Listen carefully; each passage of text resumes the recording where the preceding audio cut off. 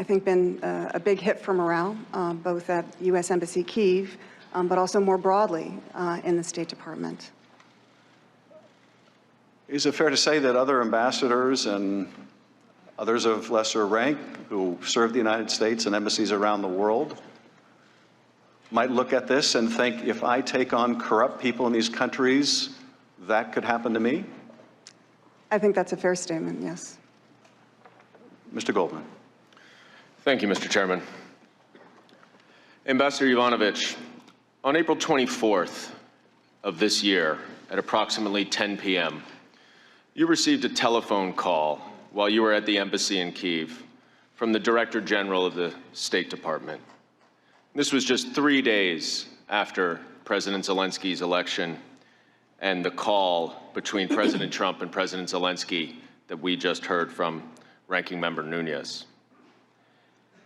At the time that this urgent call came in, what were you in the middle of doing? I was hosting an event in honor of Katya Handzyuk, who is an anti-corruption activist, or was an anti-corruption activist in Ukraine. We had given her the Woman of Courage Award from Ukraine, and in fact, the worldwide Woman of Courage event, at the worldwide Women of Courage event in Washington, D.C., Secretary Pompeo singled her out for her amazing work in Ukraine to fight corrupt interests in the south of Ukraine. She very tragically died because she was attacked by acid, and several months later died a very, very painful death. We thought it was important that justice be done for Katya Handzyuk and for others who fight corruption in Ukraine, because it's not a, kind of a tabletop exercise there. Lives are in the balance. And so we wanted to bring attention to this. We held an event and gave her father, who of course is still mourning her, that award, the Women of Courage event.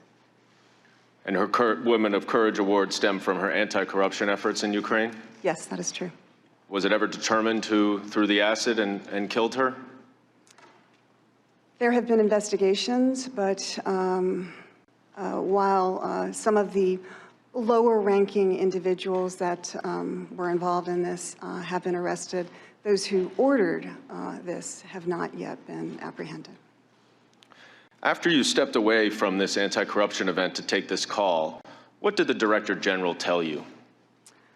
She said that there was great concern on the 7th floor of the State Department. That's where the leadership of the State Department sits. There was great concern. They were worried. She just wanted to give me a heads up about this. And, things seemed to be going on. And so she just wanted to give me a heads up. It's hard to know how to react to something like that. I asked her what it was about.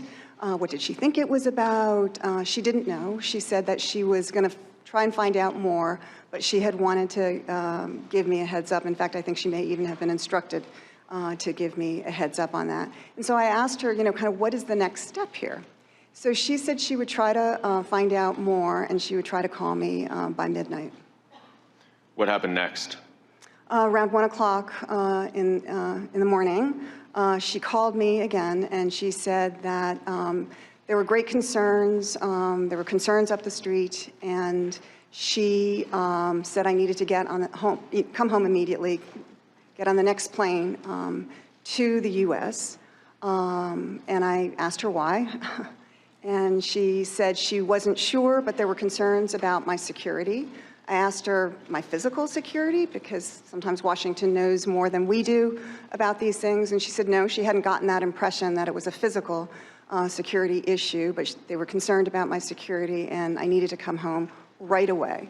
I argued this is extremely irregular, and no reason given. But in the end, I did get on the next plane home. You said there were concerns up the street. What did you understand that to mean? The White House. Did she explain in any more detail what she meant by concerns about your security? No, she didn't. I did specifically ask whether this had to do with Mayor Giuliani's allegations against me and so forth, and she said she didn't know. It didn't even actually appear to me that she seemed to be aware of that. No reason was offered. Did she explain what the urgency was for you to come back on the next flight? The only thing that's pertinent to that was that when she said that there were concerns about my security. That's all. But it was not further explained. Now, prior to this abrupt callback to Washington, D.C., had you been offered an extension of your post by the State Department? Yes, the Undersecretary for Political Affairs had asked whether I would extend for another year, departing in July of 2020. When was that request made? In early March. So about a month and a half before this call? Yes. Did anyone at the State Department ever express concerns about your job performance? No. Now, after you returned to Washington a couple days after that, you met with the Deputy Secretary of State. And at your deposition, you said that the Deputy Secretary of State told you that you had done nothing wrong, but that there was a concerted campaign against you. What did he mean by that? I'm not exactly sure, but I took it to mean that the allegations that Mayor Giuliani and others were putting out there, that's what it was. And who else was involved in this concerted campaign against you? There were some members of the press and others in Mayor Giuliani's circle. And who from Ukraine? In Ukraine, I think, well, Mr. Lutsenko, the prosecutor general, and Mr. Shokin, his predecessor, certainly. And at this time, Mr. Lutsenko was the lead prosecutor general, is that right? Yes, that's correct. And had President Zelensky indicated whether or not he was going to keep him on after the election? He had indicated he would not be keeping on Mr. Lutsenko. And I believe you testified earlier that Mr. Lutsenko had a reputation for being corrupt, is that right? That's correct. Now, during this conversation, did the Deputy Secretary tell you about your future as the ambassador to Ukraine? Well, he told me I needed to leave. What did he say? He said that, I mean, there was a lot of back and forth, but ultimately he said the words that, every Foreign Service officer understands: the president has lost confidence in you. That was, a terrible thing to hear. And I said, well, I guess I have to go then. But no real reason was offered as to why I had to leave and why it was being done in such a manner. Did you have any indication that the State Department had lost confidence in you? No. And were you provided any reason why the president lost confidence in you? No. Now, you testified at your deposition that you were told at some point that Secretary Pompeo had tried to protect you, but that he was no longer able to do that. Were you aware of these efforts to protect you? No, I was not until that meeting with Deputy Secretary Sullivan. And did you understand who he was trying to protect you from? Well, my understanding was that the president had wanted me to leave, and there was some discussion about that over the prior months. Did you have any understanding why Secretary Pompeo was no longer able to protect you? No, it was just a statement made that he was no longer able to protect me.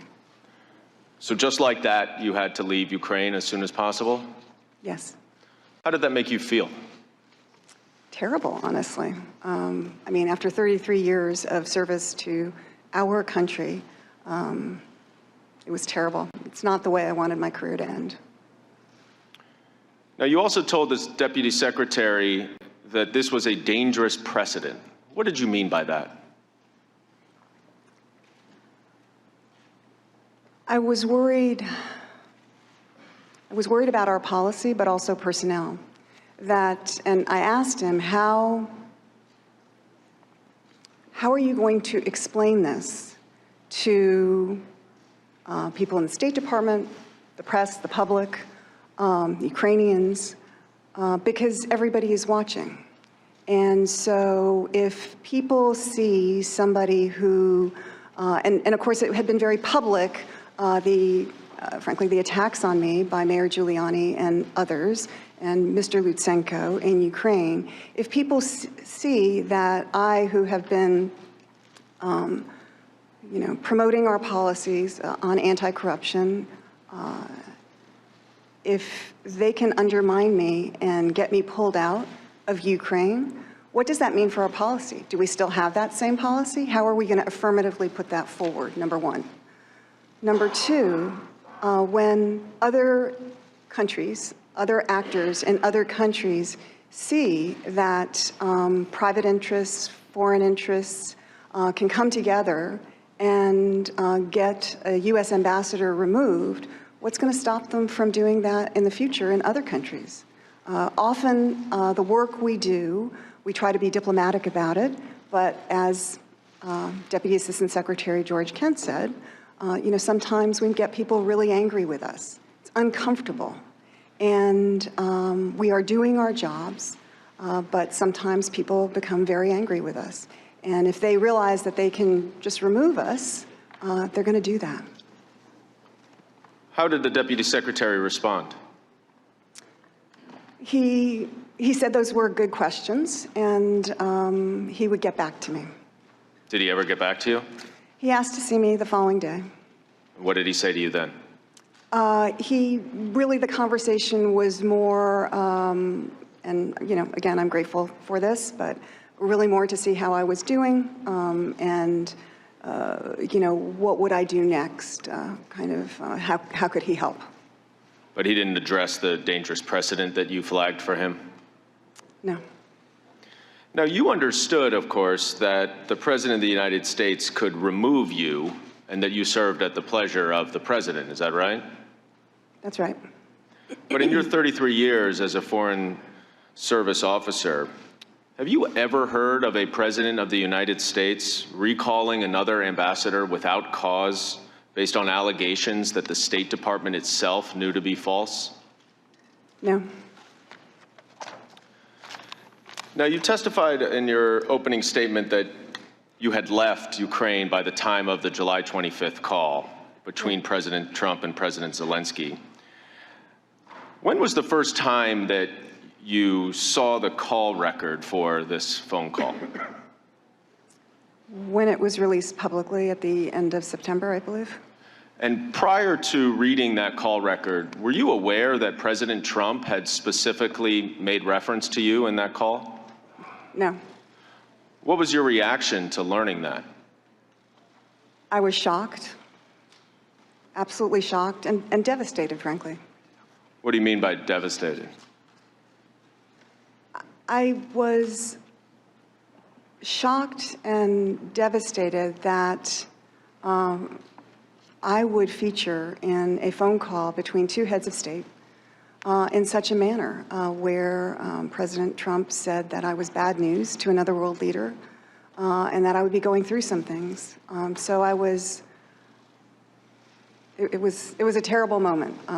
A person who saw me actually reading the transcript said that the color drained from my face. I think I even had a physical reaction. I think, even now, words kind of fail me. Well, without upsetting you too much, I'd like to show you the excerpts from the call. And the first one, where President Trump says, the former ambassador from the United States, the woman, was bad news, and the people she was dealing with in the Ukraine were bad news. So I just want to let you know. What was your reaction when you heard the President of the United States refer to you as bad news?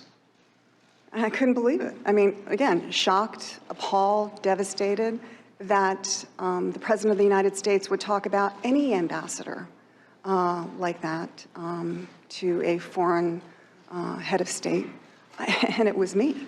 I mean, I couldn't believe it. The next excerpt, when the president references you, was a short one, but he said, well, she's going to go through some things. What did you think when President Trump told President Zelensky and you read that you were going to go through some things? I didn't know what to think, but I was very concerned. What were you concerned about? She's going to go through some things. It didn't sound good. It sounded like a threat. Did you feel threatened? I did. How so? I didn't know exactly. It's not, a very precise phrase, but I think it didn't feel like I was. I really don't know how to answer the question any further, except to say that it kind of felt like a vague threat, and so I wondered what that meant. It concerned me. Now, in the same call where the president, as you just said, threatens you to a foreign leader, he also praises the corrupt Ukrainian prosecutor who led the false smear campaign against you. I want to show you another excerpt or two from the transcript, or the call record rather, where the President of the United States says, "Good, because I heard you had a prosecutor who was very good and he was shut down, and that's really unfair. A lot of people are talking about that. The way they shut your very good prosecutor down, and you had some very bad people involved." And he went on later to say, "I heard the prosecutor was treated very badly, and he was a very fair prosecutor, so good luck with everything." Now, Ambassador Yovanovitch, after nearly 3 years in Ukraine where you tried to clean up the Prosecutor General's office, was it the U.S. Embassy's view that the former Prosecutor General was a very good and very fair prosecutor? No, it was not. And in fact, he was rather corrupt, is that right? That was our belief. The Prosecutor General's office is a long-running problem in Ukraine, is that right? Yes. So how did you feel when you heard President Trump speak so highly of the corrupt Ukrainian prosecutor who helped to execute the smear campaign to have you removed? Well, it was disappointing. It was concerning. It wasn't certainly based on anything that the State Department would have reported, or frankly, anybody else in the U.S. government. There was an interagency consensus that while when Mr. Lutsenko came into office, we were very hopeful that he would actually do the things that he said he would set out to do, including reforming the Prosecutor General's office, but that did not materialize. So this was not the uniform position of the official U.S. policymakers, is that right? Right. Now let's go back to the smear campaign that you referenced, and in March when you said it became public. And you previously testified that you had learned that Rudy Giuliani, President Trump's lawyer and representative, who was also mentioned in that July 25th call, was in regular communication with the corrupt prosecutor general in late 2018 and early 2019. And at one point in your deposition, you said that that being Giuliani and the corrupt foreign prosecutor general, had plans to, quote, do things to me. What did you mean by that? I didn't really know, but that's what I had been told by Ukrainian officials. Did you subsequently understand a little bit more what that meant? Well, now with the advantage of hindsight, I think that meant removing me from my job in Ukraine. Who did you understand to be working with Mr. Giuliani as his associates in Ukraine? Well, certainly Mr. Lutsenko, Mr. Shokhin. I believe that there were also Ukrainian Americans, Mr. Parnas and Mr. Fruman, who have recently been indicted. Those are the two who have been indicted in New York. Southern District of New York. Now, at the end of March, this effort by Giuliani and his associates resulted in a series of articles in the Hill publication that were based on allegations in part from Lutsenko, the corrupt prosecutor general. And just to summarize some of these allegations, there were, among others, 3 different categories. One category included the attacks against you, which you referenced in your opening statement, including that you had badmouthed the president and had given the prosecutor general a do not prosecute list. There was another that included allegations of Ukrainian interference in the 2016 election. And then there was a third that related to allegations concerning Burisma and the Bidens. Is that accurate? Yeah. Yes. Were these articles and allegations then promoted by others associated with the president in the United States? They seem to be promoted by those around Mayor Giuliani. I'm going to show you a couple of exhibits, including a tweet here by President Trump himself on March 20th, which was the first day that one of these articles was published. It appears to be a quote that says, John Solomon, who's the author of the articles, as Russia collusion fades, Ukrainian plot to help Clinton emerges, unquote, at Sean Hannity at Fox News. And then if I could go to another tweet 4 days later, this is the president's son, Donald Trump Jr., who tweets, we need more at Richard Grenell's, who's the ambassador to Germany, is that right? That's correct. And less of these jokers as ambassadors. And it's a retweet of one of John Solomon's articles, or an article referencing the allegations that says, calls grow to remove Obama's U.S. ambassador to Ukraine. Were you aware of these tweets at the time? Yes. What was your reaction to seeing this? Well, I was worried. What were you worried about? That this didn't seem, these attacks were, being repeated by the president himself and his son. And were you aware whether they received attention on primetime television on Fox News as well? Yes, they did. Now, was the allegation that you were bad-mouthing President Trump true? No. Was the allegation that you had created a do not prosecute list to give to the prosecutor general in Ukraine true? No.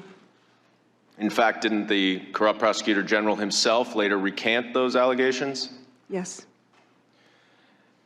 Now, when these articles were first published, did the State Department issue a response?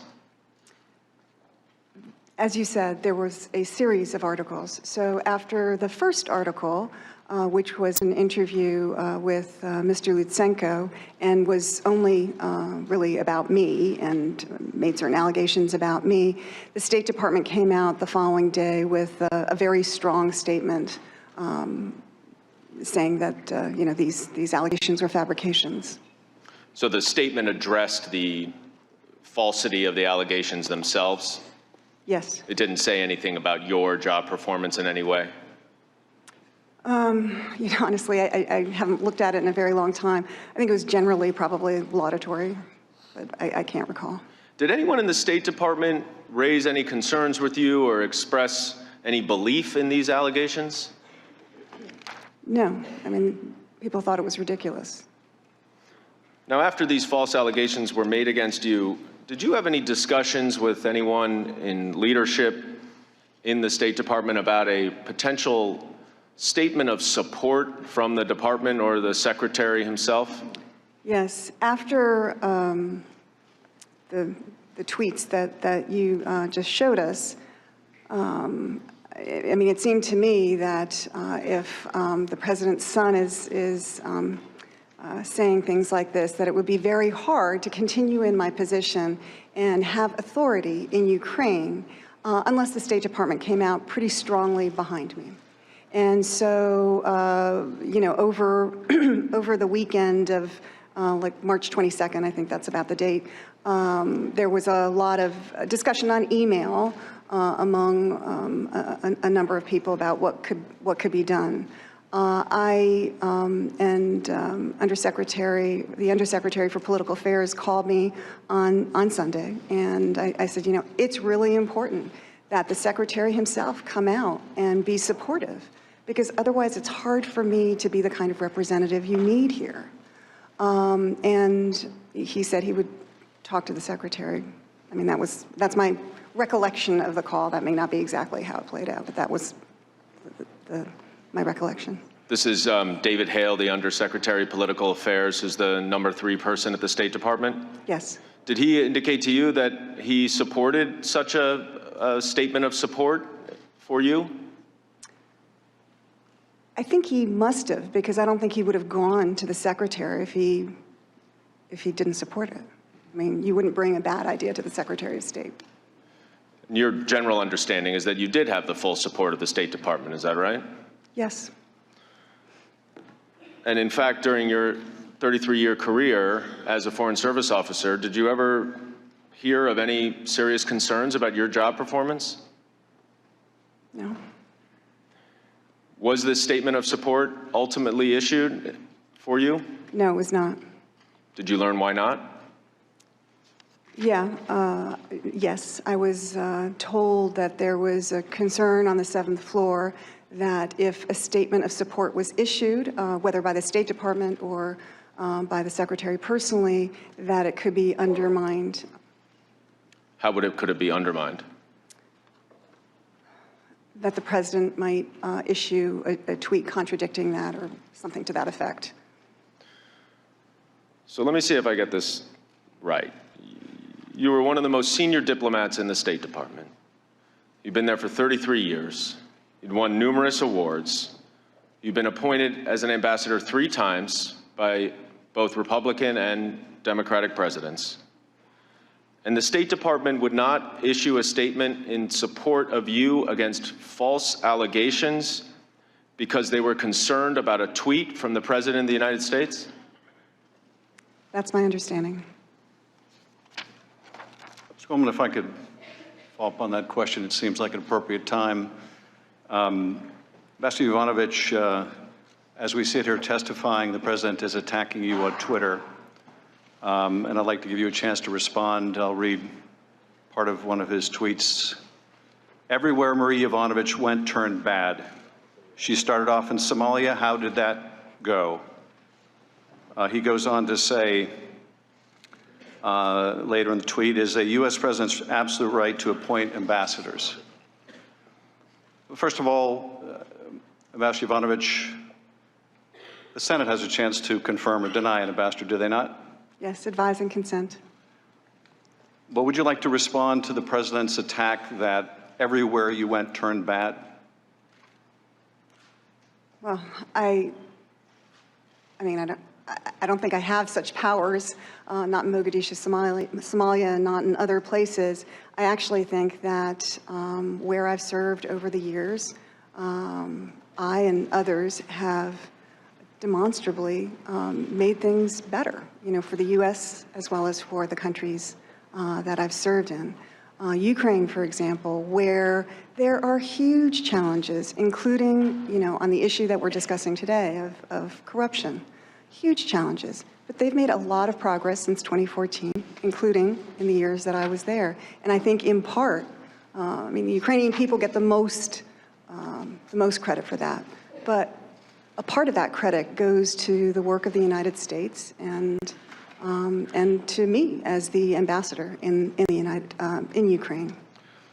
Ambassador, you've shown the courage to come forward today and testify.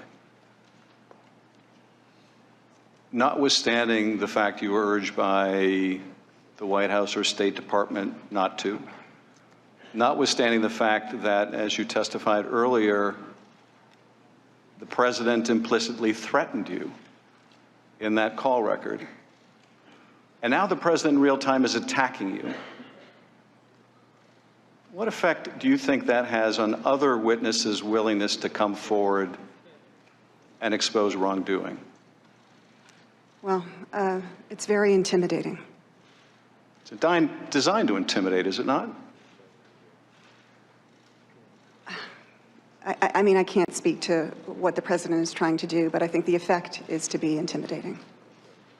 Well, I want to let you know, Ambassador, that some of us here take witness intimidation very, very seriously. Mr. Goldman. Ambassador Ivanovich, you indicated that those same articles in March that included the smear campaign also included allegations related to Ukraine's interference in the 2016 election and the Burisma-Biden connection. Is that right? Yes. So I'm going to end my questioning where we were before, which was the July 25th call. And President Trump not only insults you and praises the corrupt prosecutor general, but he also, as you know by now, references these two investigations. First, immediately after President Zelensky thanks President Trump for his, quote, great support in the area of defense, unquote, President Trump responds, I would like you to do us a favor, though, because our country has been through a lot and Ukraine knows a lot about it. I would like you to find out what happened with this whole situation with Ukraine. They say CrowdStrike. I guess you have one of your wealthy people, the server. They say Ukraine has it. And then he goes on in that same paragraph to say, whatever you can do, it's very important that you do it if that's possible. Now, Ambassador Ivanovich, from your experience as the ambassador in Ukraine for almost 3 years, and understanding that President Zelensky was not in politics before he ran for president and was a new president on this call, how would you expect President Zelensky to interpret a request for a favor? The U.S. Relationship for Ukraine is the single most important relationship. And so I think that President Zelensky, any president, would do what they could to lean in on a favor request. I'm not saying that that's a yes. I'm saying they would try to lean in and see what they could do. Fair to say that a president of Ukraine that is so dependent on the United States would do just about anything within his power to please the President of the United States, if he could? If he could. I mean, I'm sure there are limits, and I understand there were a lot of discussions in the Ukrainian government about all of this. But yeah, I mean, we are an important relationship on the security side and on the political side. And so the president of Ukraine, one of the most important functions that individual has is to make sure the relationship with the U.S. is rock solid. Now, are you familiar with these allegations of Ukrainian interference in the 2016 election? I mean, there have been rumors out there about things like that, but, there was nothing hard, at least nothing that I was aware of. There was nothing based in fact to Right. support these allegations. Yes. And in fact, who was responsible for interfering and meddling in the 2016 election? Well, the U.S. intelligence community has concluded that it was Russia. Ambassador Ivanovich, are you aware that in February of 2017, Vladimir Putin himself promoted this theory of Ukrainian interference in the 2016 election?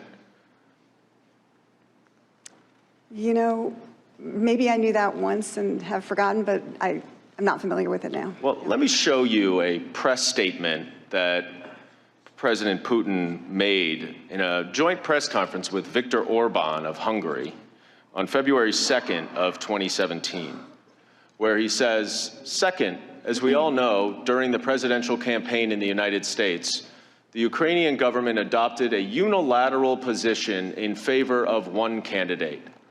More than that, certain oligarchs, certainly with the approval of the political leadership, funded this candidate, or female candidate to be more precise. Now, how would this theory of Ukraine interference in the 2016 election be in Vladimir Putin's interest? Well, I mean, President Putin must have been aware that there were concerns in the U.S. about Russian meddling in the 2016 elections and what the potential was for Russian meddling in the future. You know, classic for an intelligence officer to try to throw off the scent and, you know, create an alternative narrative that maybe might get picked up and get some credence. An alternative narrative that would absolve his own wrongdoing? Yeah. And when he talks about an oligarch, and he talks about the support of the Ukrainian government, there's also a reference in the July 25th call to a wealthy Ukrainian. Is it your understanding that what Vladimir Putin is saying here in this press statement in February 2017 is similar to what President Trump says on the July 25th call related to the 2016 election? Maybe. Now let me show you another exhibit from the call related to the Bidens, which I'm sure you're familiar with. President Trump says the other thing, there's a lot of talk about Biden's son, that Biden stopped the prosecution, and a lot of people want to find out about that. So whatever you can do with the Attorney General would be great. Biden went around bragging that he stopped the prosecution. So if you can look into it, it sounds horrible to me. Now, are you familiar with these allegations related to Vice President Biden? Yes. Do you know whether he ever went around bragging that he stopped the prosecution of anyone? No.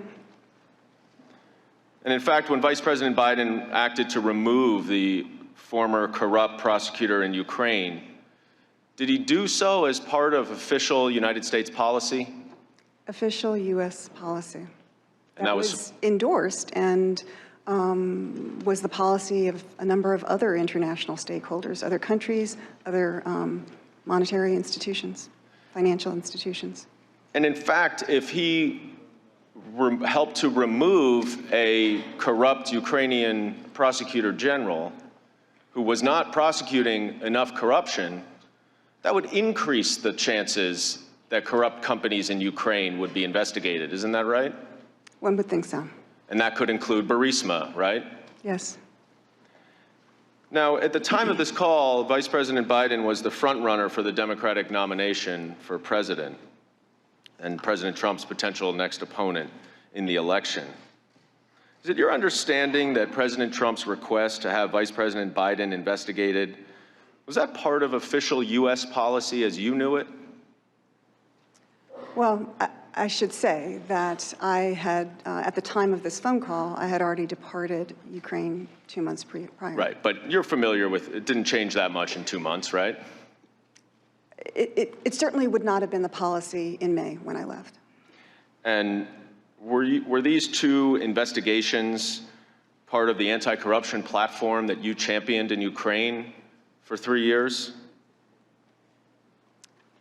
No. And these investigations, do they appear to you to be to benefit the president's personal and political interests rather than the national interest? Well, they certainly could.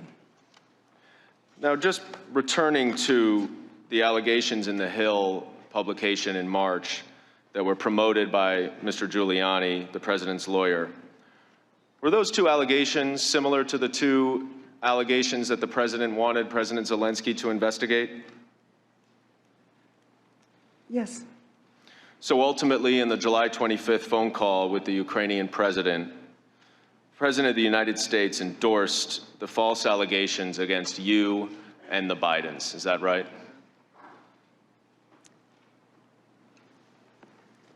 Yes.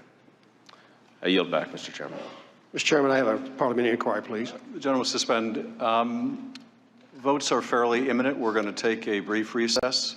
I would ask everyone to remain seated to allow the witness to exit the room, and we will resume after votes. Mr. Chairman, I have a parliamentary inquiry. The gentleman can seek recognition after we resume.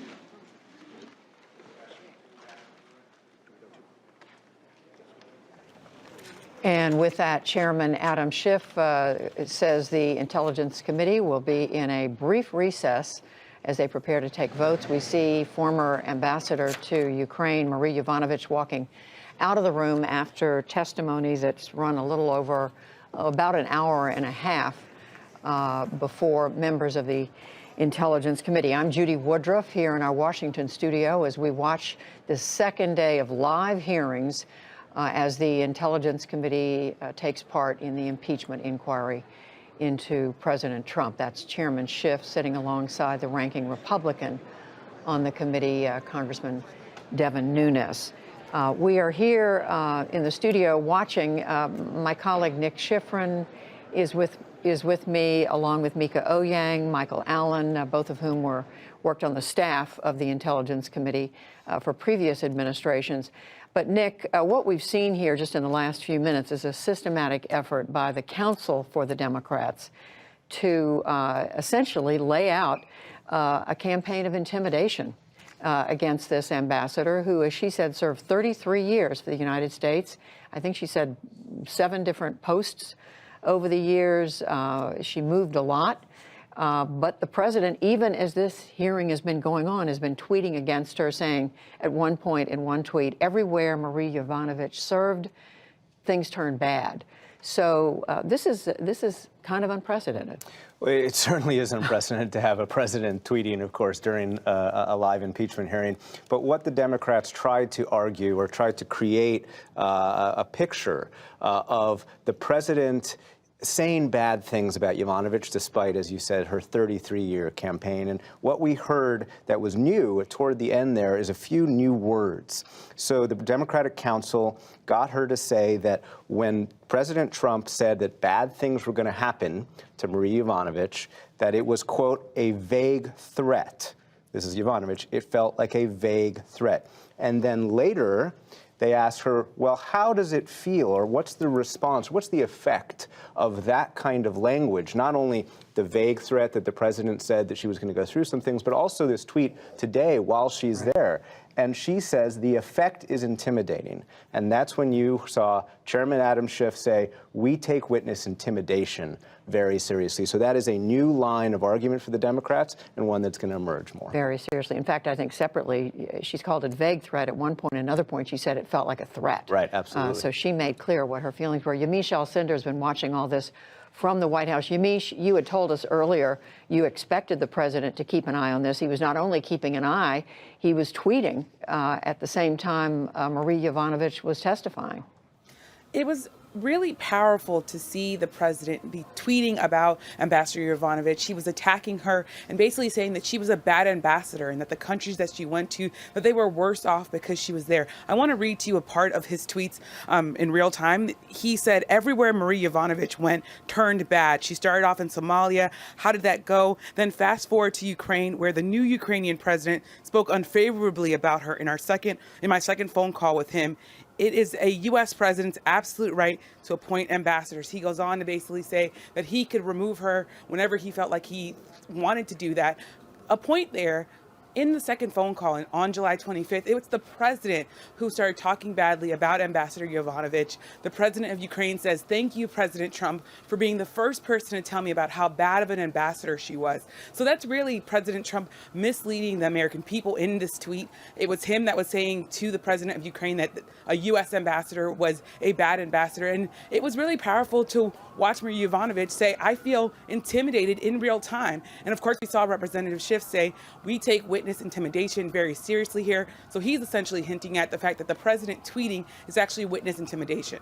And it's the president's son was brought into this. Other figures, Rudy Giuliani's name, of course, the president's personal lawyer, has come up as part of this campaign of intimidation, part of an effort that led ultimately to Marie Yovanovitch being fired. So, Yamiche, the strong feelings about her go well back in the Trump administration, don't they? They go way back. And Ambassador Yovanovitch said, I didn't understand why they were targeting me. I didn't understand why I had to be removed so abruptly from Ukraine. She laid out the fact that she was a career Foreign Service officer who felt like her duty was to really pursue U.S. policy. And she thought that the places that she went, all the different countries that she served in, that they were really places that she was trying to carry out U.S. policy. She also says, look, this wasn't a glamorous job. I survived gun attacks. I see myself as serving in constitutional way. And now we have the President of the United States taking aim at her, saying, actually, this is a bad person, and I wanted her removed, and I should have the right to remove her. And she said, I never met Rudy Giuliani, who is, of course, the president's personal attorney, but he was one of the main people who was leading this effort to have her removed as the ambassador of Ukraine. Mika Ouyang, who's here at the table with us, who served on the staff of the Intelligence Committee, to broaden this out, we know the president, every president has the ability to choose and remove any ambassador that he wants. These are appointed positions, but this seems like a different process, doesn't it, from the norm? Yes, and we have seen repeatedly the president really chafing at the constitutional limits on his power, right? When he says, I have the absolute right to appoint ambassadors, actually, no. The Constitution says you can appoint them with the advice and consent of the Senate. The Senate confirms them. He can appoint people as chargé, but to really imbue them with the power of the United States, to make them that symbol of America that Ambassador Yovanovitch talks about, he actually has to clear that through Congress, which constitutionally is supposed to be the stronger branch. And that's why this process is so important, because it is Congress that enforces the constitutional limits on the president. But Michael Allen also worked on the staff director for the Intelligence Committee in recent years. The Republican pushback has been, no matter what you are saying, the president was entirely within his right to put the person in that job that he wanted. And they're going to return to that, we assume they're going to return to that argument when they get their chance to question her. I think they will, and to me that's kind of off point here. I think that what they really want to do is try and paint the picture that it was a corrupt Ukraine and that the president was acting properly by trying to root out corruption and otherwise put the request that he made, the request that he called perfect, that many of us would disagree with, put that in a context of extreme corruption in Ukraine. But to me, what's most striking about this morning are the dangers of having an irregular channel of diplomacy. One of the hallmarks of our American system is we have a National Security Council process that takes into account all the views of the intelligence community, state, DOD, and the rest. But here we've got Rudy Giuliani, who has clients who are Ukrainian, who apparently have a beef with Ambassador Yovanovitch. And Giuliani's got a back channel direct also to the president. And he's putting all kinds of things in the president's head, which eventually causes her to be undermined and her to be fired. And so this is more of a hallmark of Putin, who receives bad information, or a third world dictator who has imperfect information.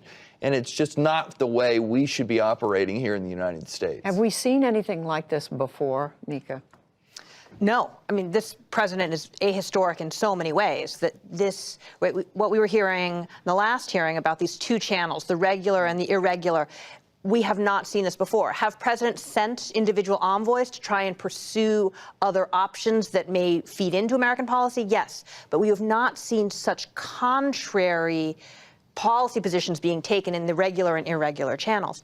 In some ways, this is almost like a Scorsese movie where you've got this group of people who are trying to fight corruption on the ground in this very pervasive environment. That was some of the more dramatic testimony that we've heard about what kind of corruption was on the ground in Ukraine.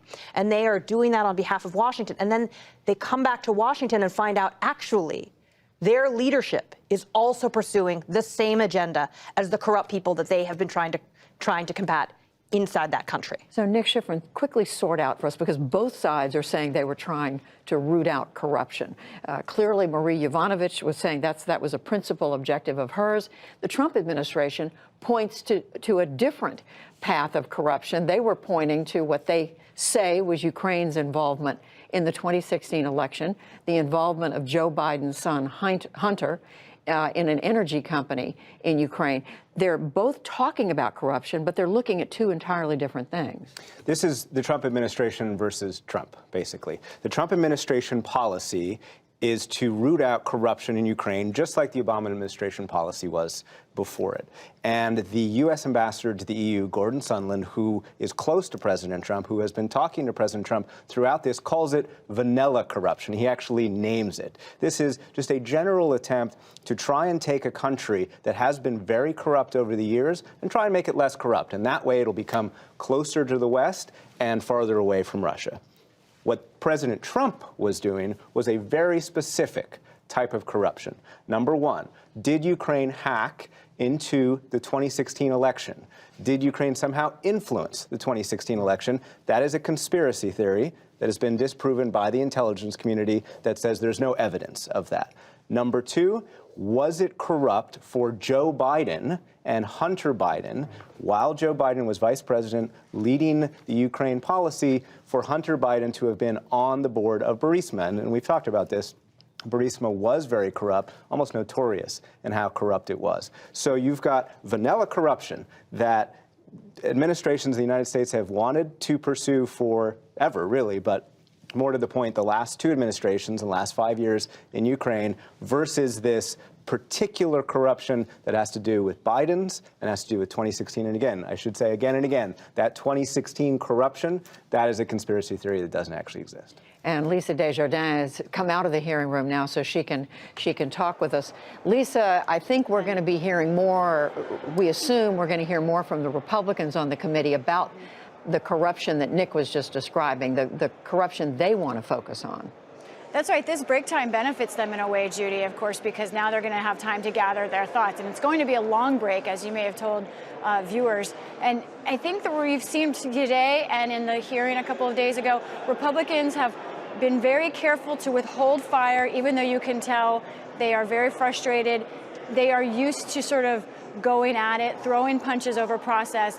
They've done relatively little of that so far, especially for this group of Republicans that kind of embraces that sort of conflict in a hearing room. So I think you'll see after this break, they're going to come back and they will go after exactly the kinds of things that Nick Schifrin was talking about there.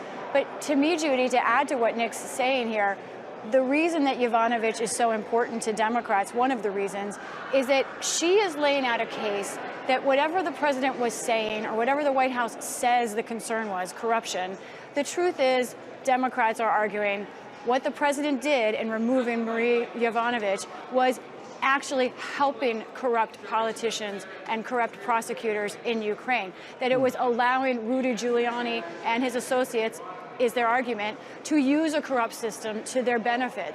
And that is really kind of getting at the argument I think Michael was also saying here, that Democrats' argument is not so much could the president have removed this ambassador? It really is, was there a corrupt intent in removing this ambassador? Democrats say, yes, this was corruption right here in removing this ambassador.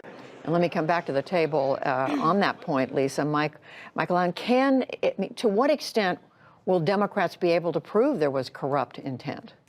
Well, I think the tweet goes, and the tweet that the president sent during her testimony indicates that the president's strategy here is to degrade her reputation. And I think it bolsters the Democratic argument that all along the president was seeking to sort of remove her as a player here in the Ukraine saga. What's sort of interesting to me, just as someone who has been a staffer and tried to advise members on the fly, here the president has come in out of left field with a cheap shot on the witness. And I think that directly contradicts what the Republicans on the panel wanted to do today. She has come across, the ambassador's come across as very sympathetic. And I think they want to focus on having her establish that corruption was rife within Ukraine and that maybe the president wasn't off base when he was suggesting what he was suggesting vis-a-vis Burisma. This just sort of throws a grenade in the middle of the hearing. It's an ad hominem attack, and I think that might be good for some of his base, but I don't think it helps the Republicans sitting there in the hearing room trying to figure out how to play with a witness who is coming across so sympathetically and not as some nefarious unelected bureaucrat. Lisa, back to you at the Capitol. Are you getting a sense that Republicans, how Republicans have reacted to this tweet? We saw the chairman, Adam Schiff, make a point of interrupting the questioning to read the tweet and ask for the ambassador's reaction. That was such an extraordinary moment, Judy. I sort of couldn't believe it myself. It's certainly something new in the Trump era, the idea of a witness being told they are currently in real time under attack by the President of the United States. I think Republicans, to the degree I only was able to quickly speak with one, and I now see some reaction from other reporters. I think they're actually not. They're not talking about that tweet so much. I think a key reaction I've seen other reporters just getting now from Republican Mark Meadows of North Carolina, key ally of the president. We've talked about him before. He is saying this is an impeachment of Rudy Giuliani. Rudy Giuliani is not the president, is something Meadows is saying. And that's interesting for two reasons. One, they don't want to talk about what the president is doing or saying.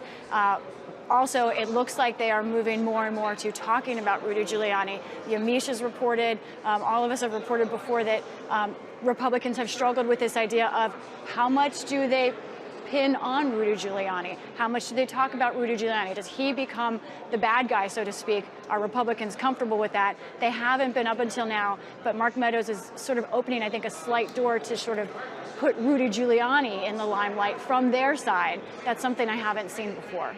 I'm told that we have just a short clip of Ambassador Yovanovitch speaking about Rudy Giuliani. I think we have that queued up. Is that right? With respect to Mayor Giuliani, I have had only minimal contact with him, a total of 3, none related to the events at issue.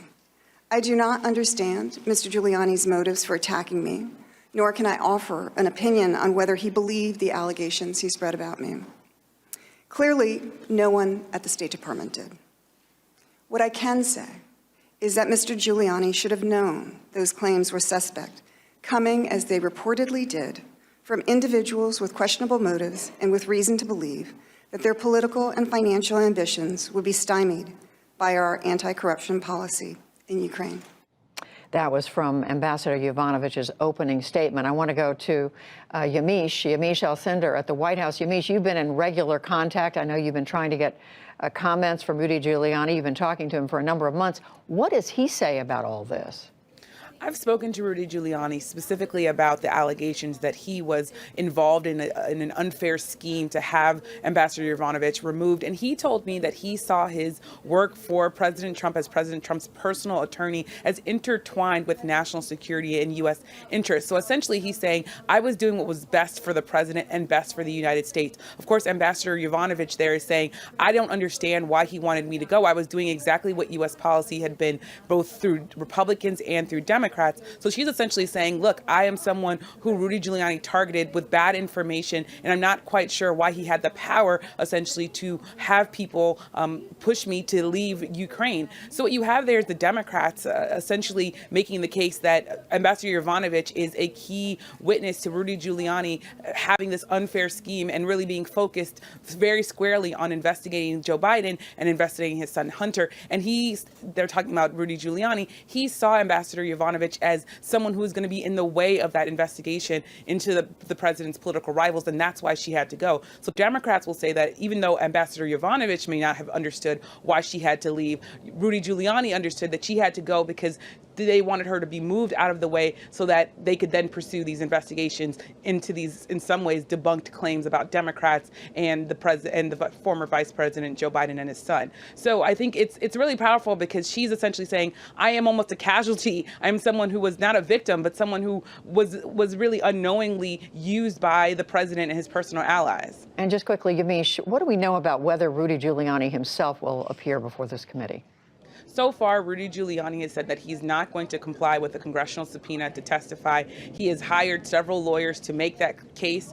I've been talking to him. He tells me that he essentially feels as though that he has attorney-client privilege issues. That, of course, goes back to the idea that he is the president's personal attorney, and there are Democrats who say there should be no attorney-client privilege when it comes to your work in Ukraine, because then you're saying that the U.S. foreign policy is part of your attorney-client privilege, and that is something that Democrats say is unacceptable.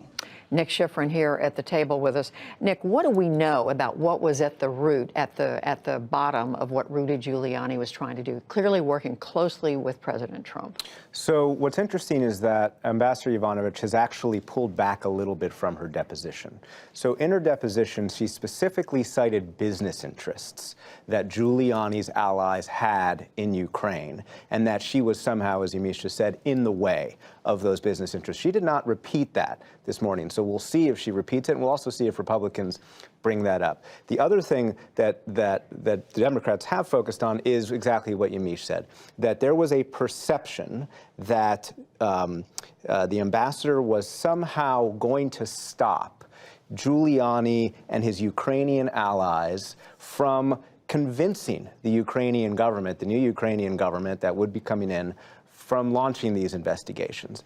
And it's not clear why they were convinced of that, but it's clear that from her perspective, she was some kind of impediment, that Giuliani and his allies thought that, hey, she's just got to go. The third option is this, that there are corrupt Ukrainian officials who wanted to curry favor with Giuliani, wanted to somehow convince Giuliani that, hey, we're really, right, that we're really important, and tell your boss, by the way, that we're really important. Those people wanted her out. And so this is less about Giuliani's motivations than him being convinced by the corrupt, according to the U.S. government, the corrupt officials that he's working with, that, hey, she's the one who's got to go. Hey, Rudy, why don't you tell your boss that? And that would allow them to curry favor with the president so they could keep their jobs when the new Ukrainian administration came in. But if it wasn't business interests of Rudy Giuliani's, which you're pointing out, of course, she testified off camera in the private hearings for hours and hours and hours, and we've only heard her for a little over an hour this morning. It may be that that's going to come out later, but if it wasn't business interest, what would Rudy Giuliani's motivations have? Well, it's hard for, obviously, us to know, right. But one other thing that Giuliani has said is, I have been defending my client, right? This is what he tweeted, actually, while his name was really becoming the most prominent one in all these depositions at the beginning of the open hearing. I was protecting my client, meaning, of course, President Trump, from baseless allegations. What he's talking about, basically, is that there are allegations throughout the last couple of years that President Trump somehow colluded, that the campaign somehow colluded with Russia. Sure. This was a way to defend the president. In other words, try and convince people that there's some doubt that Russia was actually behind the 2016 hacking, and maybe it was Ukraine. And that, of course, helps the president defend himself from any allegation that there was any collusion with Russia. And Mika Ouyang, that brings us back to the consensus in the U.S. intelligence community that it was Russia that tried repeatedly to interfere and did succeed by some measure in interfering in the 2016 presidential election. The only doubt about that conclusion seems to be coming from the White House.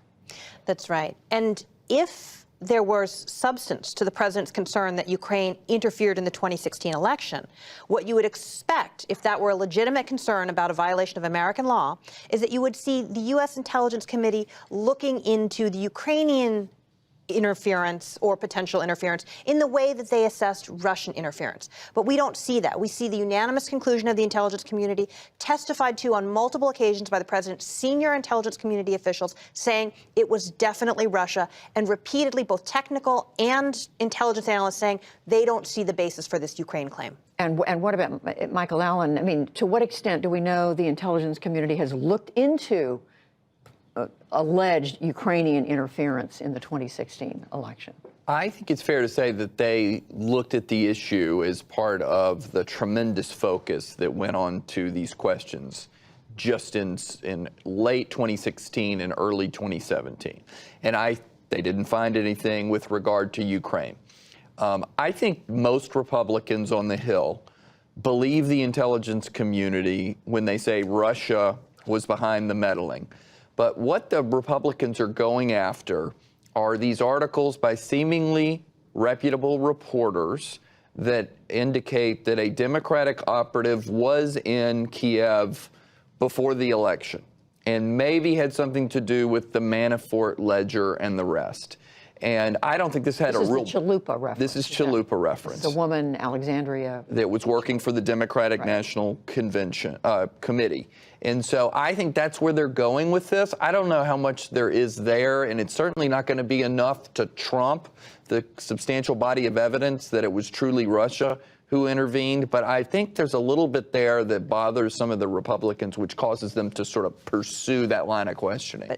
If I could jump in on that, I do think one of the things that line of argument requires you to ignore were the many, many counterintelligence concerns about the president's campaign manager, Paul Manafort, that were emerging during the 2016 election. He had a long record of taking money, of being a foreign agent for various corrupt governments, the Nigerians, the Ukrainians. So when you are trying to understand the potential foreign influences on a presidential candidate, I think a lot of people were very concerned about Manafort, and glossing that, I think, is a little tough. Lisa Desjardins at the Capitol wanting to get a word in here. Lisa. Hi. Speaking to what Michael and Mika are both talking about, they're correct, of course, that I think that we have not seen an investigation of Ukraine, the Ukraine angle here on the Hill. And most Republicans that I talk to, just as Michael is saying, are not calling for that. Most but not all. And I want to point out that Senator Lindsey Graham, an important ally of the president on the Senate side, and now himself a committee chairman on a judiciary committee, he himself would like to investigate this. He's calling for those kinds of investigations, as well as other investigations that President Trump and Republicans say prove systemic bias against the president. So there is that grain of thought here, and it is part of conversation on Capitol Hill. Some Republicans are pushing for it, but again, not all of them. To me, though, taking a step back, I'm so interested in what your guests think on this. What I see here is an intelligence committee that I've covered a long time that typically has been one of the least partisan committees on the Hill. They generally do not talk in public. They don't communicate a lot with the press. And they do that because their work is behind closed doors and with each other. There's usually a real camaraderie on this committee, of at least respect. But we're seeing, of course, in the last couple of years, a real breakdown, especially on the House side. And I think if Devin Nunes were running this committee right now, I suspect he would try and launch an investigation on this Ukraine angle, because all of this has become so inflamed by partisanship on both sides. I want to get to that right away, but Nick, you did have a point you were going to make about this Ukraine question before we come to that. Yeah, just to seize on one of Lisa's words, which is bias. So there is a distinction that's being lost a little bit. So there is evidence that Ukrainian officials spoke publicly against candidate Trump in 2016. There is evidence that the Manafort Black Ledger, right, the book that basically forced then campaign manager Paul Manafort out of his position, was discovered by Ukrainian journalists and Ukrainian investigation. So there is evidence that, yes, Ukrainians were involved in exposing some of what President Trump's allies were doing in Ukraine, and also criticized candidate Trump. That is different than what the president has raised. That is different than saying that Ukraine hacked into the Democratic National Committee and kept the server, which again is a conspiracy theory. That is different. There's never been any evidence to bolster that. Not only is there no evidence, it actually misses the whole point. I mean, this gets us into a rabbit hole, but basically the server is not important. There was no server in Ukraine, according to the intelligence community. What was important were the images of the disks in the Democratic National Committee, and they handed those over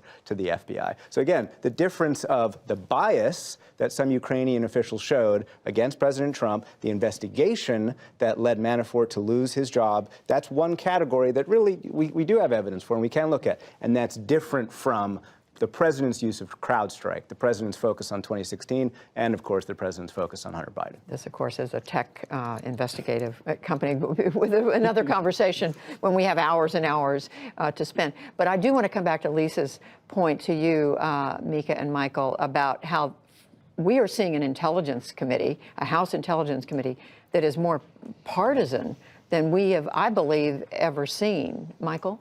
That's certainly the case. I think Nancy Pelosi will regret having done this when there's time to reflect upon this many years.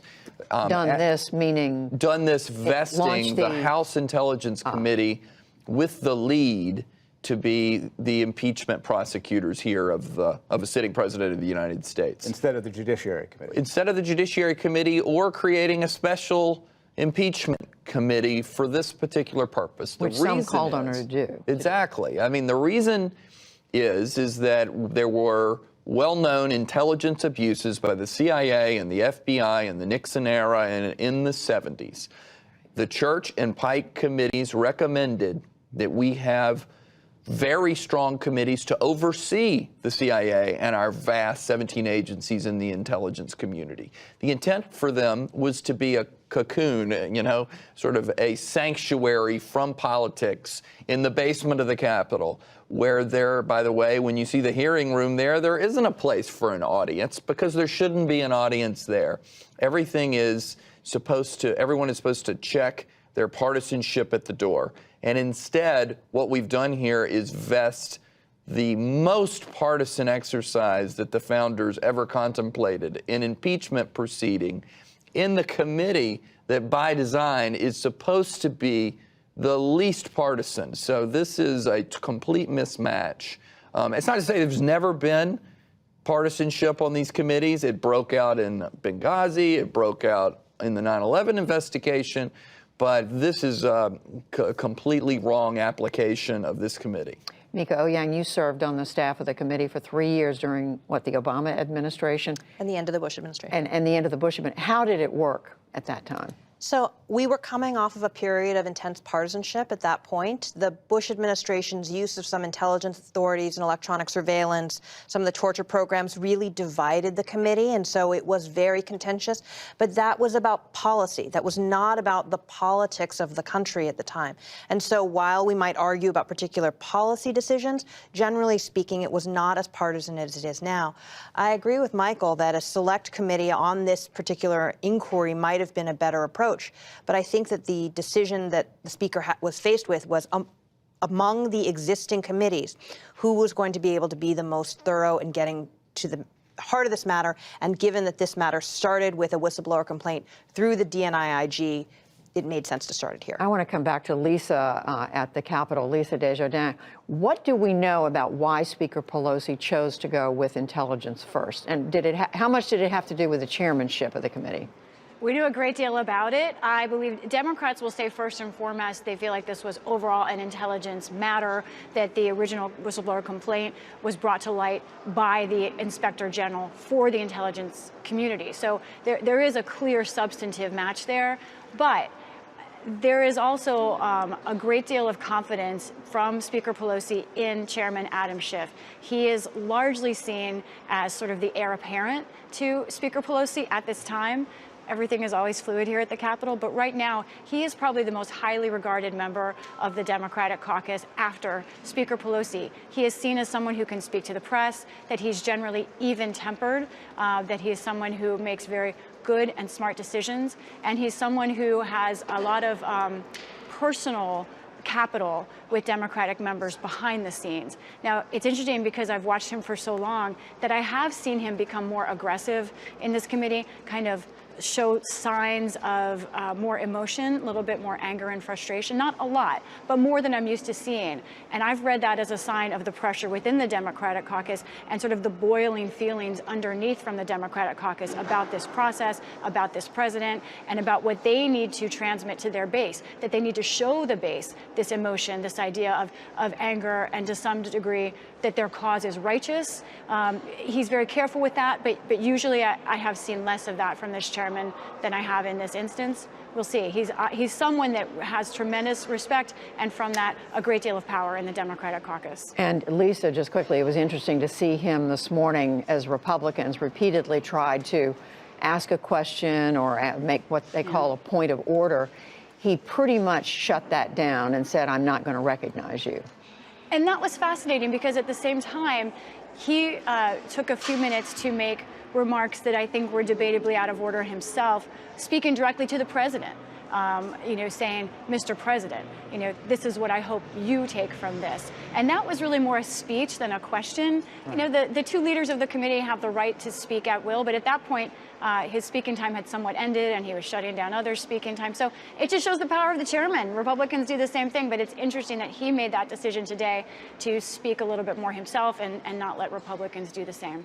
Just to remind our viewers, we are in the middle of a break in the second public day of public hearings in the impeachment inquiry. The members have gone to take a vote. We don't know how long it's going to last, so we are playing this by ear, if you will, and we're watching very closely the committee room when they come back. I do want to take this opportunity, Yamiche, while you're at the White House listening to this conversation. A moment or two ago, we were speaking about the president's lawyer, Rudy Giuliani, who as you said, you've been reporting on him for a long time. You've been in contact with him. We were talking about what his motive or motivation would have been in wanting to see the president remove Ambassador Yovanovitch. What were Rudy Giuliani's interests in Ukraine? Well, there were two really good points. Lisa was talking about bias and Nick was talking about motive. And what we see in Rudy Giuliani is someone who was motivated to try to help the president feel less paranoid. So as we see House Speaker Nancy Pelosi having a very close relationship with Adam Schiff, you have President Trump wanting to have close relationships with people in his White House. You look at the president and he feels paranoid inside the White House. He feels like there are people listening to his calls and then leaking them. There's people coming out with books writing about him in anonymous titles. So he feels really paranoid. He also feels very paranoid about Ukraine, and that's why he has his personal attorney, Rudy Giuliani, going to Ukraine. He says in a White House meeting in May, over and over again, they tried to take me down, talking about Ukraine. So he's convinced that there are Ukrainian officials who did not want him to be president of the United States and who are working against that goal. So what you have is the president essentially having someone close to him go to Ukraine to try to find some way to dig up dirt that has been pretty much seen to be a conspiracy theory, but dirt that the president believes was personally attacking him. All right, Yamiche Alcindor at the White House, Lisa Desjardins at the Capitol. We are, as we said, in the middle of this break. We're waiting any moment to go back to the committee. But in the meantime, we want you to take a look at the report that Yamiche and Lisa did for us a few days ago on the NewsHour as we anticipated these hearings, essentially reminding us how we got to this moment. More than a dozen witnesses, thousands of pages of testimony, and a whistleblower complaint that we learned about only in September. It all led to Democratic House Speaker Nancy Pelosi doing this. I'm announcing the House of Representatives moving forward with an official impeachment inquiry. This has all happened quickly, almost too quickly to process. So we want to take a step back and look at how we got here. Let's start where this investigation began. That letter from an anonymous whistleblower. The whistleblower writes that multiple U.S. officials told them that President Trump pressured the president of Ukraine for his own political gain. He wanted Ukraine to open an investigation into former Vice President Joe Biden and his son Hunter Biden. The younger Biden served on a board of a Ukrainian energy company. The whistleblower says that the president was soliciting interference from a foreign country and sought to pressure the Ukrainian leader to help the president's 2020 re-election bid. This is the core charge by Democrats, led by House Intelligence Chair Adam Schiff. The President of the United States has betrayed his oath of office and sacrificed our national security in doing so. President Trump and his allies, however, insist this is a political attack. This is a witch hunt at the highest level, and it's so bad for our country. There's plenty of rhetoric from all sides, but what do we actually know? Let's drill down on some key dates. In May, President Trump has the ambassador of Ukraine, Marie Yovanovitch, abruptly removed from that job. This happens just 2 weeks before massive change in Ukraine. On May 20th, Volodymyr Zelensky, an actor and comedian, is inaugurated as president of Ukraine. He pledges to fight corruption in his country, but Zelensky has another problem: a continued costly war with Russia over large swaths of land. Zelensky needs U.S. military aid and also clear backing from the U.S. On July 10th, a key event.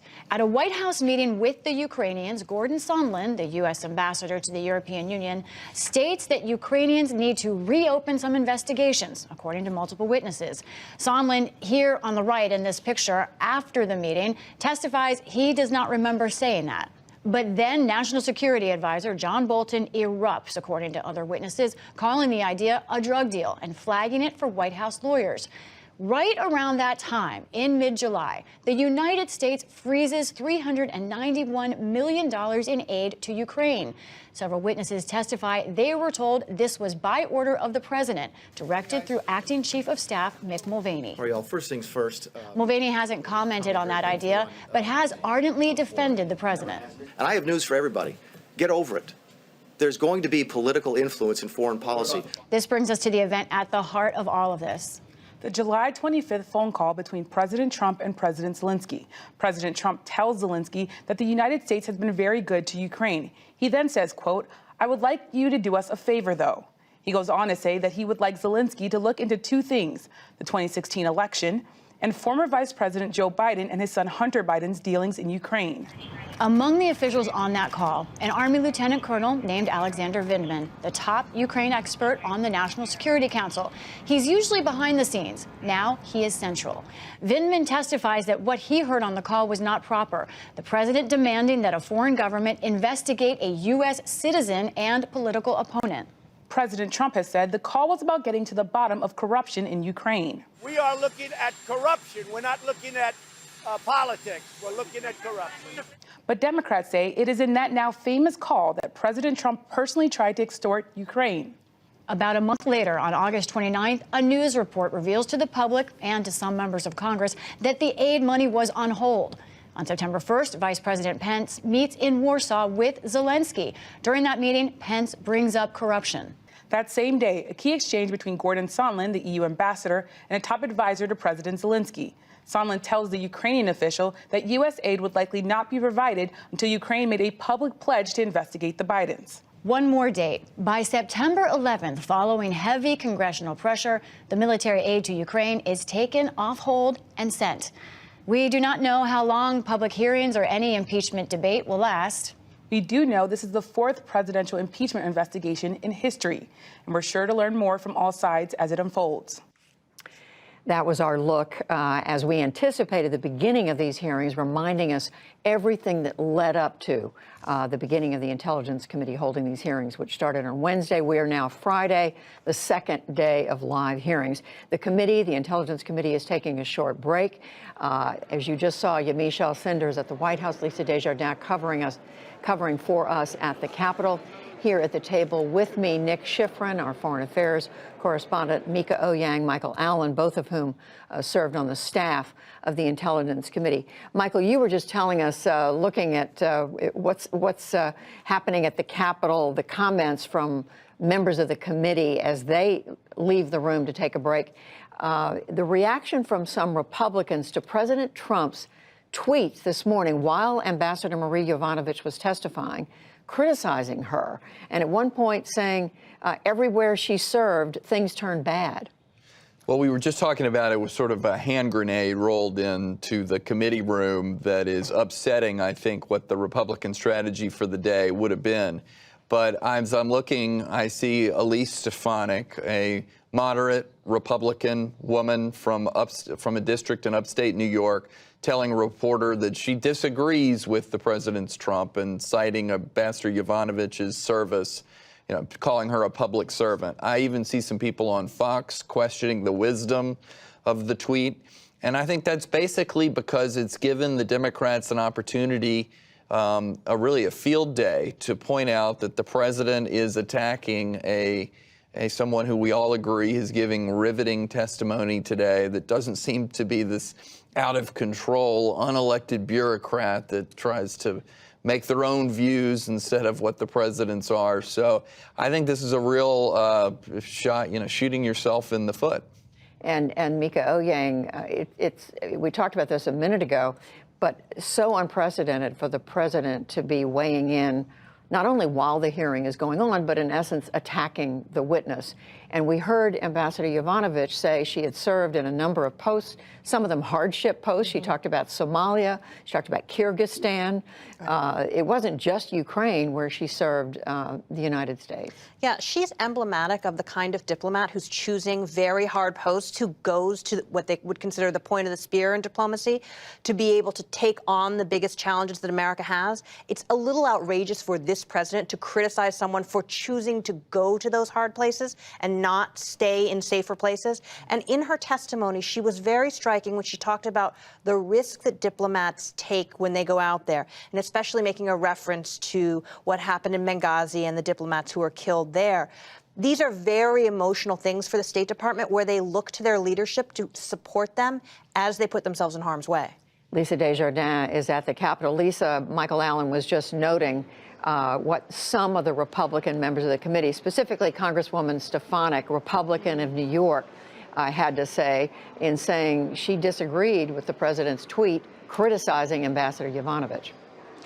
Right. I think this goes to exactly what Michael's saying, which is Republicans are trying to present this as a serious hearing. I think they realized early on when some of the opening statements from closed-door testimony was coming out, and we saw a few Republicans go after, say, William Taylor, who has a long reputation, a military career combat veteran, that was a mistake.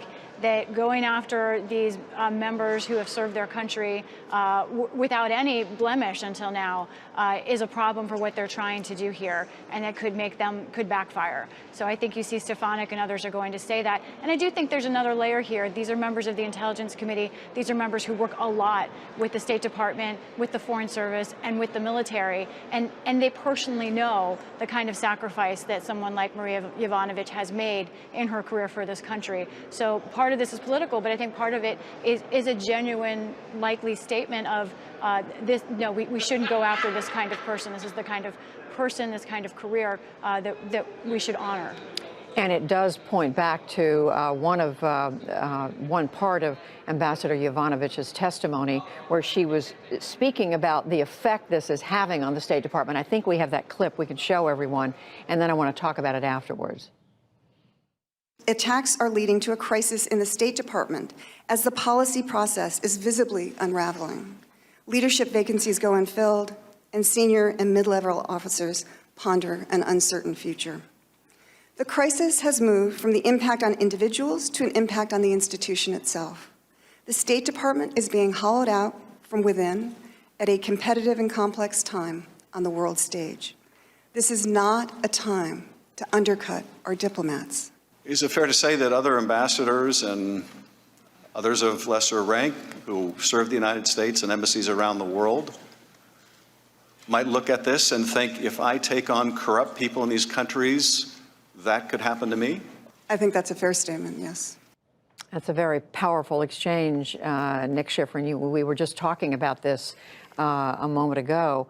But when you think Americans are representing, Americans who work for the government, work for all of us, are representing this country all around the world, and to see these kinds of not just criticisms but attacks on public servants can be at the very least undermining, demoralizing, and as we heard the ambassador say, hollow it out. Yeah, I have talked to so many foreign service officers, civil service officers inside the State Department, diplomats over the last 15 years who've worked for the administrations on both sides of the aisle, who do not always agree with the policies they are being asked to enact.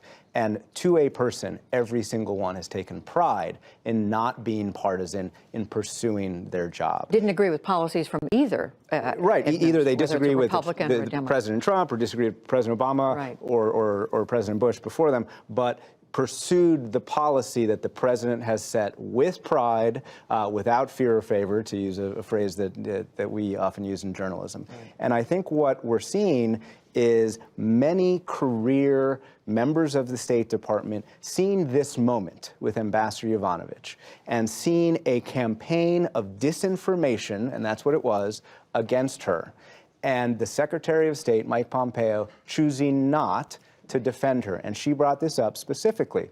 And she describes how she was told that the Secretary of State decided not to defend her for fear of a presidential tweet, meaning the Secretary of State or one of his senior officials could have defended her publicly, but that the rug would have been taken out from under them, to quote her from her deposition, by a presidential tweet. And that is why she's talking about the impact on the institution, hollowed out from within, being denigrated and undermined. She is not making a partisan point at all. She is simply saying that we are nonpartisan and that not defending us makes us less effective. And it's interesting when Secretary Pompeo has been asked about this, and there were evidently at least 2 occasions when he was asked specifically if he would speak up in her defense. Once, I guess, was when she came home earlier in 2019, but then again later this year. He only referred to the point at which she came home and not at the second time when he was asked if he would speak up in her defense. Right. So this is a press conference a couple weeks ago when he was asked about this. This is just very briefly 2 separate occasions. The first one was when the first articles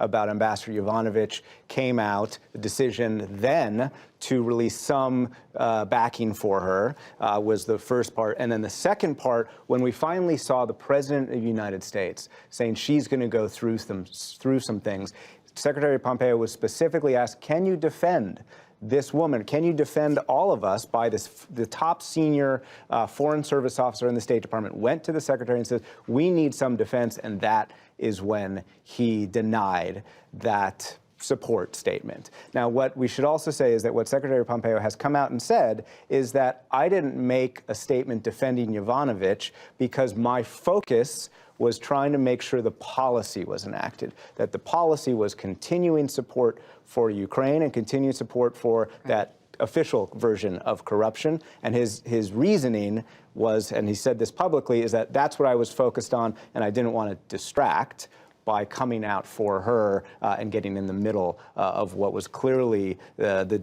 middle of the regular channel, the administration's policy, and the channel led by Rudy Giuliani. But Michael L., I mean, that speaks volumes, does it not, that the Secretary of State would not put in a word, say a good word about someone who had served the country for over 3 decades? Well, again, it goes back to the corrosiveness of the irregular Giuliani channel. When you're the Secretary of State, and I've served in the Bush White House, you want to be in all the big meetings with the president when foreign policy is being discussed because you want your views represented.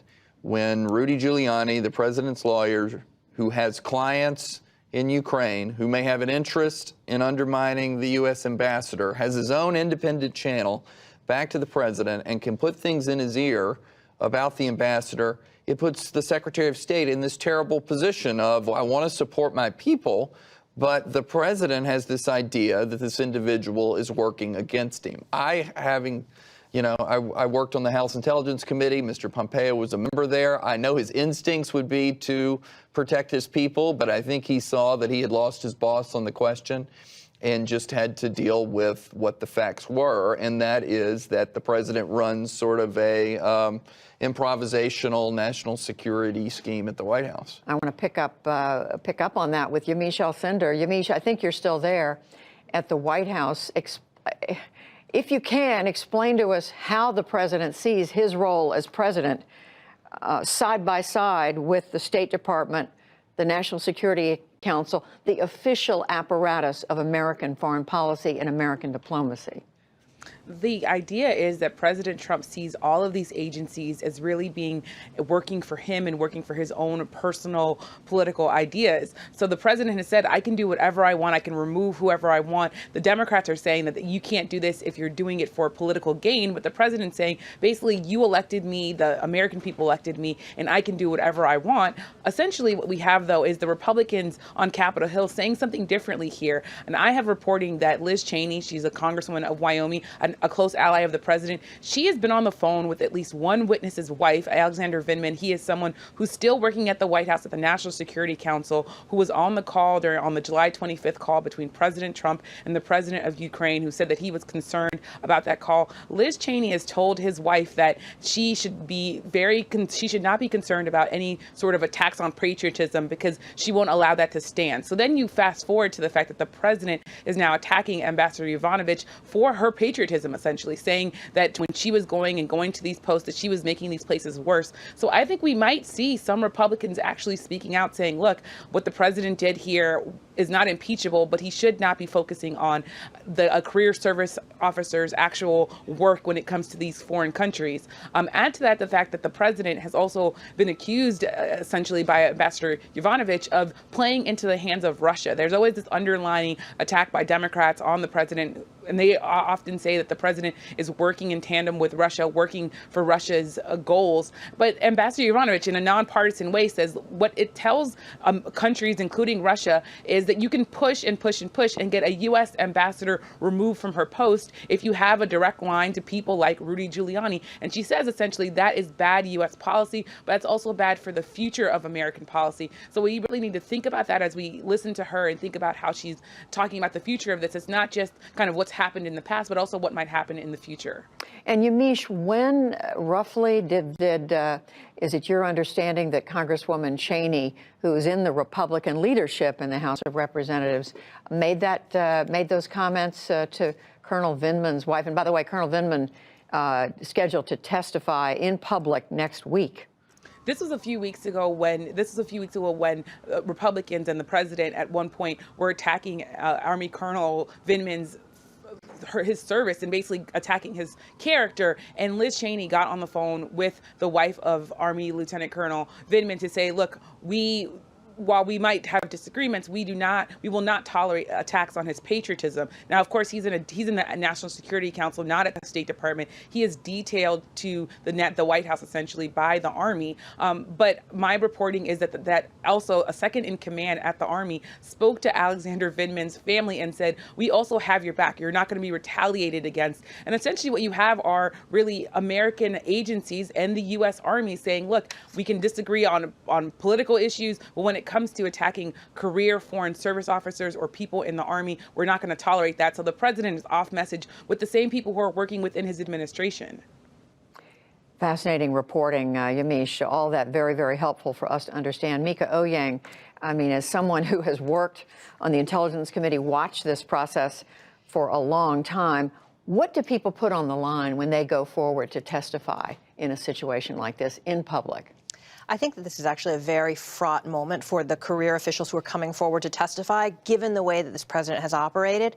We've seen over and over again intelligence officials try to come forward and speak the truth and say, this is how we assess things, and see the president undercut those statements over and over again. The former director of national intelligence, Dan Coates, trying to make assessments about North Korea and their compliance with denuclearization, assessments of the 2016 election. A lot of those people lose favor with the president. They lose their effectiveness. But for the career folks, what we see is they could potentially lose their jobs. And in this administration, we saw, for those who are participating in the Mueller investigation, people get fired in ways that would force them to lose their pensions. There's been a lot of very difficult retaliation happening that's been investigated inside this administration. And Nick Schifrin, the president of the White House, has been saying to everyone in the administration, we don't want you to cooperate. We don't want you to testify. Some have done it under subpoena, but we now know, for example, former National Security Advisor John Bolton, his deputy, is it Charles Kupperman, yeah, have gone to court to understand where is the greater loyalty. Is it to the president or is it to the Congress? So it gets down to some fundamental constitutional questions. It gets down to fundamental questions, and it gets down to the fundamental operations of the government. And I think that's what a lot of people think. Ambassador Bolton, former National Security Advisor, he has indicated, or his lawyer has indicated, a little bit of a hint that he may testify, so we're going to see how that one plays out. But I think the larger point of the functions of the government that we're talking about is Colonel Vindman's case is really emblematic of this. So this is a man who was born in Ukraine, who moved to the United States, who speaks Ukrainian and Russian. He is a foreign area officer in the United States military. This is really the cream of the crop of the people who become the intelligence officials leading the military, the defense attachés who work with the State Department, the real analysts within the military who understand strategy and foreign policy. Names we often, or usually don't know. We often very much never hear of, right, unless they become 3 and 4 stars, and even then a lot of people don't know him. Right. So the fact that we know him is very uncomfortable. I know I've spoken to people on the National Security Council staff. He is very uncomfortable by the fact that he's been made public. But this is the Army's cream of the crop in many ways. And you have seen Secretary Esper, the Department of Defense, the Defense Secretary, come out specifically and defend Vindman. He was asked a couple of days ago, hey, is this guy's career toast? I mean, that's literally what he was asked, right? Because in the military especially, it's not only for diplomatic whistleblowers who fear this moment, the military especially, a real sense of, uh-oh, I better not overstep my bounds. And Vindman has come out. He's not a whistleblower per se, but he's obviously coming out and criticizing implicitly the commander-in-chief. Secretary of Defense Esper was asked, is his career toast? He says, absolutely not. He says that this person will be defended and this person will continue along his path, and it's a very positive path that he's going. So you saw the Secretary of Defense, President Trump, Secretary of Defense, feel the need to very publicly back Vindman up, and members of the military who I've talked to were pleased with that backup. It's just kind of a remarkable, so many aspects of this are remarkable. That's another aspect. I just want to show everybody the fact that the Intelligence Committee hearing room is pretty much empty of members right now. I don't think I see any of the members in their chairs. They've taken a break for votes. We don't know how long that's going to go on. We are certainly expecting them to come back. They've got a long way to go. At this point, there's only been questioning of the witness, the former ambassador, U.S. ambassador to Ukraine, Marie Yovanovitch. There's only been questioning by the Democratic side, briefly by Chairman Adam Schiff, and then by the Democrats' counsel, Daniel Goldman, and that went on up until almost an hour ago, and we were told it could be a long break that they're taking, but we know they're coming back. The Republicans will have their chance to question Ambassador Yovanovitch, and then each member of the committee will have shorter opportunities, but every member of the Intelligence Committee will have a chance to question her. Lisa Desjardins, are you learning anything about when they're coming back or what the plan is when they do come back? And let me just tell you how excited I am to ever be talking about this nerdy bit of process on television. I never get to talk about this kind of thing. So here we go. They are on the 6th of 8 votes right now in the House. After this vote ends, which I believe is imminent, then there will be 10 minutes of debate on something called the motion to recommit, which is kind of a procedural motion. Usually the Republicans, the minority, uses it. So there'll be 10 minutes of debate, then 2 more 5-minute votes. That means about 20 minutes technically on the clock for the House to vote still. And I just got confirmation from the Intelligence Committee that they do expect to resume the hearing very shortly after that last vote begins. So the issue is going to be, say, 15 minutes, the last vote begins. The question is, how long does it take Adam Schiff and his committee members to walk from the Capitol over to the Longworth House office building? It won't take very long. I think we're about 15 to 20 minutes out, I'm guessing, is what I'm told. And this vote series for the House is the last one of the week. So with the exception of the Intelligence Committee, most of these members are preparing to go home. I think there are literally jets warming up at Reagan Airport down the street for them.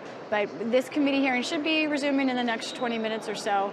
I also wanted to tag on to something that all of your guests and you have been raising about the concern here over how government is being run, that Ambassador Yovanovitch and Mr. Vindman, many people have raised here.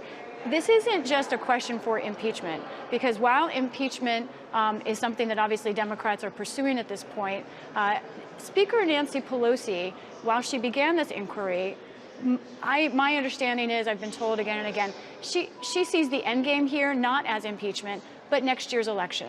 So Democrats here are not only building a case about impeachment, but really, Judy, they're also building a case that this is a president who should not be in office and should not be reelected.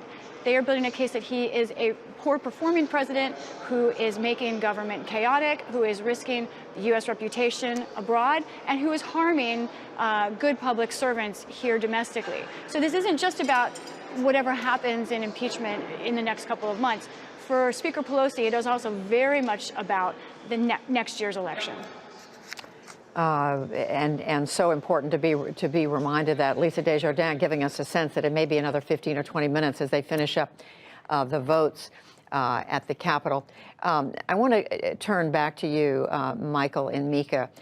As we think about these witnesses who have been called, not all of them, certainly who the committee wanted to hear from, will we hear from? But we're going to hear from a significant array of people who touched in some way how the Trump White House, the Trump administration, dealt with Ukraine, related to the Ukraine's president, that phone call, but it was much more than that. Are we going to get, I guess the question I have is, when you think of the witnesses that we've learned about, Michael Allen, are we going to get a pretty full picture, do you think, of what happened? Do we know yet? I think we're going to get a pretty full picture from Ambassador Sondland next week, as well as Ambassador Kurt Volker. I believe, at least in Volker's case, having been a career Foreign Service officer and having reviewed his transcript, I think he wants to come in and tell the truth and give an absolute faithful rendition of things that he heard.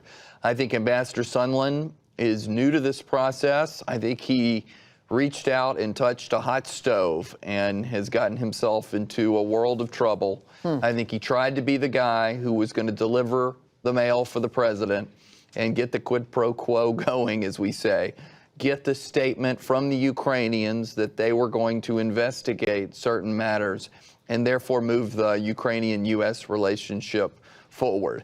And then I think he realized that he had been contradicted in many key ways, and that's why he amended his testimony. So I think that will be two witnesses next week who are more directly connected to the President of the United States. I think it's going to knock one of the legs out of the Republican argument that all of this is hearsay. So I think next week is going to be a big week as the House prepares to go out for Thanksgiving.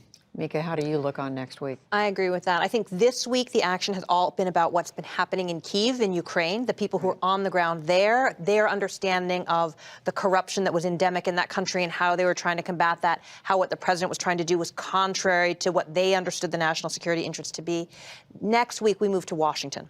We move into the White House itself. We move into the people who are speaking directly to the president, the people on the National Security Council who are in the room and are witnessing what the president's direction is and how he's handling the jogging back and forth between these two different channels. At the same time, Nick Schifrin, we are going to hear from some of those in the White House, in the administration, but we're not going to hear from all. As we were just discussing, some of them are saying, I'm not going to come, or considering whether or not to come. Mick Mulvaney, the acting chief of staff, of course, at the top of the list, the person who probably knows the most about this. On Saturday, though, it appears that we might get the first testimony from an official in the Office of Management Budget. As a reminder, the Office of Management Budget is led by acting chief of staff Mick Mulvaney, and we've seen testimony that the president, through him and through the OMB, ordered that military aid to be delayed by a few months, and that's, of course, one of the key questions. And as Mika was saying, we're going to see inside the White House, but more than the people who work in the White House, we're going to see specifically the people who have been talking to the president. And that is Ambassador Sondland at the top of the list, the U.S. ambassador to the EU. And two quick key moments from his testimony is, one, what Michael said, the amendment testimony. Just as a reminder, he amended his testimony to say that on September 1st, after Vice President Pence met with Ukrainian President Zelensky, Sondland pulled one of Zelensky's aides aside and said, there is no military aid and there is no meeting with the president until the corruption investigations that we're asking you to do are done. Very clear that he made that claim on September the 1st. And then what we learned from Bill Taylor also, that Bill Taylor's staff overheard him talking to the president. And effectively, the message from that was that the president cares more about the corruption investigations, 2016 and Biden, than he does about Ukraine. And Ambassador Sondland amended that testimony after it was released, after testimony was released that had been given in private, but that it was made public, and for whatever reason, he felt he needed to make that amendment, that change. And Judy, I think that what Nick's saying about their communication directly with the president is important, but also these people, Ambassador Volker and Ambassador Sondland, are the people who are alleged to have been delivering the ask in the irregular channel directly to the Ukrainians. Ambassador Volker in Toronto, Ambassador Sondland at the White House. These are people who are saying, this is what you have to do to get that White House meeting, to get the aid released. They're the ones who actually set the context for all the president's calls and actually set the terms of this quid pro quo. I'm told that the president has been tweeting a little more. Yamiche Alcindor is at the White House with the latest. Yamiche, what do we know? the president is continuing to tweet, and he's continuing to essentially push back on Ambassador Yovanovitch's testimony. I want to read you a tweet that he sent just moments ago. Here it is. We have vacancies in various departments because we do not want or need as many people as past administrations and save great costs. And also the Democrats delay the approval process to levels unprecedented in the history of our country. So what President Trump is essentially saying is that morale isn't low at the State Department, that the reason why we have vacancies is because the Democrats are the ones slowing that down. Now, Democrats push back on that and would say essentially that this is the president really attacking Ambassador Yovanovitch and trying to intimidate a witness that's part of this impeachment inquiry. The president is also essentially saying that he is doing the best that he can and that it's really the agencies that are the problem here. I think that is remarkable. It's also remarkable because we have not seen the president treat public impeachment hearings in this way. Yesterday, we saw the president retweeting some video of Republicans asking questions about the whistleblower. But in this case, you see the president's account, this account that has something like 50 million, 60 million people following it. He is now speaking directly to his followers to say, look, I have a case that I want to make, and I want to make it in real time because I understand that there are a lot of eyes watching this impeachment inquiry hearing.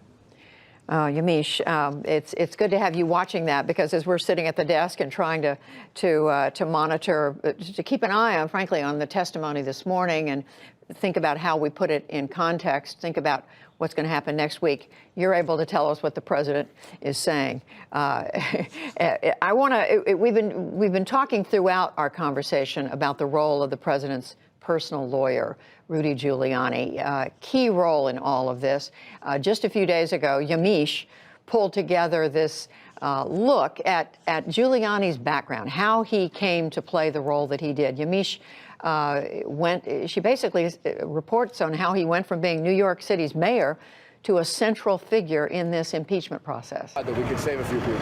The attacks on September 11, 2001 thrust Rudy Giuliani onto the national stage. America's mayor.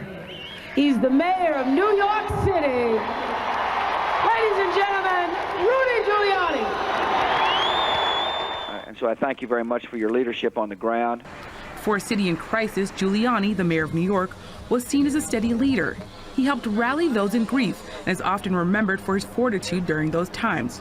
Prior to 9/11, Giuliani was a polarizing figure. I speak my mind. It was that way yesterday, it's going to be that way today, it's going to be the same tomorrow. He presented himself as a tough-on-crime mayor who was going to clean up the city.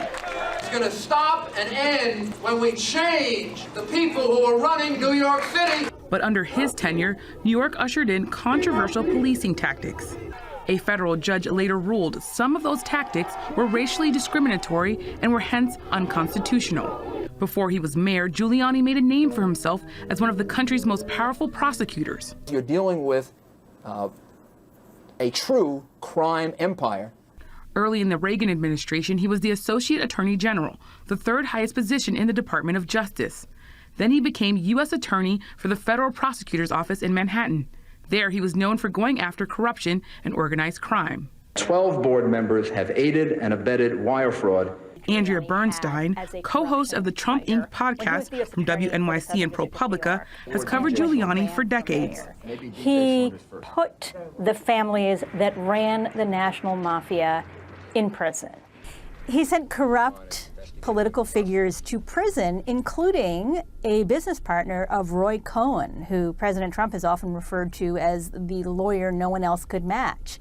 And he also went after Wall Street traders. In New York, Giuliani was a big name. So was Donald Trump. The two ran in similar circles. They're of a certain era, and they both have really made their bones by selling their brands. In Trump's case, glitz and success. In Rudy Giuliani's case, law and order. When Rudy ran for mayor, Trump became a major financial backer, and the Giuliani administration helped Trump's business projects. And they struck up a friendship, a chemistry really, which has lasted all the way into the present. In the year 2000, the two appeared together in a comedy sketch for a press dinner. Oh, you dirty boy, you. Oh. Donald, I thought you were a gentleman. In 2007, not long after leaving the mayor's office, Giuliani ran for the Republican nomination for president. For several months, he was the frontrunner, but dropped out after the Florida primary without securing a single delegate. Thank you all for your hard work, your spirit, and your support. In 2016, Giuliani was an early and vocal supporter of then-candidate Trump. What I did for New York, Donald Trump will do for America.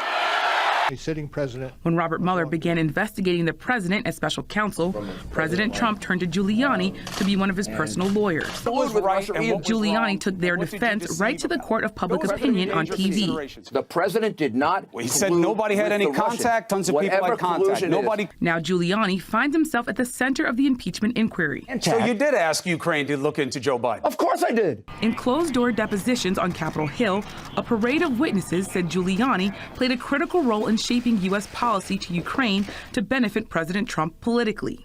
The initial whistleblower complaint that sparked the impeachment inquiry states, the president's personal lawyer, Mr. Rudy Giuliani, is a central figure in this effort.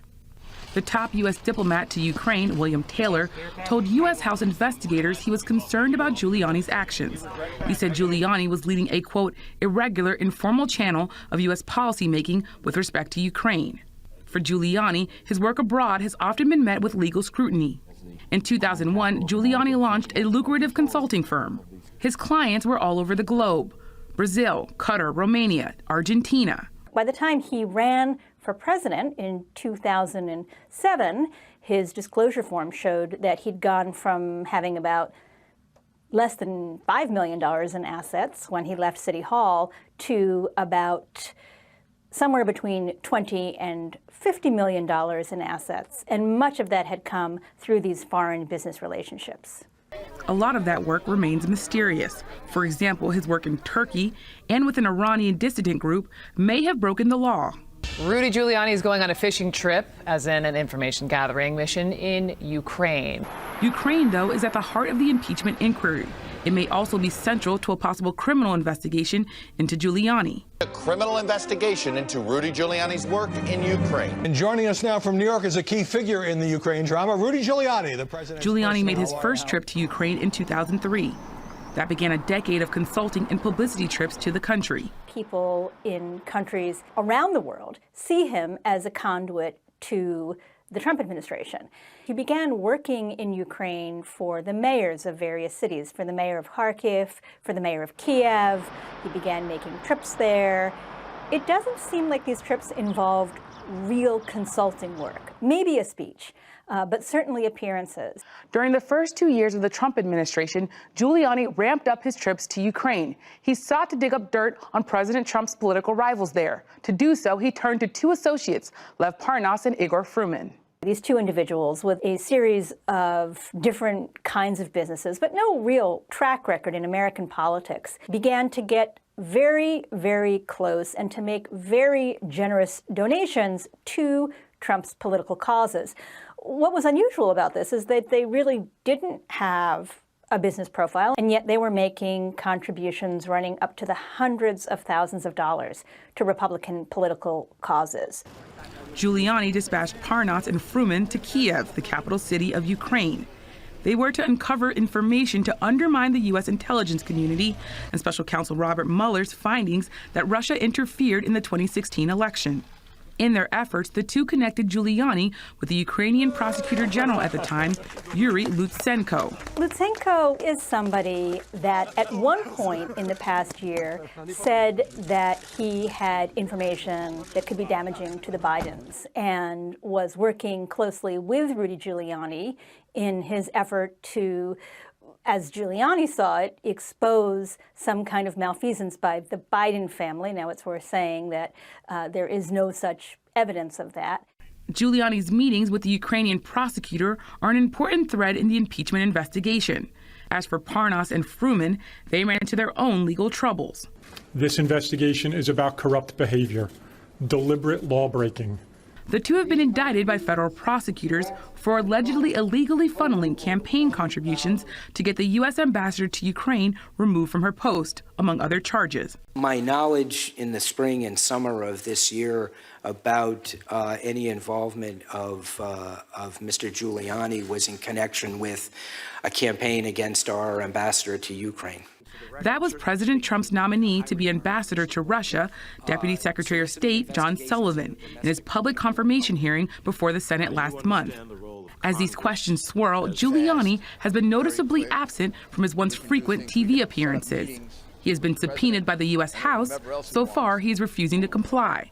For the PBS NewsHour, I'm Yamiche Sendor.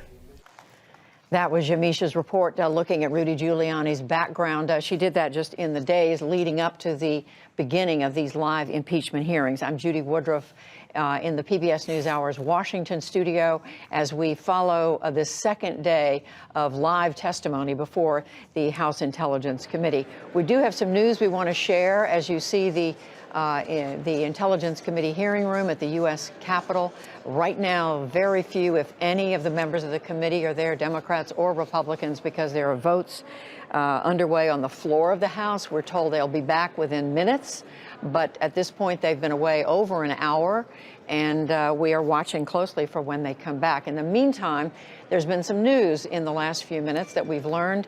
The jury that was considering charges against longtime Republican political consultant Roger Stone, someone very close to President Trump, who has been a longtime advisor to President Trump.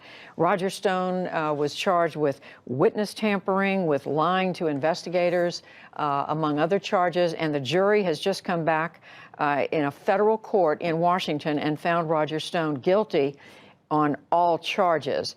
Yamiche Alcindor is at the White House. Yamiche, what more do we know about what these charges were against Roger Stone? Roger Stone, a close ally of the president, was found guilty of witness tampering as well as lying to Congress, among a number of other charges. This is in connection with his contacts with WikiLeaks. Now, it's important to note that those contacts were essentially as part of his role as an advisor to President Trump during his presidential election bid. Now, this would be the third, at least the third person connected to President Trump and his presidential election that is now possibly heading to jail. There are two people already serving time. One is Paul Manafort, that was the chairman of President Trump's presidential election bid. We also have Michael Cohen, who was the president's personal attorney. Both of them are in custody and serving time as we speak. So now Roger Stone, if he is sentenced and to actual time, which from my understanding he's facing about 50 years possibly in federal prison, he would be another person that would be connected to President Trump who would go. Now, this trial took about less than 2 weeks. This is also connected to Robert Mueller's work when he was special counsel looking into Russia's interference in the 2016 election. So this is a big verdict, and this is someone who was very close to President Trump. And again, as Yamiche says, these charges grew out of the findings of Robert Mueller, mainly known for the Russia investigation. I'm here with my colleague Nick Schiffer, the NewsHour's chief foreign affairs correspondent, Mika Oyang, Michael Allen, both of whom served on the staff of the House Intelligence Committee. Nick, bring us back to WikiLeaks. It hasn't so much been come up in the testimony we've been hearing today and Wednesday before the Intelligence Committee, but it was very much a part of the Russia investigation into the Trump campaign, the Trump presidency. Remind us why Roger Stone was in trouble and is now in real trouble, having been found guilty.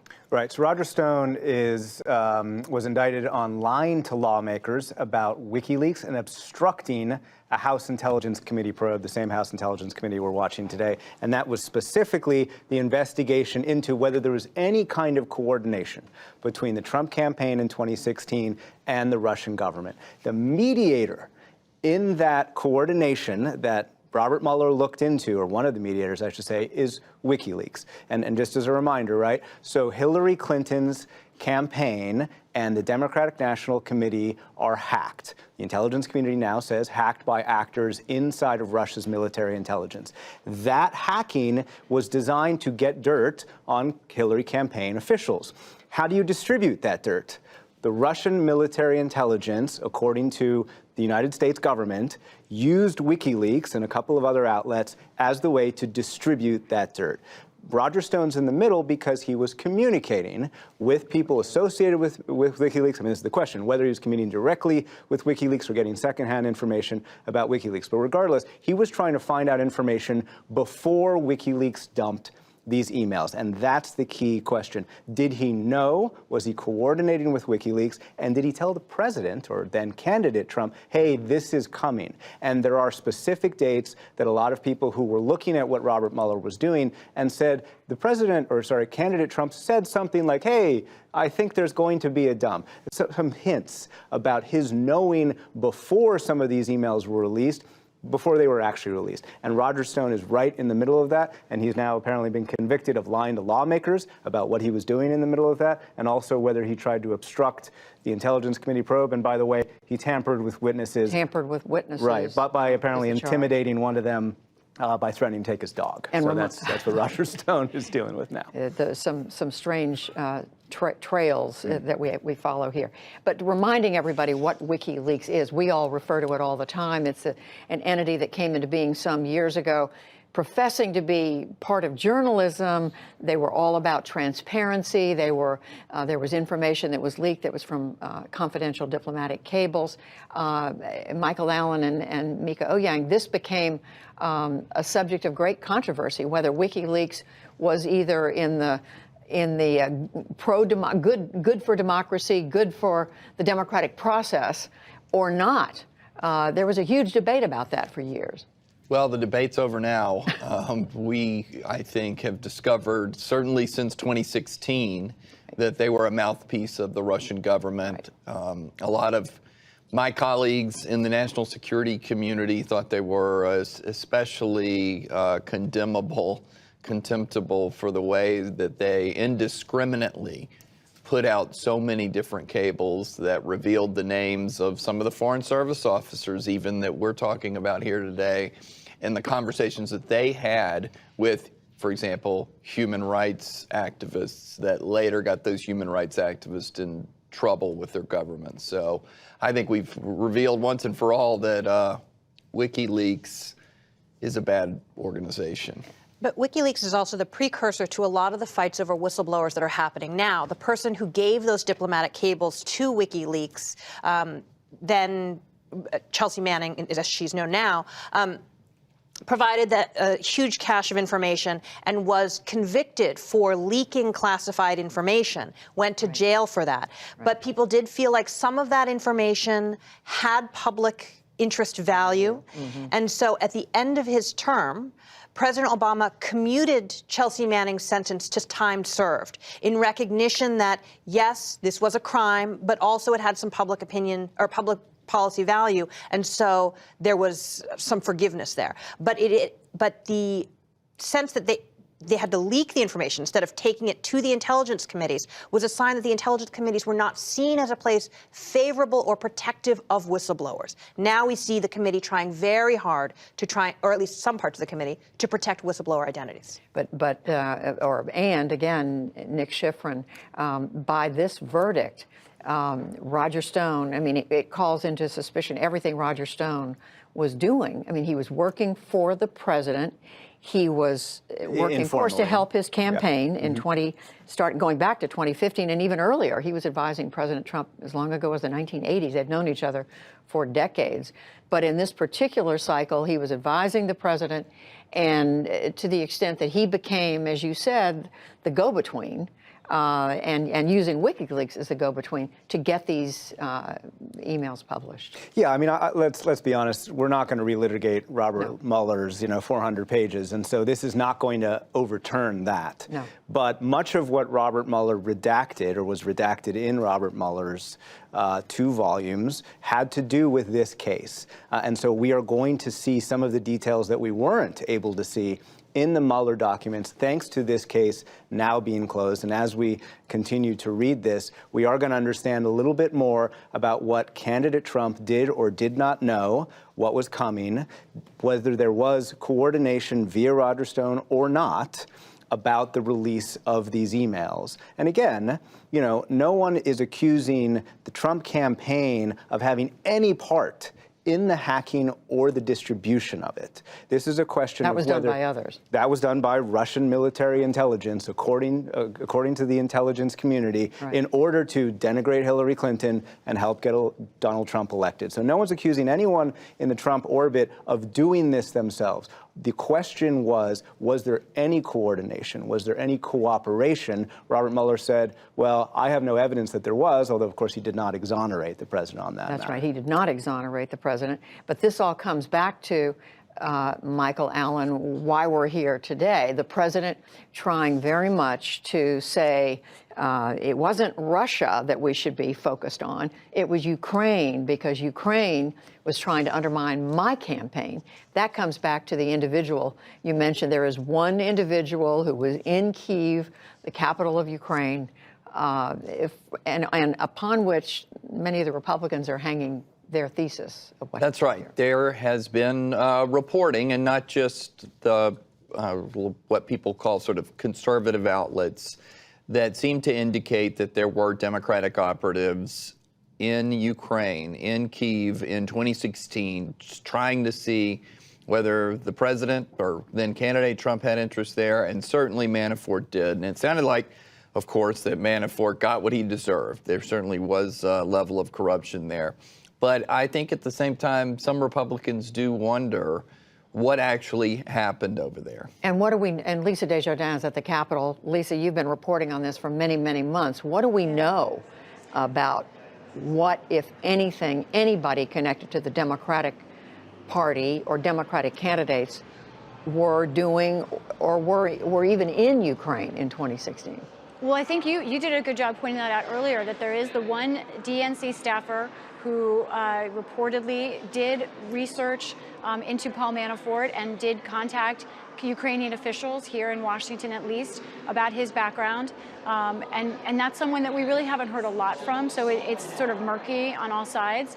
But to Nick's point that we can't relitigate the Mueller report, except Democrats do still consider material in the Mueller report as very viable and very possible to be included in articles of impeachment, should they move articles of impeachment.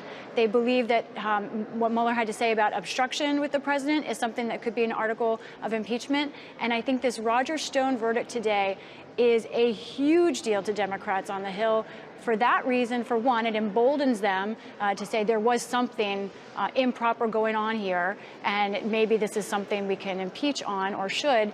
And second of all, Judy, the fact that it has to do with lying to the House Intelligence Committee specifically is something that adds to the leverage that they have with witnesses now. And I think it's one reason that you see so many witnesses coming here, despite the fact that they've been told by the State Department or others not to. I think it really adds to their sense of muscle and the Democrats' sense that they've been winning in the process fight in courts on this. I think they're going to feel very happy about this verdict, Democrats at least. No question that the timing of this seems to work in favor of the Democrats. The fact that Roger Stone, very close to the president for a long time, has been found guilty on several counts. And again, I mean, Lisa, you just referenced this. Right now, this impeachment inquiry rather, is focused narrowly, if you want to call it that, on the Ukraine piece of the story, not just the phone call between President Trump and the president of Ukraine, but all the anything and everything that went into the efforts to pressure Ukraine to investigate Joe Biden, to investigate his son Hunter Biden, to investigate anything that happened in 2016 that might have benefited the Democrats and hurt President Trump. But as you point out, there was an option earlier for this inquiry to be much broader, to look into Russia, the Russia angle. And as you say, Speaker Pelosi has not ruled that out. That's right. They've never taken that off the table. There are many investigations that Speaker Pelosi said could be part of impeachment effort. But of those, after the Ukraine question, the next one that Democrats are seriously considering adding to impeachment are these questions coming out of the Mueller investigation. Other investigations having to do with, say, the president's hotel ownership, the emoluments clause, all that, those are going to take probably longer to sort out. But these two, Ukraine, and then right after it, Mueller is something they are still considering, and that's the Judiciary Committee heading that up. So that's why one reason we don't hear as much about it right now.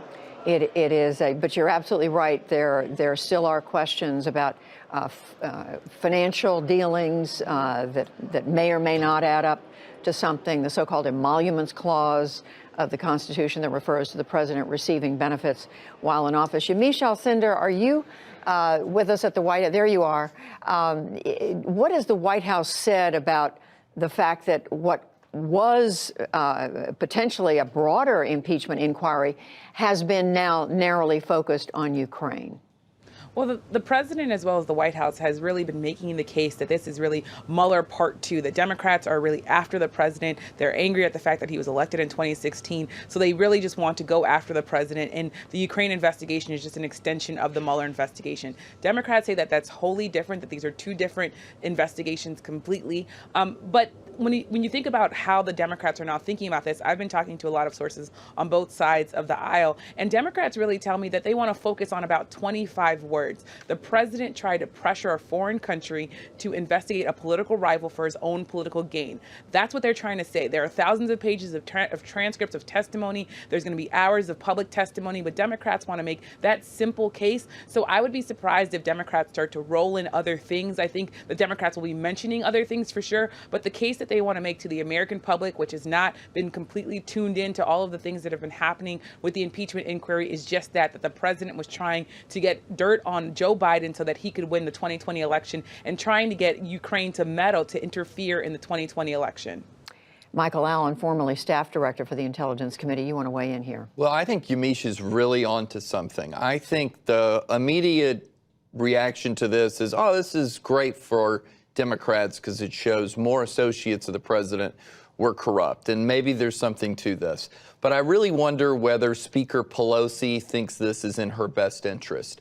What do we know so far? I think the correct examination of the American public is that independents think this is all about politics. They're frustrated that the Republicans and Democrats can't get back to kitchen table issues.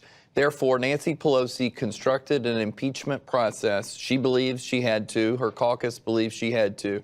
But it was to focus just on what Yamiche said, a very narrow slice of what Donald Trump did wrong, and to get that established as quickly as possible through some hearings and up and off the floor. At once, it was before Thanksgiving, but now we know it'll be before Christmas. But to move it out of the way so that in the election year of 2020, they can talk about kitchen table issues. To me, this starts to confuse Russia and Ukraine and everything back again. Those of us that are paying... You mean the Stone verdict? The Stone verdict sort of starts to bring the Russia thing back in. There's going to be a lot of critics of the president that are going to say, see, I told you so, and I wonder if it clouds the case. Mika? Yeah, I mean, I think that it's very clear that Russia is intimately involved in the Ukraine problem as well. We've seen conversations between President Trump and President Putin. We know that it is in Russia's national security interest to try and separate the United States and Ukraine as much as possible. So they are trying to denigrate Ukraine, tell the president that these people in Ukraine are not on your side, because they don't want Ukraine to actually be able to successfully get out from under this occupation. So I do think there are linkages here that are really important to understand. But I do think that it's a little bit of a challenge that we've got these lingering issues, and we talk about the Mueller issues. I do think Speaker Pelosi has many, many cases that she could bring against this president, and is trying to focus on ones that are about national security here. I do think that they will have to navigate this a bit. The Republicans have made quite a point of referring back to what Speaker Pelosi said a few months ago, Nick Schifrin, when she said, if we go ahead with impeachment, it needs to be compelling, and it needs to be bipartisan. And right now, the Republicans are saying, of course, it's neither, but they're certainly pointing out that it is not bipartisan. At this point, none of the Republicans voted to go forward with this inquiry. In fact, 2 Democrats who happen to be in very, what we call swing districts, congressional districts where President Trump has done well, Republicans have done well in the past, voted with the Republicans against this inquiry. Right. So there has been an effort on the Democratic side to keep this narrow, to keep this pointed is perhaps the better word, what Michael was talking about and what Yamiche was talking about. But there is an aspect of Russia to this story that even if we are pointed on Ukraine and the president's actions on that. The basis of the reason why Ukraine policy is important is because of what Russia has been trying to do in Ukraine since 2014 and why Ukraine is really on the front lines between the United States and Russia. Russia invaded Crimea and annexed Crimea. Russian soldiers helped invade eastern Ukraine and are backing separatists that are now in eastern Ukraine, creating a kind of frozen line that, by the way, the Ukrainian government's trying to fix, but created a frozen line for years so that the Ukrainian government wouldn't be whole. They'd be too distracted. They would not be able to, one, take the reforms on corruption, among other things, that the West, that NATO, that the European Union is asking them to take, and that simply the government in Kyiv would be distracted. They would simply not be able to coalesce their own country, which really is, in some ways, divided. Well, I shouldn't say divided, but there are many people who have competing interests in Ukraine versus the East versus the West. And so what Russia has been trying to do in Ukraine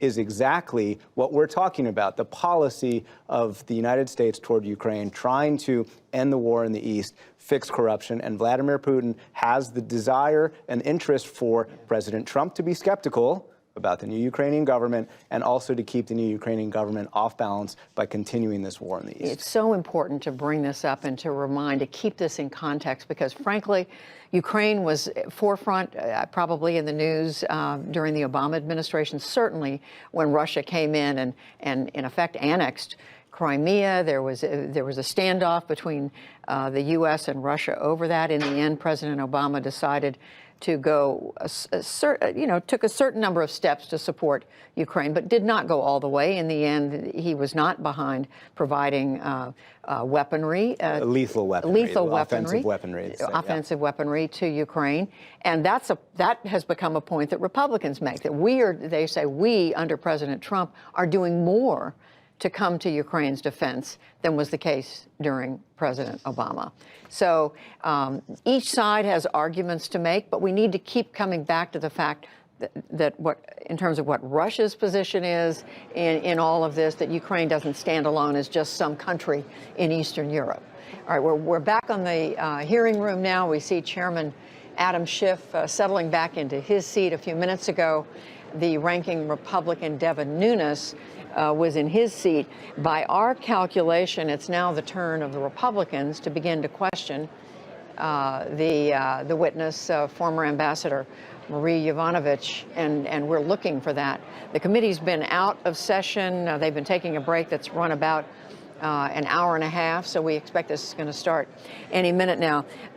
Mika Oyang, in terms of the Intelligence Committee, remind us again why this is kind of an unusual process for them to be out in the open, taking such a public step in this impeachment process. Yeah, so the Intelligence Committee is one of the few select committees in Congress. It means that the leadership on either side is the only person who decides who the members are on these committees, and they can change them out at any time, as we've seen with the replacement of Jim Jordan on this committee. Predominantly, the committee's business is about the sources and methods of the intelligence community. How do we know what we know about other countries? How do we collect that information? What are the secret programs that the United States has out there? All of that has to happen behind closed doors. All of that happens currently in their hearing rooms in the basement of the Capitol. It's very sensitive information. And Michael Allen, it's interesting. The basement of the Capitol, that term has become pejorative by the Republicans. They're talking about this cabal, this cult that was meeting in truth, it was the hearing room for the Intelligence Committee. Is that right? That's right. It's a soundproof cocoon in the basement of the Capitol, designed where foreign intelligence services are not able to eavesdrop or otherwise tap into the computer systems there. So, yes, that's by design. And that's where the committee does its work. But the Republicans made it out to be some sort of nefarious venture that the Democrats were undertaking. And we remember the day when some Republican members of the House basically stormed the committee room and saying, we need to be here, we need to be asking questions. There were actually Republican members of the committees, 3 House committees, who were there, but there was still the storm episode. And they stormed past the barrier that's out front with their phones. And to Michael's point, it's a SCIF, a secure, compartmentalized information facility. That's it. So this is designed not only to keep foreign intelligence out, but it's designed to keep any electronics out because that's perhaps how foreign intelligence would monitor that. And so that moment it was pointed out that Republicans who know that they're not allowed to bring their cell phones in because of how secure it is, they did bring their phones in there. The Republicans were very critical of those private hearings. Now that they're in public, they have their chance. Michael Allen. Well, now it'll be interesting to see if the Republicans can get back on track after the president's tweet today. They want to get back to hey, the president had a right to fire the ambassador, so what? He fired her, he lost confidence in her. But what'll be interesting also is if they try to get back to where they were yesterday, which is, listen, there's a lot of corruption in Ukraine. Burisma is one of the pillars of corruption in that particular place. The vice president's son was on an advisory board. Therefore, might it have been appropriate for the president to have made inquiries or asked the Ukrainians to do some sort of investigation? That's, of course, at the heart of everything, but I think the Republicans want to try and minimize it, and so we'll see if they can get back on track this afternoon. The witness is the former U.S. ambassador to Ukraine, Marie Yovanovitch. She was relieved of that position several months ago by President Trump, who did not want her to continue to serve. It looks as if the chairman, Adam Schiff, is about to gavel the committee back into session now that everyone seems to be in their place. We can see, I think we see most members of the committee are there. Let's listen. Parliamentary inquiry. General status inquiry. Thank you, sir.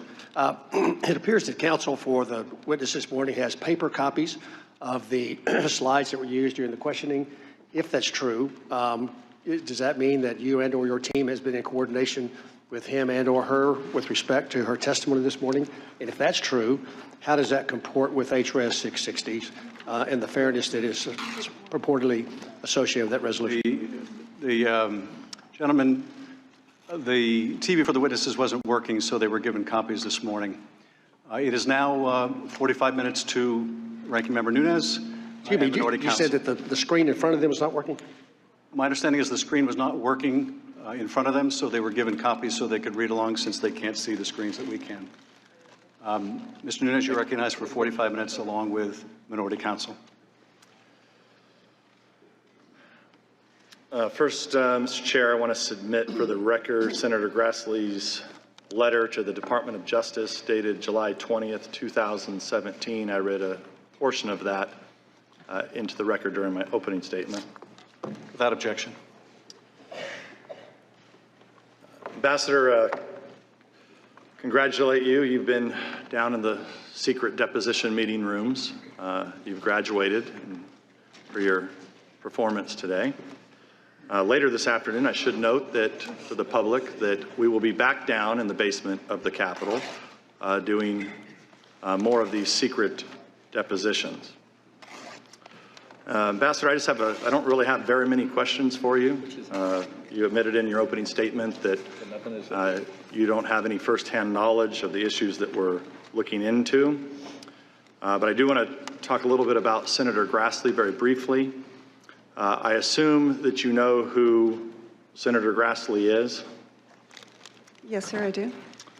Do you believe that Senator Grassley is a serious and credible elected official? I have no reason to think otherwise. Were you involved in the July 25th Trump-Zelensky phone call or preparations for the call? No, I was not. Were you involved in the deliberations about the pause in military sales to Ukraine as the Trump administration reviewed newly elected President Zelensky's commitment to corruption reforms? For the delay in... For the pause. The pause? No, I was not. Were you involved in the proposed Trump-Zelensky, later Pence-Zelensky meetings in Warsaw, Poland on September 1st? No, I was not. Did you ever talk to President Trump in 2019? No, I have not. Mick Mulvaney? No, I have not. Thank you, Ambassador. I'm not exactly sure what the ambassador is doing here today. This is the House Intelligence Committee that's now turned into the House Impeachment Committee. This seems more appropriate for the Subcommittee on Human Resources at the Foreign Affairs committee. If there's issues with employment, disagreements with the administration, it would seem like this would be a more appropriate setting instead of an impeachment hearing where the ambassador is not a material fact witness to any of the accusations that are being hurled at the president for this impeachment inquiry. I have several questions I think Mr. Castor wants to get to. I know Ms. Stefanik, you had a few quick questions for the ambassador. I'll yield to you, Ms. Stefanik. Thank you, Mr. Nunez. Ambassador Yovanovitch, thank you for being here today. The gentlewoman will suspend. What is the interruption for this time? It is our time. The gentlewoman will suspend. You're not recognized. Mr. Nunez, you are minority counsel. I just recognized. Under the House Resolution 660, you're not allowed to yield time except to minority counsel. The ranking member yielded time to another member of Congress. No, that is not accurate. You're gagging the young lady from New York? Ambassador Yovanovitch, I want to thank you for being here today. Gentlewoman will suspend. You're not recognized. This is the 5th time you have interrupted members of Congress, duly elected members of Congress. Gentlewoman will suspend. Mr. Chair, we control the time. It's been customary to this committee that whoever controls the time can yield to whoever they wish. If we have members of Congress that have a few questions, it seems appropriate that we be able to let Ms. Stefanik ask her questions. Mr. Nunez, you or minority counsel recognized. All right. Mr. Castor, you're recognized. Thank you, Mr. Nunez. Ambassador, welcome. Thank you for your service. 33 years, an extraordinary career. It really has been a remarkable tenure for you at the State Department. Also, I'd like to thank you for participating here today. This is a crazy environment. This hearing room is turned into a television studio. Before today, you spent on the Friday the 11th, you were with us for early in the morning until I believe it was 8 o'clock at night. People missed trains back to New York, and it was a very complete day, so thank you. You were serving a 3-year assignment in the Ukraine, is that correct? Yes. And it began in 2016 and was scheduled to end in 2019? Yes, that's correct. And nobody disputes that it's up to the president to decide who his envoys are to posts around the world, correct? I stated that clearly in my statement. And you returned from the Ukraine on May 20th, 2019? That's correct. And your return coincided with the inauguration of President Zelensky? Yes. And you remain employed by the State Department? I do. And after you returned to Washington, the Deputy Secretary, John Sullivan, asked you what you wanted to do next. Is that correct? Yes, that's correct. And then you met with the Director General, Ambassador Perez? Yes, that's correct. To identify a meaningful new assignment? Yes. And you now serve at Georgetown University as a fellow? That's true. And this is a rewarding position for you? I'm very grateful to be in that position after what happened. Today is the second big hearing for the Democrats' impeachment initiative. But we don't understand, or we do understand that you don't have a lot of facts and information relating to the part of this that we're investigating. And those are the events from May 20th up until September 11th, the release of the security assistance funds. Is that correct? Mm-hmm. Yes, that's correct.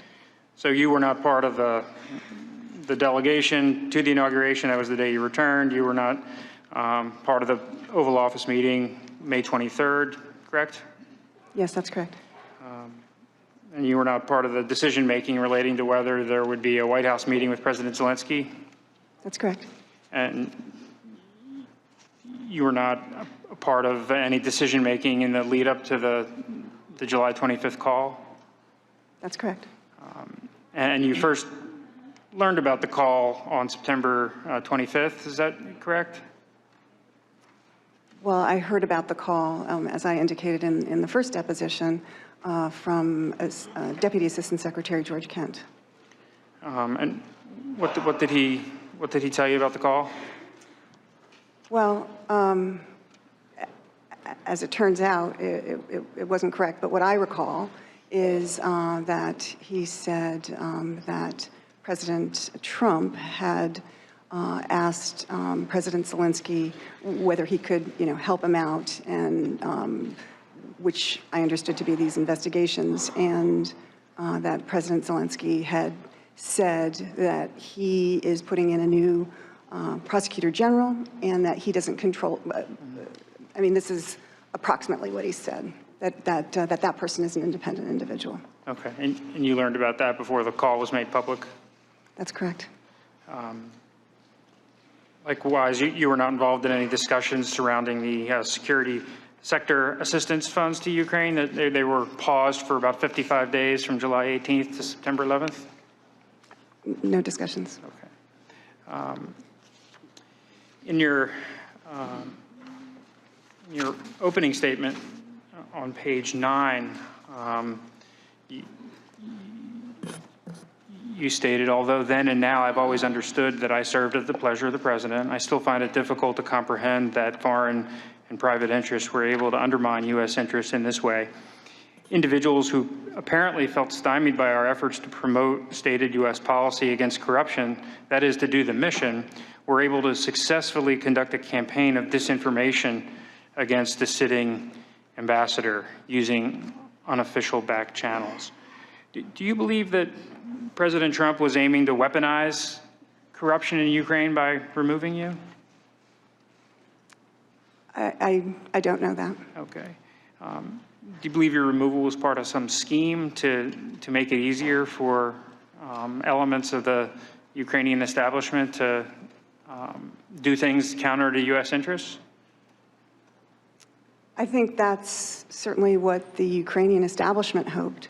I think that in addition, there were Americans, these two individuals, who were working with Mayor Giuliani, Mr. Parnas and Mr. Fruman, who have recently been indicted by the Southern District of New York, who indicated that they wanted to change out the ambassador. And I think they must have had some reason for that. And do you think they were seeking a different type of ambassador that would allow them to achieve some of their objectives? I don't know what other reason there would be. Okay. Is Ambassador Taylor the type of person that would facilitate those objectives? No. So Ambassador Taylor is a man of high integrity? Absolutely. And he's a good pick for the post? He is. I would note that he is the charge out there, as of course you understand.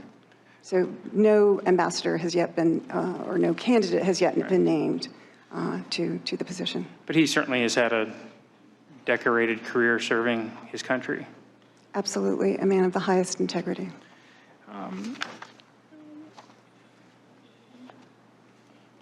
You testified about when you first learned that Mayor Giuliani and some of his associates were had a concerted campaign against you. When did that first come to your attention? We were picking up rumors from Ukrainians. I think, kind of in the November, December 2018 time period. But then in January, February, and of course, March, it became more obvious. At some point, I believe you testified that Minister Avakov alerted you to this campaign? Yes. And when was that? He had a conversation with me in February of 2019. Okay. And do you remember what he related to you? Yes. He said that Mr. Lutsenko was working with Mayor Giuliani through these two individuals, Mr. Parnas and Mr. Fruman, that they basically wanted to remove me from post, and that they were working on that. And did you have any awareness at that point in time of precisely why they were seeking your ouster? You know, I didn't. I didn't understand that at all because I had never met Mr. Parnas and Mr. Fruman. And so it was unclear to me why they were interested in doing this.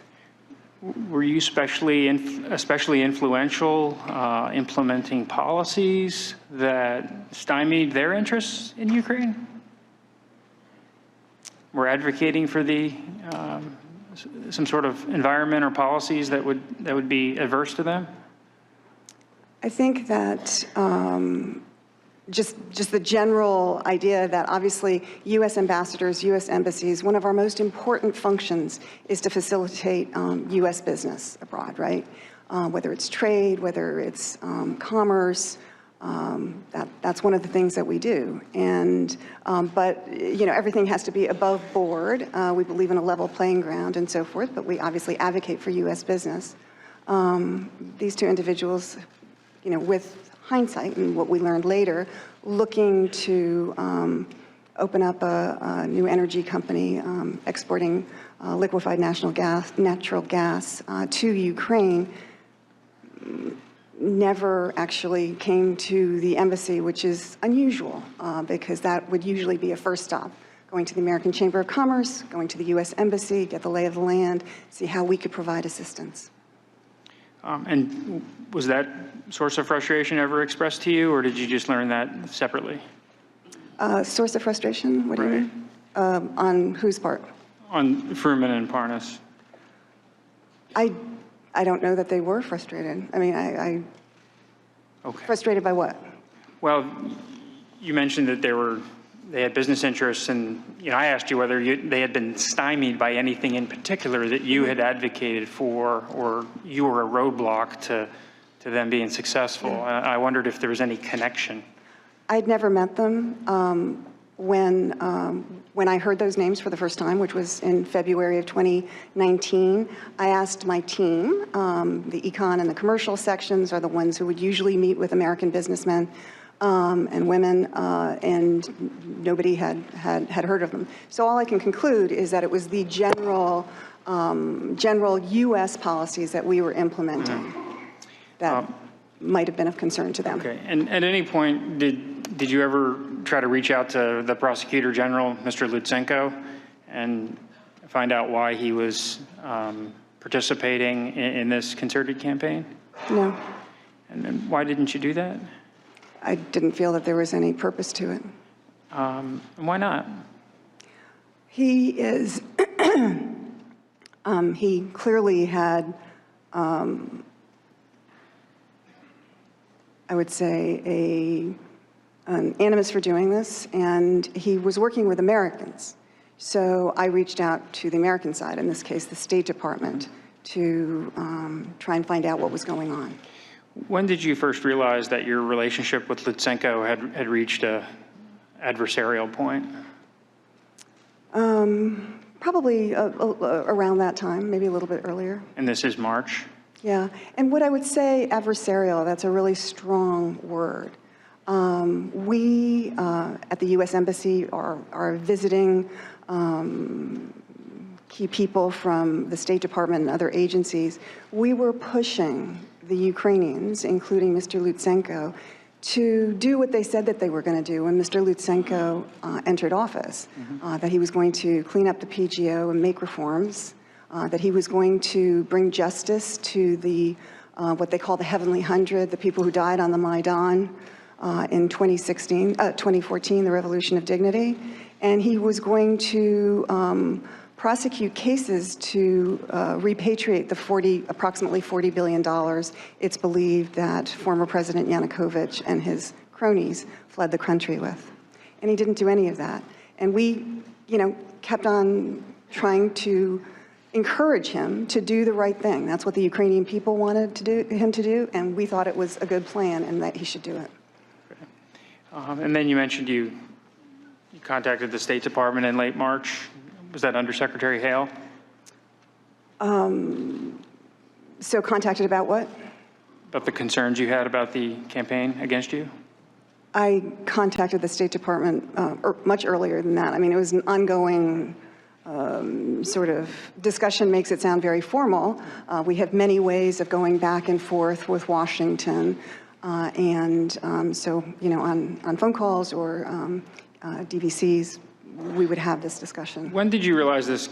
And if I could just amplify my answer, we had the discussion because we were concerned that Ukrainian policymakers, Ukrainian leaders were hearing that, you know, I was going to be leaving, that, you know, there was maybe somebody else waiting in the wings, et cetera. And that undermined not only my position, but our U.S. position. The Ukrainians didn't know what to think. And we need to be out there all the time, firing on all cylinders to promote our national security interests. So it was a concern. And when did you realize this concerted campaign against you was a real threat? A threat? A threat to your ability to do the job in Kyiv? Well, I would say that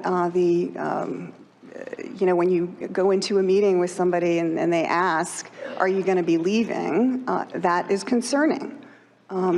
So that probably, I don't know exactly when that started happening, but in that time frame. And did you undertake any efforts to push back on this narrative, either inside the State Department or publicly?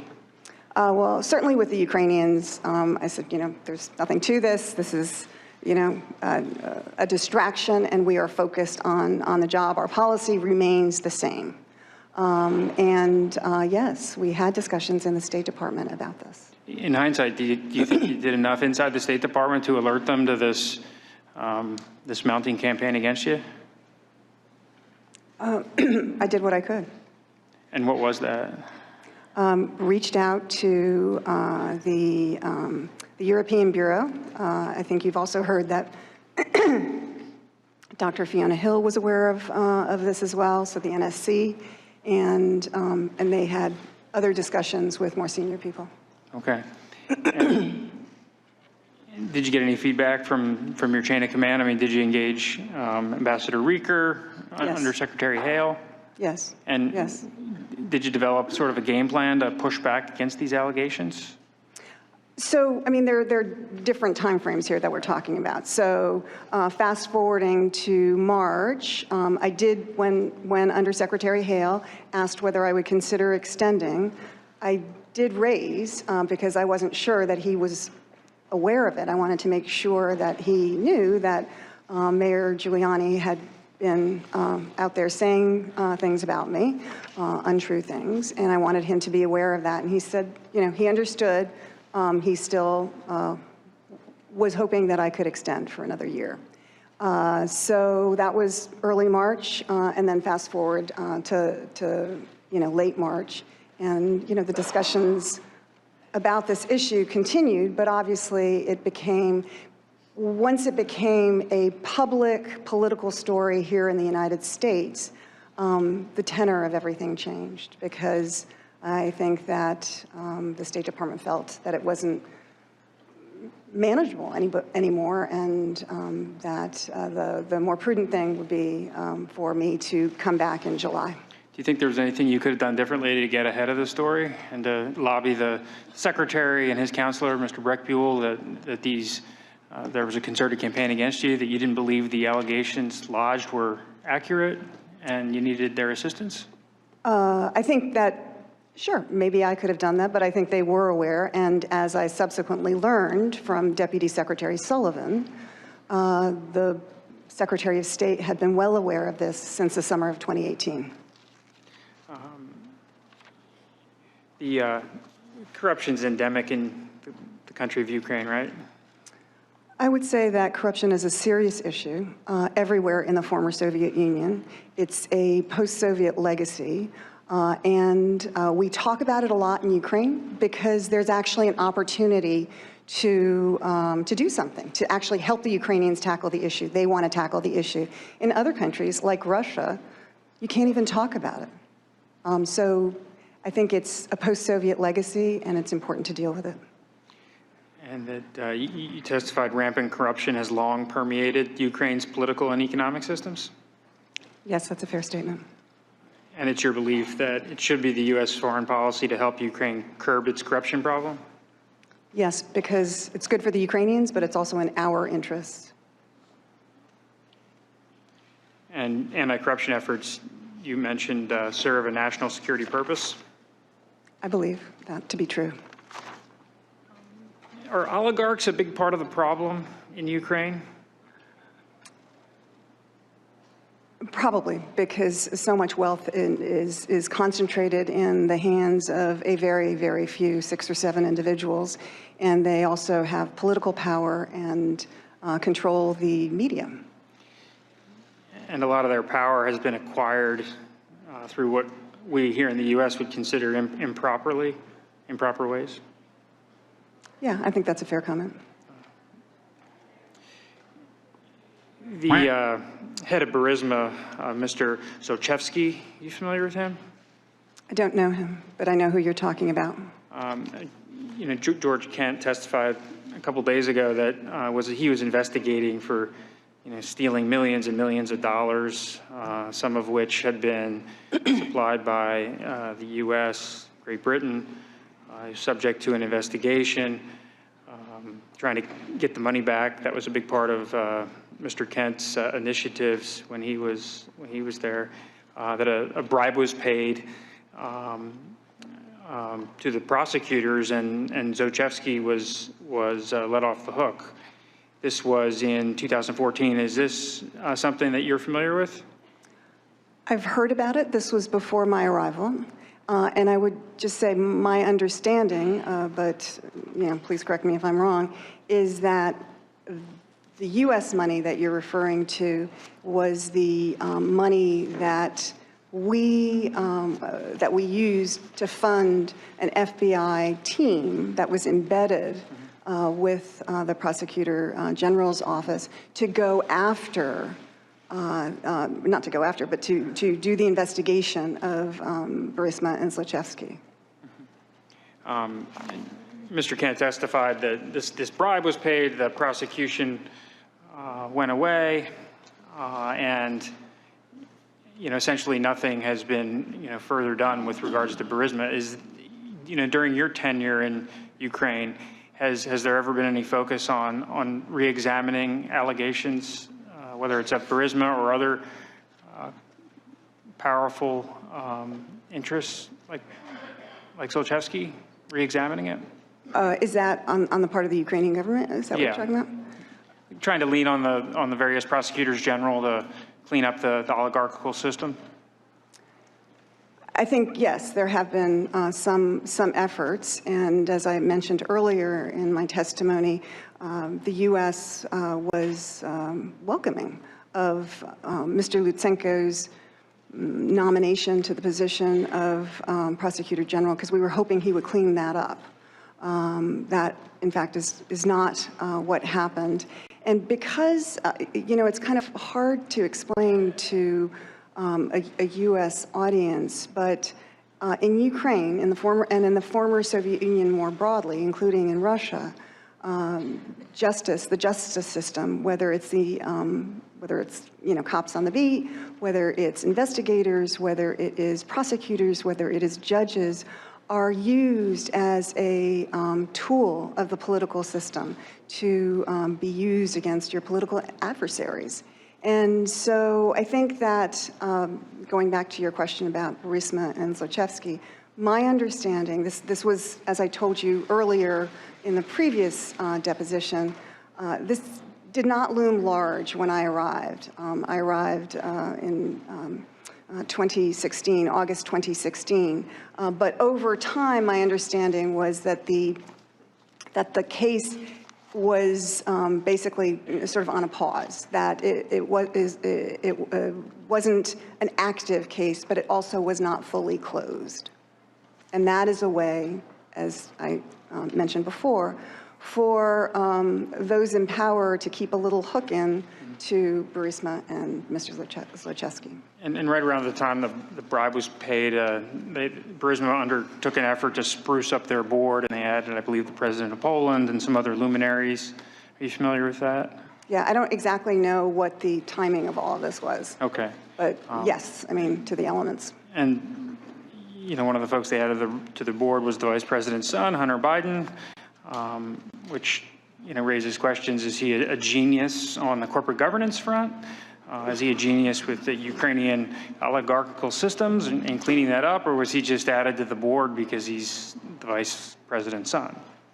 Was that ever, you know, a concern, or at least the perception of that concern addressed?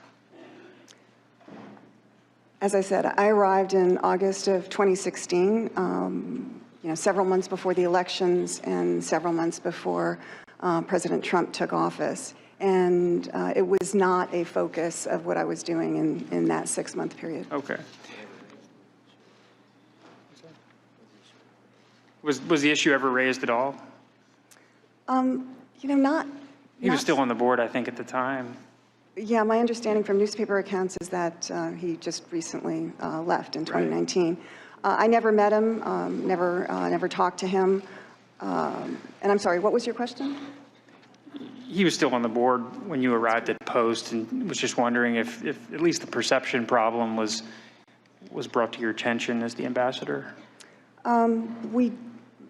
I was aware of it because, as I told you before, in the deposition, there had been in terms of the preparation for my Senate confirmation hearings for Ukraine, there was a question about that and a select answer. So I was aware of it. Okay. Yes. In your deposition, you acknowledged that the president has longstanding concerns about corruption in Ukraine. Is that true? That's what he says.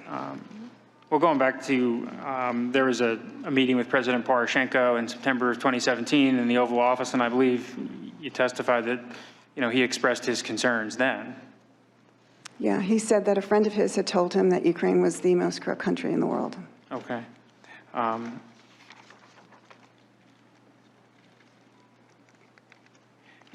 Several witnesses have testified that the president has concerns that there are certain elements of the Ukrainian establishment that during 2016 were out to get him. Is that something you were aware of at any point in time? Well, I'm certainly aware of it now. Obviously, there's been a lot of press attention on that. It was not brought to my attention during the 2.5 years that I served under President Trump as our ambassador to Ukraine. We've gone through the deposition some of these elements that, you know, maybe they loom larger now, but, you know, in hindsight, was there any discussion at the embassy that there's these indications of some Ukrainians trying to, you know, at least advocate against then candidate Trump? Actually, there weren't. I mean, we didn't really see it that way. And were you aware of, I know Mr. Nunes mentioned this earlier, the consultant Alexander Chalupa had reportedly, at least according to her and according to you know, Ken Vogel at the Politico, was trying to work with the Ukrainian embassy in D.C. to, you know, trade information, share leads of that sort of thing? I saw the article. I, you know, didn't have any further information about that. And did you see the article at the time, or did that only come to your attention subsequently? It's certainly been brought to my attention subsequently. I think I did see something to that effect at the time as well. And you know, you're the ambassador in country at this point. Did you aim to get to the bottom of that? Because, you know, if the reporting's true, if what Ms. Chalupa told Mr. Vogel is accurate, that would be concerning, correct? Well, I was the ambassador in Ukraine starting in August of 2016. And what you're describing, if true, as you said, what you're describing took place in the United States. So if there were concerns about what Ms. Chalupa was doing, I think that that would have been handled here. And do you know Ms. Chalupa? I don't believe so. Have you ever met her? I don't think so. I mean, if she worked for the Ukrainian embassy, it's possible that I met her in a large group or something, but I don't believe I know her. Are you aware of the role that investigative journalist Mr. Lashenko played in publicizing the Manafort black ledgers? Yes. And he publicized some information in a pretty grand way in August of 2016, and almost immediately coincided with Mr. Manafort leaving the Trump campaign. Was there anything about that issue when it was occurring that concerned you? Well, I certainly noticed it because I was, a week or so away from arriving in Ukraine. I think that from a Ukrainian perspective, I realize we are looking at this from an American perspective. From a Ukrainian perspective, I think that what Mr. Lashenko and others who were looking into the Black Ledger were most concerned about was actually not Mr. Manafort, but former President Yanukovych and his political party and the amount of money that they allegedly stole and where it went and so forth. I mean, I think there's just a difference in perspective depending on which country you're in. But you can understand the president, at least from his perspective, looking at these facts, it certainly is reasonable to conclude that there are elements of the Ukrainian establishment that are advocating against them at this point in time, correct? Well, just speaking about Mr. Lashenko, he's an investigative journalist, as you said, and he got access to the Black Ledger, and he published it, as I think journalists would do. And again, I'm not sure that I don't have any information to suggest that that was targeting President Trump. But the way the events unfolded, I mean, Mr. Manafort was, subsequently left the campaign, and it certainly did begin a period of interest in, Manafort's ties to Russia and so forth. I think, again, I think that that may have been the effect here in the United States. And obviously, it was of interest to journalists and others here that Mr. Manafort was former President Yanukovych's political advisor, and he was the political advisor, head of a campaign here. And so we all know that there have been court cases and so forth where Mr. Manafort was found guilty of certain actions. But at the end of the day, President Trump won the elections. With Mr. Lashenko's reporting, I mean, there's been a question of whether all the information that he published was authentic, correct? I'm sorry, could you repeat that? There's been some have questioned whether the information Mr. Lashenko published was all correct, or whether it was doctored. Okay, I wasn't aware of that. Okay. Ambassador Chali, during the August timeframe, he wrote an op-ed in The Hill taking issue with then-candidate Trump. Were you aware of that when it occurred? Yes. And did you have any communications with the ambassador to express concerns? No. And how frequently did you communicate with the ambassador? Obviously, you're in different posts in different countries, but yeah, didn't actually see him or talk to him that often. So you weren't in frequent communication? No. Can you see how, writing an op-ed, even, given the substance, we've discussed the substance of it, that there's sensitivities, but can you see how just the simple fact of writing an op-ed, the Ukrainian ambassador to the U.S., might create a perception that there are elements of the Ukrainian establishment that were advocating against then-candidate Trump? My recollection of that op-ed was that he was taking he was critical of a policy position that President Trump had with regard to Crimea, and whether Crimea was, a part of Ukraine or a part of Russia. That's a tremendously sensitive issue in Ukraine, and my recollection is that that is what Ambassador Chali was writing about. And do you know whether the ambassador or anybody from the embassy tried to make contact with the Trump camp to talk about their concerns before lodging an op-ed? I don't know. You know, during the same time period of the run-up to the election, the Minister Avakov had said some especially candid things about then candidate Trump on some various social media platforms. Are you aware of that? Yes, as a result of the deposition, the previous deposition. But during the relevant time period when it was happening, you weren't aware of that?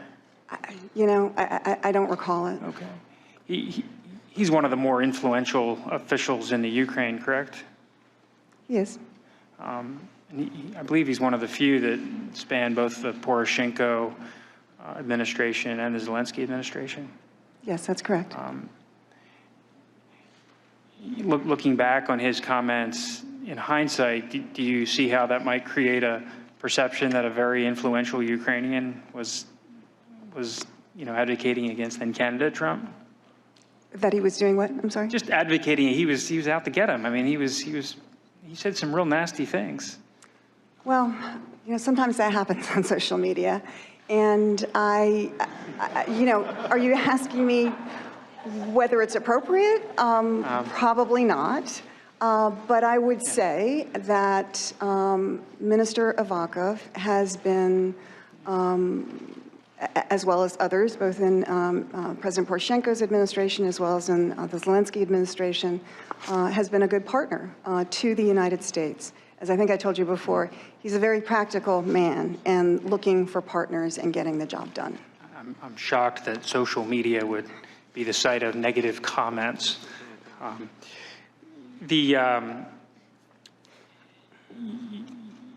You certainly can understand that the president, aware of Minister Avakov's statements, aware of what Mr. Leshchenko was up to, what Ambassador Charlie was up to, and these other elements that we've discussed, that there certainly forms a reasonable basis to wonder whether there are influential elements of the Ukrainian establishment that were out to get the president.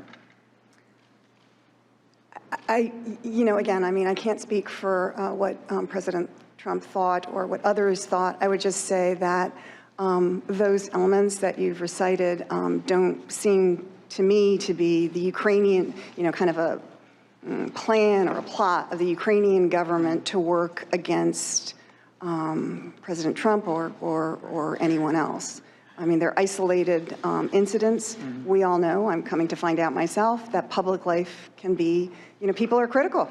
And that does not mean that someone is, or a government is undermining either a campaign or interfering in elections.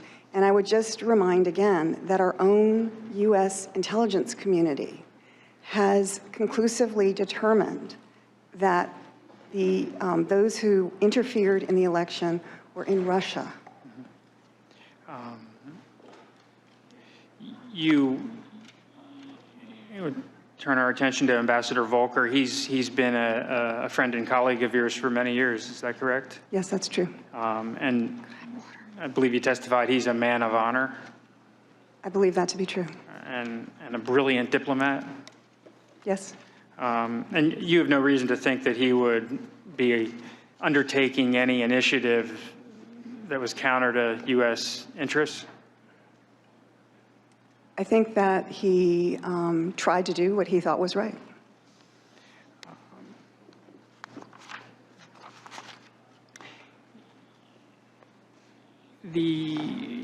Turning our attention to the Trump administration's policy of aid, the aid package to Ukraine, you've testified that during your tenure as ambassador, America's policy actually got stronger toward Ukraine. Is that accurate? With the provision of javelins to the Ukrainian military, yes, that was really positive. And why was that important? Well, two things. They are obviously tank busters, and so if the war with Russia all of a sudden accelerated in some way, and tanks come over the horizon, javelins are a very serious weapon to deal with that. That's number one. But really the more important issue is the symbolism of it, that the United States is providing javelins to Ukraine. That makes Ukraine's adversaries think twice. And the provision of javelins to Ukraine was blocked during the previous administration, is that correct? I think they made a determination. I was not a part of those discussions, but obviously they had not yet made a determination about whether to provide javelins. But do you have any understanding of what the interagency consensus was with regard to javelins during the previous administration? I think that most in the interagency wanted to provide javelins to Ukraine. And so in the new administration under President Trump, the ability to afford Ukraine this weaponry is a significant advantage, significant step forward? We thought it was important. And has it played out that way? Well, it has, because it's a symbol of our strong support for Ukraine. But when then, this year there are questions as to whether or not our security assistance is going to go through, that kind of undermines that strong message of support.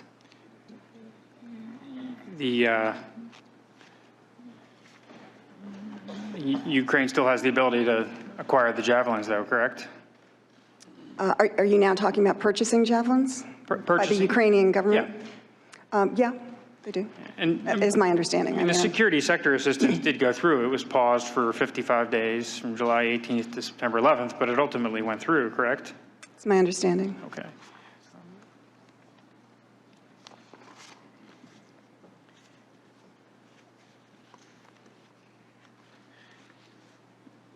You testified during your deposition that you were proud of the efforts of the United States during your tenure to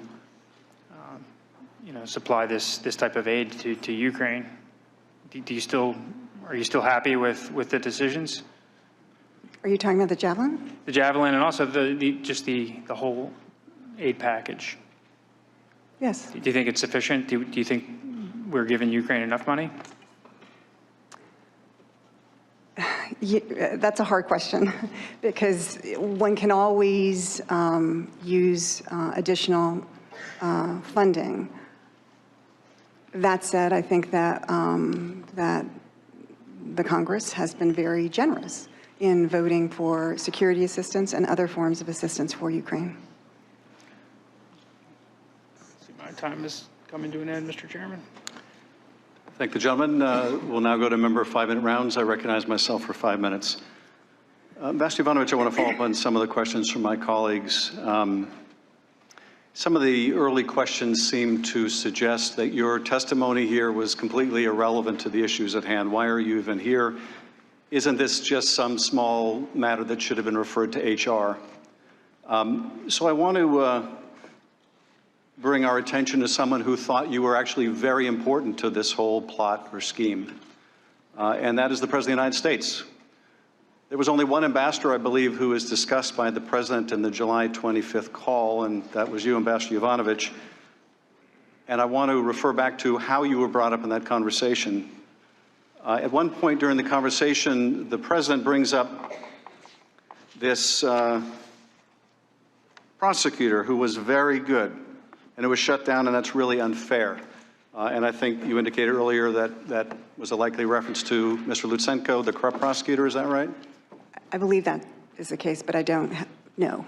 So immediately after the President brings up this corrupt former prosecutor, only one, I'm sorry, my staff has corrected me, only one American ambassador is brought up in the call. Immediately after the President brings up this corrupt prosecutor that he praises and says he was treated very unfairly, he then encourages Zelensky to speak with Giuliani, the guy who orchestrated the smear campaign against you, correct? Yes. And he then brings you up. So he praises the corrupt prosecutor. He says, I want you to talk to Giuliani, the guy who smeared you. And then he brings you up. He obviously thought you were relevant to this. But what is even more telling is immediately after he brings you up and says that you, the woman, was bad news, he says there's a lot to talk about Biden's son, that Biden stopped the prosecution, and a lot of people want to find out about that, so whatever you can do with the Attorney General would be great. Immediately after praising this corrupt prosecutor, he attacks you, and then he goes right to Biden. That would indicate to you, wouldn't it, Ambassador, that he connects you somehow with this prosecutor you were at odds with and his desire to see this investigation of Biden go forward, would it not? Again, you're absolutely right that that is the thought progression. My colleagues also asked, in pushing you out of the way, ultimately Ambassador Taylor got appointed. Is Ambassador Taylor the kind of person that would further Giuliani's aims? And I think we can all agree that Ambassador Taylor is a remarkable public servant. Absolutely. But what if the president could put someone else in place that wasn't a career diplomat? What if he could put in place, say, a substantial donor to his inaugural? What if he could put in place someone with no diplomatic experience at all? What if he could put in place someone whose portfolio doesn't even include Ukraine? Might that person be willing to work with Rudy Giuliani in pursuit of these investigations? Yeah, maybe. That's exactly what happened, wasn't it? Yes. And my colleagues also say, well, the security assistance ultimately went through. So if they sought to condition or bribe Ukraine into doing these investigations by withholding security assistance, they ultimately paid the money. Are you aware, Ambassador, that the security assistance was not released until after a whistleblower complaint made its way to the White House? Yes, I'm aware of that. Are you aware that it was not released until Congress announced it was doing an investigation? Yes, I'm aware of that.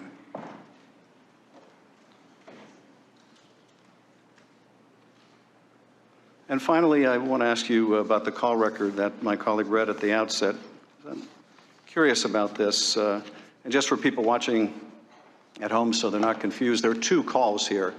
There's the perfunctory congratulatory call after Zelensky is inaugurated, which my ranking member read this morning.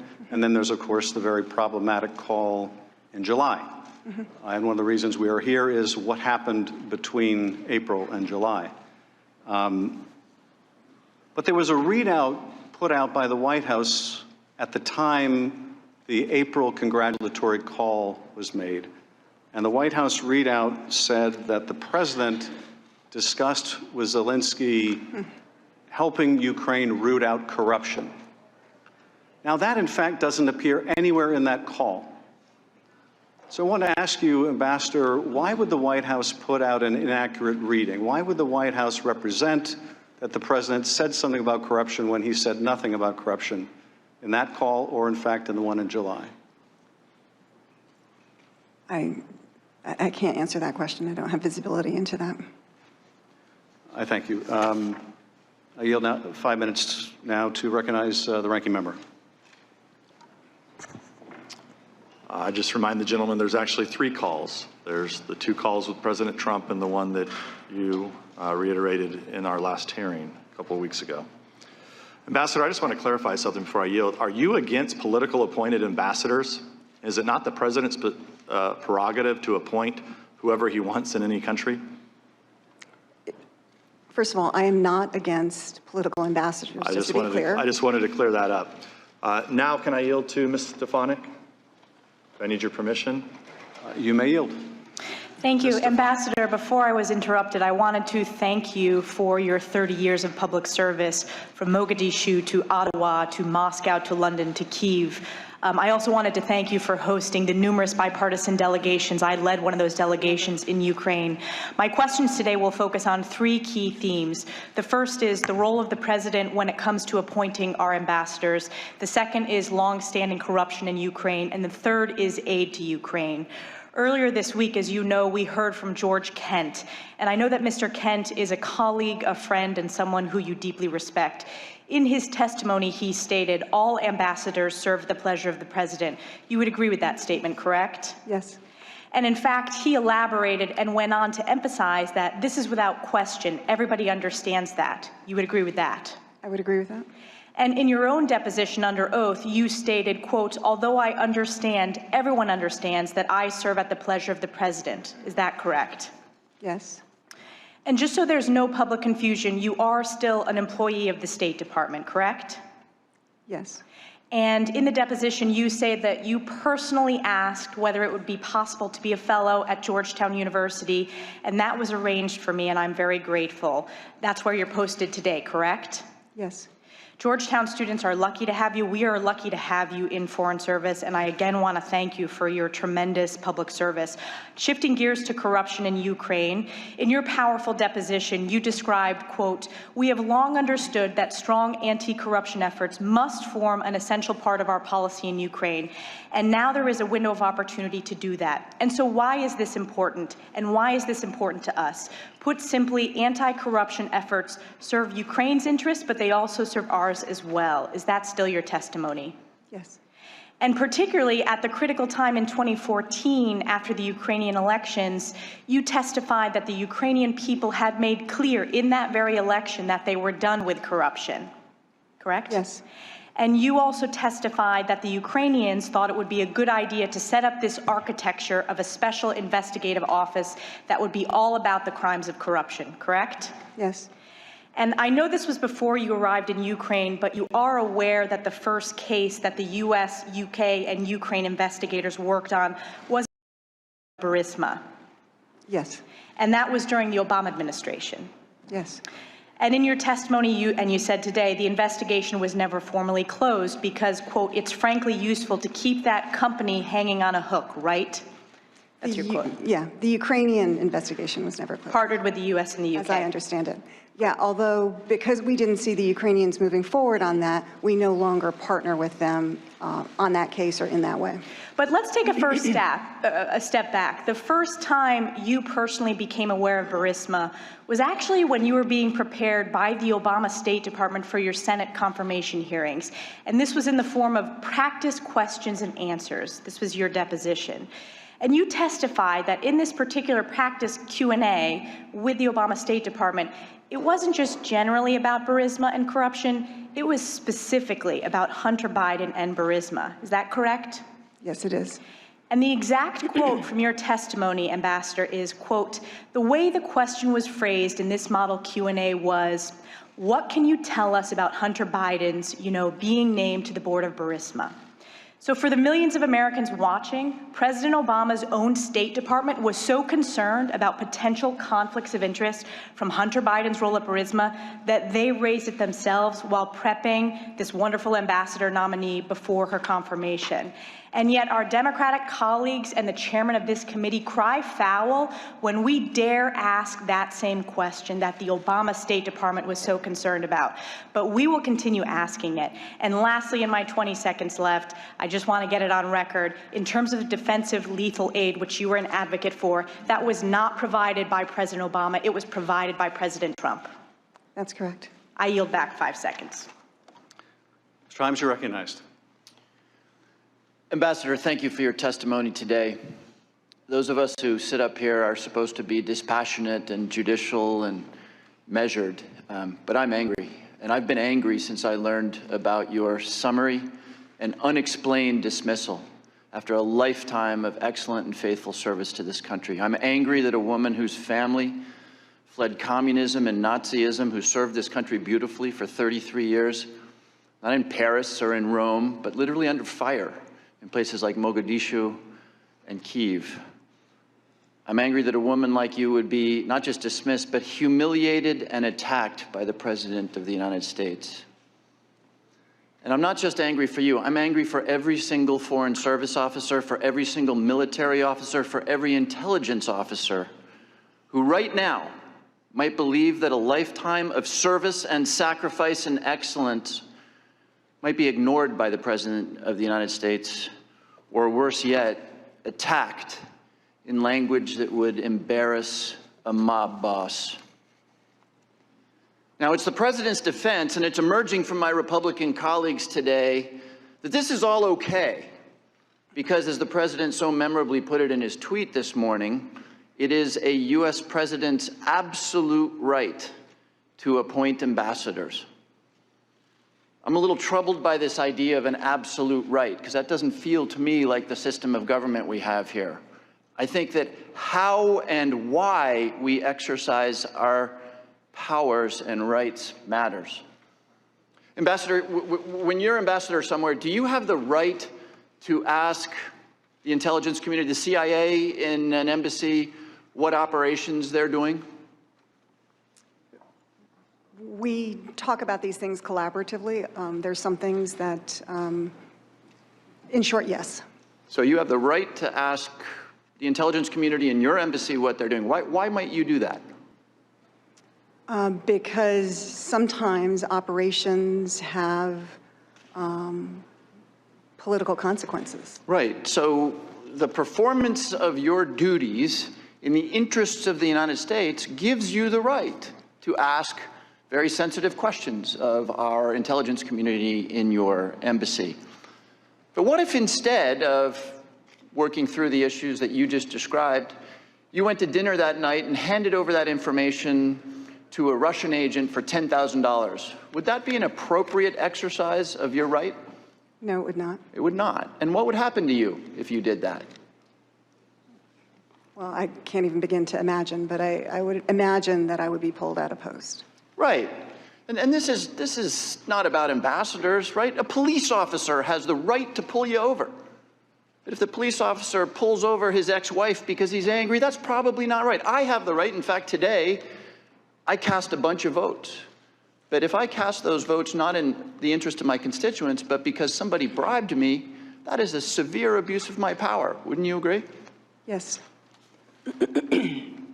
So I guess the question is, why, after an exemplary performance as ambassador to Ukraine, did the President decide that you should be removed? Because I think we just agreed that if that was not done in the national interest, that's a problem. Ambassador, if you had remained ambassador to Ukraine, would you have recommended to the President of the United States that he asked the new Ukrainian president to investigate, and I'm quoting from the transcript here, CrowdStrike or the server? No, I would repeat once again that the U.S. intelligence community has concluded that it was the Russians.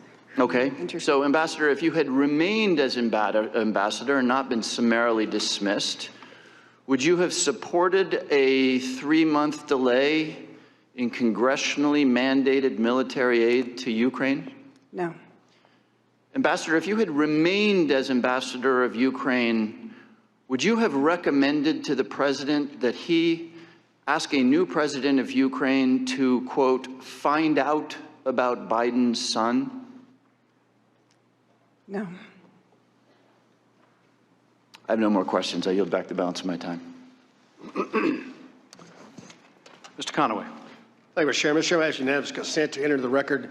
Dear colleague, letter from Speaker Pelosi dated September 23rd. Relevant part reads, we also expect that he will establish a path for the whistleblower to speak directly to the House and Senate Intelligence Committees as required by law. Without objection. Thank you. I look forward to you honoring that statement from the Speaker. Attorney Ambassador, I, for one, want to thank you so very much for a long service, exemplary service to our country and on behalf of our nation. Lots been said about what was going on around the phone call. I'd like to focus more on what's happened since then to you and your career and what's going on. So when you got the word, anytime a ambassador changes post, there's a process you go through to depict what you do next. And that happened in this instance. Can you give us a quick statement as to what happened when you came back here, as to what your next assignment would be at State? So when I came back, obviously it was sort of out of cycle. There was nothing set up. Sure. And again, I am grateful that Deputy Secretary Sullivan asked me what I would like to do next. I recalled that there was the fellowship at Georgetown and asked whether that might be something that could be arranged. Was that your only choice? I'm not sure. We didn't really discuss other options. My sense is Georgetown is fertile ground for State Department recruitment of future fledgling Foreign Service officers. And so they now benefit from your experience and your inspiration to inspire them to have spend their professional life in service to our nation. Thank you. You're a fellow there. You teach classes. How many classes do you teach? Well, this semester I was supposed to teach 2. I am still teaching one on national security. The other one was on Ukraine, and I asked whether I could, Defer postpone that. that. How many students Appropriate. in your class? Approximately. There are, let's see, I think 14, 15. Right. Any other responsibilities at State other than the fellowship at Georgetown? Well, I will tell you that all of this has kept me very busy. Okay, I got that.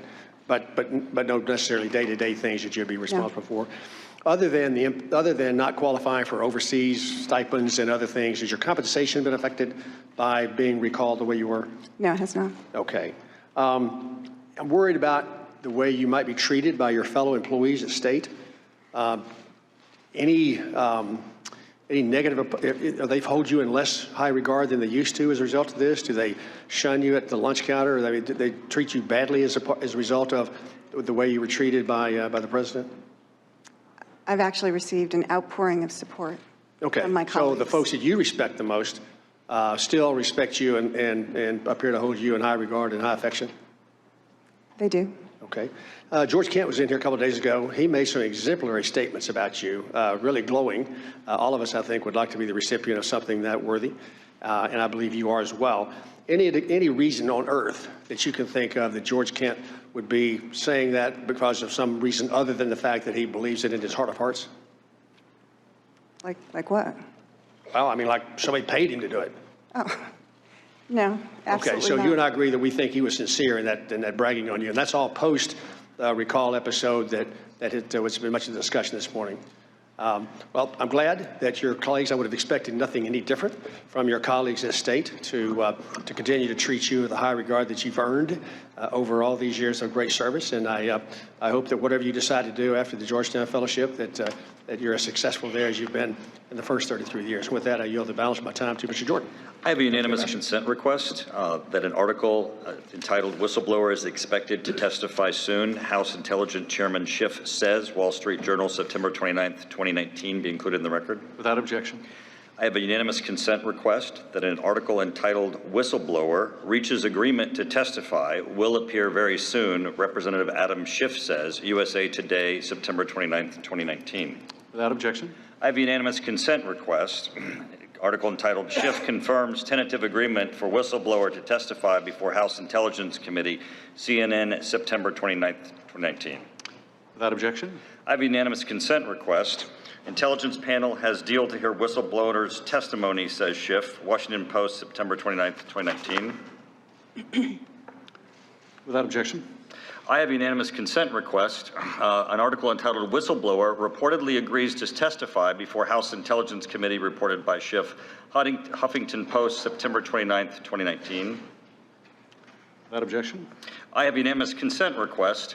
An article entitled "Schiff Panel Will Hear from Whistleblower," Arkansas Democrat Gazette, September 29th, 2019. Without objection. The time of the gentleman has expired. I now recognize Ms. Sewell. Thank you, Mr. Chairman. Ambassador, in your prior testimony, you spoke so movingly about your family background.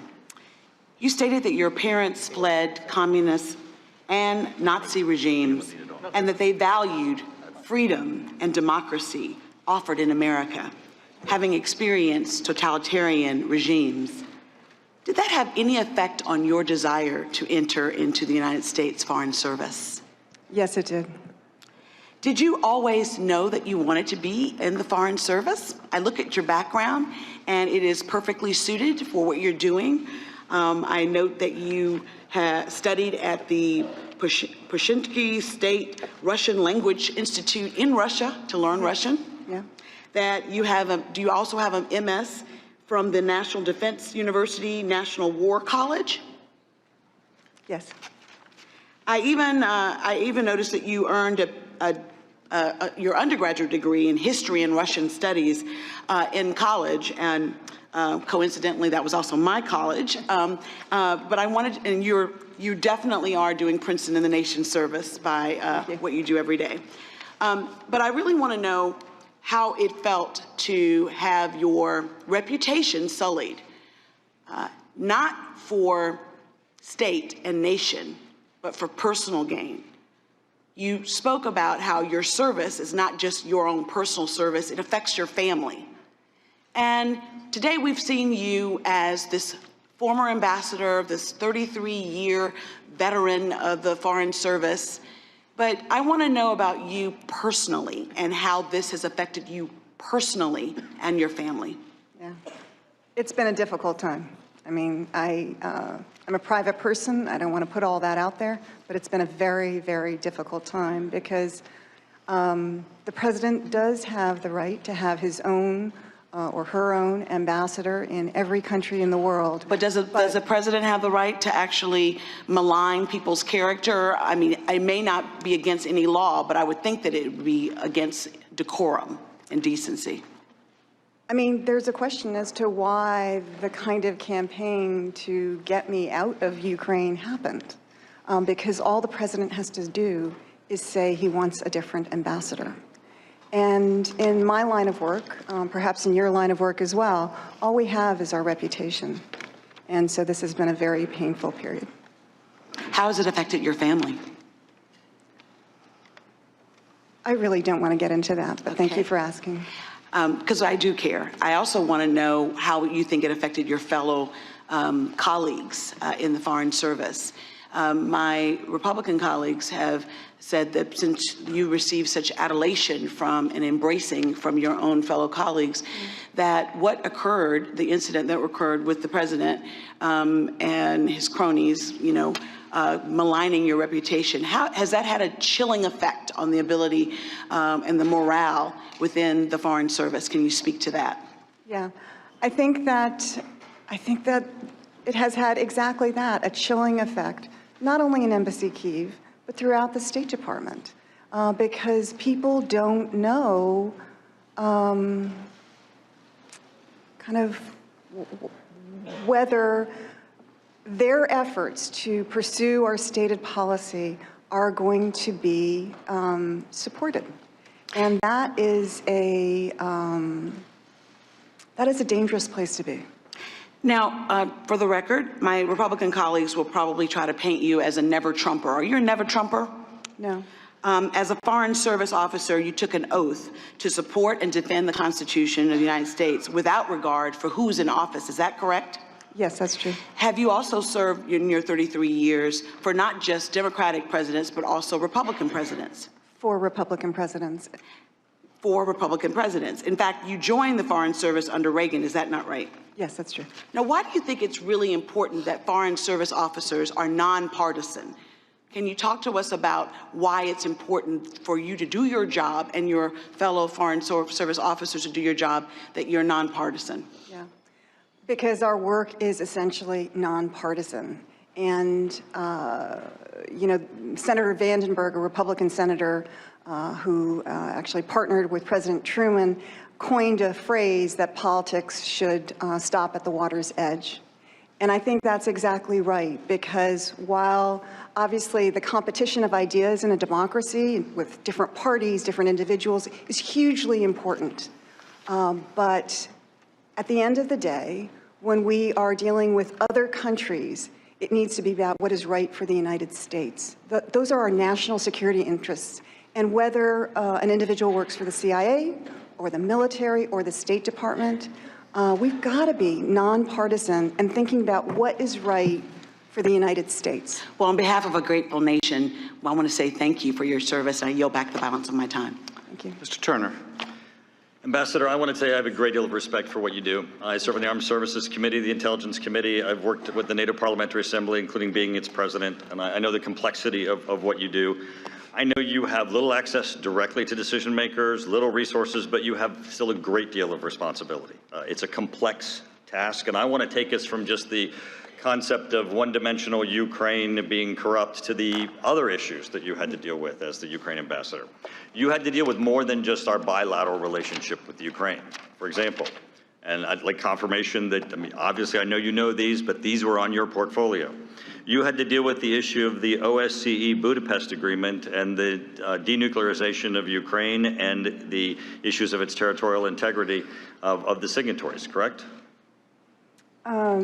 Could you run that by me again? The OSCE, the Organization for Security and Cooperation for Europe, and the Budapest Agreement, under which Ukraine gave up its nuclear weapons and believed they had its territorial integrity guaranteed by the United States and Russia. You would have had that in your portfolio. Well, that Was an issue you would have to deal with the Ukrainians on. Yeah, when the Ukrainians would ask about our policy and whether it was in keeping with the Budapest Agreement. Excellent. NATO. Ukraine is an aspiring NATO country. And of course, you have the Bucharest summit where the U.S. and the NATO allies made a statement that they would get membership. That would have been on your portfolio. They would have been discussing with you. Yes, certainly aspirations to NATO membership would be. And it's also consistent with U.S. policy that the U.S. supports Ukraine joining the EU, and they have a great deal of interest and desire for joining the EU, correct? Yes. And they just had a summit in Ukraine in July where they talked about the associated agreement on economic integration between the Ukraines and the EU. And they also had a discussion about the illegal annexation of Crimea and the blocking by Russia of the Ukrainian sailors that came out of the Azov Sea and that were captured. Those would have all been issues that would have been in your portfolio and that were consistent with what the EU's issues are, correct? Yes, we work closely with our EU partners. In addition to Ukraine, you'd have to work with France and UK and Germany, all of which would have different ideas of those. The ambassadors to the Ukraine of France, Germany, and correct? Yeah. Did you say they all have different ideas about these issues? Some of them, yes. But mostly there's a consensus. You'd have to work with NGOs, non-governmental organizations, on issues that we heard about: legal aid, human trafficking, building democratic institutions, and even HIV/AIDS, right? Yes. And you've spoken at several NGOs while you were the ambassador to Ukraine. Yes. Now, the U.S. ambassador to the EU, they would have under their portfolio aspiring nations to the EU, would they not? Yeah. Okay, so EU Ambassador Sondland then would have had Ukraine in his portfolio because they're an inspiring nation and he's our U.S. ambassador to the EU, correct? I think he testified that one of his first But you agree that it's was within with his Ukraine. portfolio, correct? He was answering the question. You would agree that it's in his portfolio, would you not? Yes. I would agree. Yes, thank you. Now, I want to go to the next. I'm sorry, can you finish your answer, Richard please? Holbrooke is a person who, which I have a great deal of reverence for. I'm not Ambassador Yovanovitch should not finish her answer. You may finish your answer, Ambassador. Not out of my time. You're done. Nope. Right? Ambassador? Ambassador will be recognized. I would say that all EU ambassadors deal with other countries, including aspiring countries, but it is unusual to name the U.S. ambassador to the EU to be responsible for all aspects of Ukraine. I'll take your additional answer. It's still in his portfolio, which was my question. You knew Ambassador Holbrooke probably. I did. He's a man of great integrity, one of our most successful ambassadors. You know him probably by his reputation. You would agree that he was a man of great reputation, right? Yes. Yes. Madam Ambassador, would it surprise you if in 2004 John Kerry had a member of his campaign who was a foreign policy advisor who traveled to the Ukraine in July and met with Ukrainian officials and the U.S. ambassador? Would that surprise you? And a member of John Kerry's campaign team for President of the United States in 2004 traveled to Ukraine, met with the U.S. ambassador in July. Not necessarily. What Would was you the have taken that context? meeting if a member of John Kerry's campaign traveled to the Ukraine? Would you have taken that meeting? I guess it would depend on what the purpose of the meeting was. Well, that meeting actually occurred, and it was with John Holbrook. John Holbrook was a private citizen, traveled to Ukraine, met with the U.S. ambassadors, met with Ukrainian officials. He was also there on about HIV/AIDS, which was, in addition, something that the Clinton Foundation was working on. So we have a official of the John Kerry campaign in 2004 as a private citizen meeting with our ambassador in Ukraine. Time of the gentleman's expired. Is that unusual? We meet with private individuals all the time. It probably wasn't unusual for Giuliani. Gentleman's time has expired. Mr. Carson, you're recognized. Thank you, Chairman. Thank you, Madam Ambassador. Madam Ambassador, returning to the topic of corruption, we heard evidence that you were successful at promoting efforts to address corruption. On Wednesday, in testifying about your very sterling career as a champion of anti-corruption efforts in Ukraine, Deputy Assistant Secretary George Kent said, quote, "You can't promote principled anti-corruption action without pissing off corrupt people," end quote. It seems that your efforts as ambassador to essentially reform the powerful prosecutor general's office in Ukraine did exactly that. Madam Ambassador, what concerned you about the prosecutor general's office when you were the ambassador in Ukraine? What concerned us was that there didn't seem to be any progress in the three overall objectives that Mr. Lutsenko had laid out, most importantly for the Ukrainian people, but also the international community. So the first thing was reforming the Prosecutor General's office. It's a tremendously powerful office where they had authority not only to conduct investigations, so an FBI-like function, but also to do the actual prosecution. So very, very wide powers, which is part of that Soviet legacy. And there just wasn't a lot of progress in that. There wasn't a lot of progress in handling personnel issues and how the structure should be organized and who should have the important jobs, because some of the people in those jobs were known to, were considered to be corrupt themselves. Secondly, the issue that was tremendously important to the Ukrainian people of bringing justice to the over 100 people who died on the Maidan during the Revolution of Dignity in 2014. Nobody has been held accountable for that. And that is, kind of an open wound for the Ukrainian people. And thirdly, Ukraine needs all the money that it has. And there is a strong belief that former President Yanukovych and those around him made off with over $40 billion. $40 billion, that's a lot in the US. It's a huge amount of money in Ukraine. And so, again, nobody has, none of that money has really been, I think maybe $1 billion was repatriated, but the rest of it is still missing. Madam Ambassador, was the head of that office corrupt? We believe so. And you got the sense, did you not, that he was a driving force behind some of the attacks against you? I did. Which ultimately led to your removal, correct? Yes. But it wasn't just him. His allegations were picked up and spread by Mr. Giuliani and Donald Trump Jr., were they not? Yes. So let me get this straight. You were effective at fighting corruption in the Ukraine. Fighting that corruption was important to the national security of the United States, and you were punished for that, ultimately being removed from your post by the President of the United States. So in your opinion, Madam Ambassador, why is it important to have a nonpartisan career in the foreign services? I think it's important to have a nonpartisan career foreign service office, or service, I should say. Sure. Because what we do is inherently nonpartisan. It is about our national security interests. It's not about what is good for a particular party at a particular time. It has to be about the greater interests of our security in, frankly, what is an increasingly dangerous world. And could you briefly describe for us what broad U.S. policies you have sought to advance in your 33 years of service, and specifically in post-Soviet states like Ukraine? Well, that's a broad question. But I think that certainly in my time in Russia, Armenia, Kyrgyzstan, all of these countries are very different, as is Ukraine. But I think that establishing positive, constructive relations to the extent that we can with those countries is really important. And that, I mean, there are three basic areas. One is security, the second is economic, and the third is political. And so working all the sub-issues, your colleague mentioned many of them, we certainly did that in Ukraine as well. Thank you for your service. I yield to the chairman. Thanks. Dr. Wenstrup.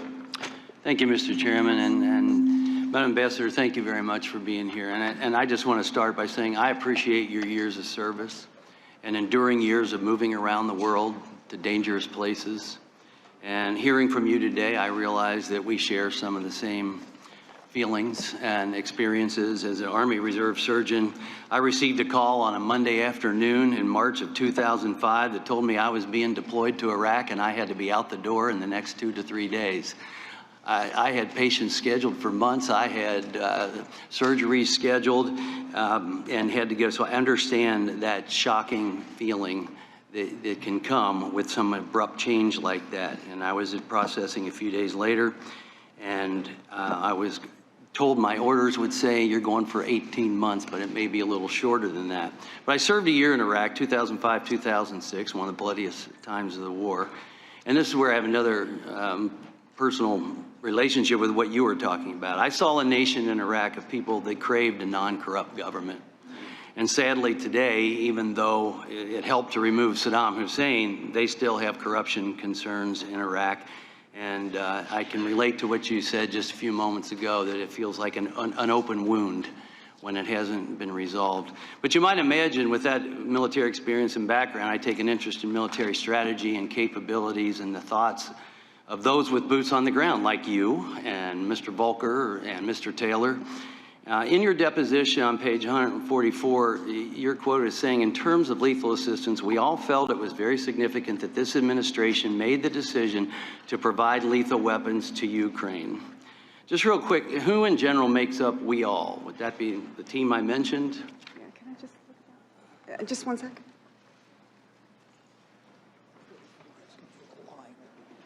What line is that? Well, I have to move on. So you said we all felt it was very significant that this administration made the decision to provide lethal weapons to Ukraine. I assume that is those that have boots on the ground.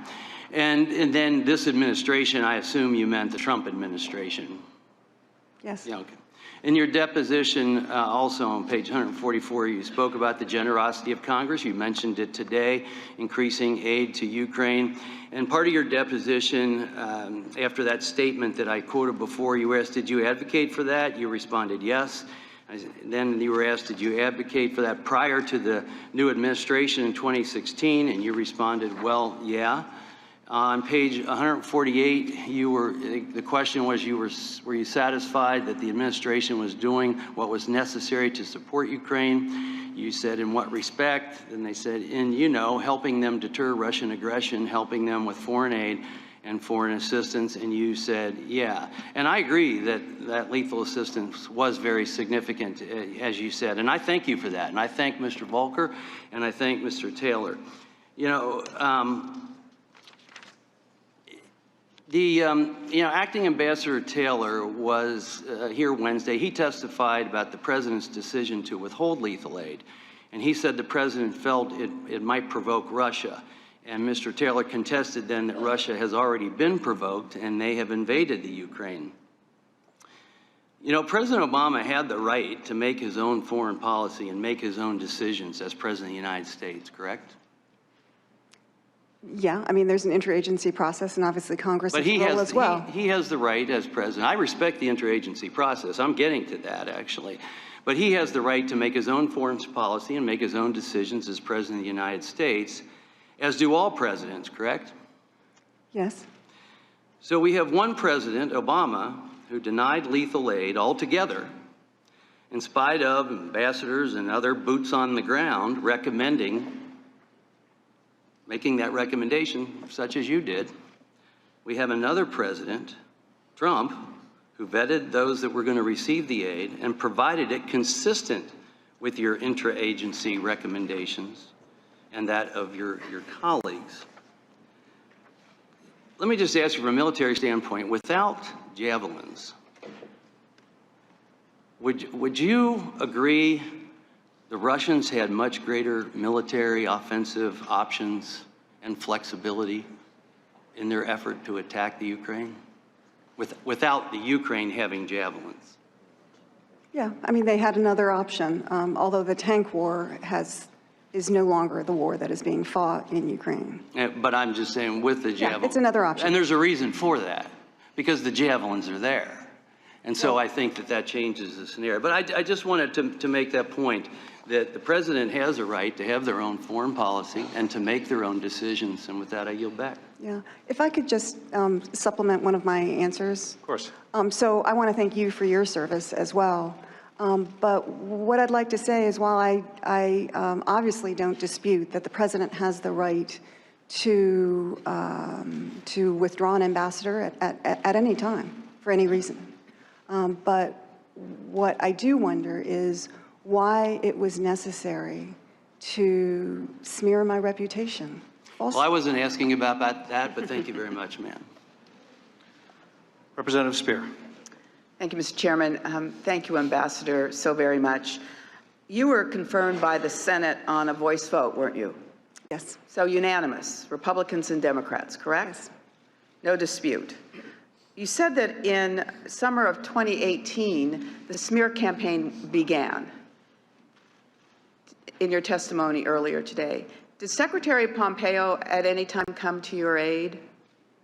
Well, my understanding from Assistant Secretary Phil Reeker and Deputy Secretary Sullivan is that, this sort of the rumors about me, if, for lack of a better word, the smear campaign, which was behind closed doors at that point, that there were a number of discussions between the President and Secretary Pompeo, and that he actually did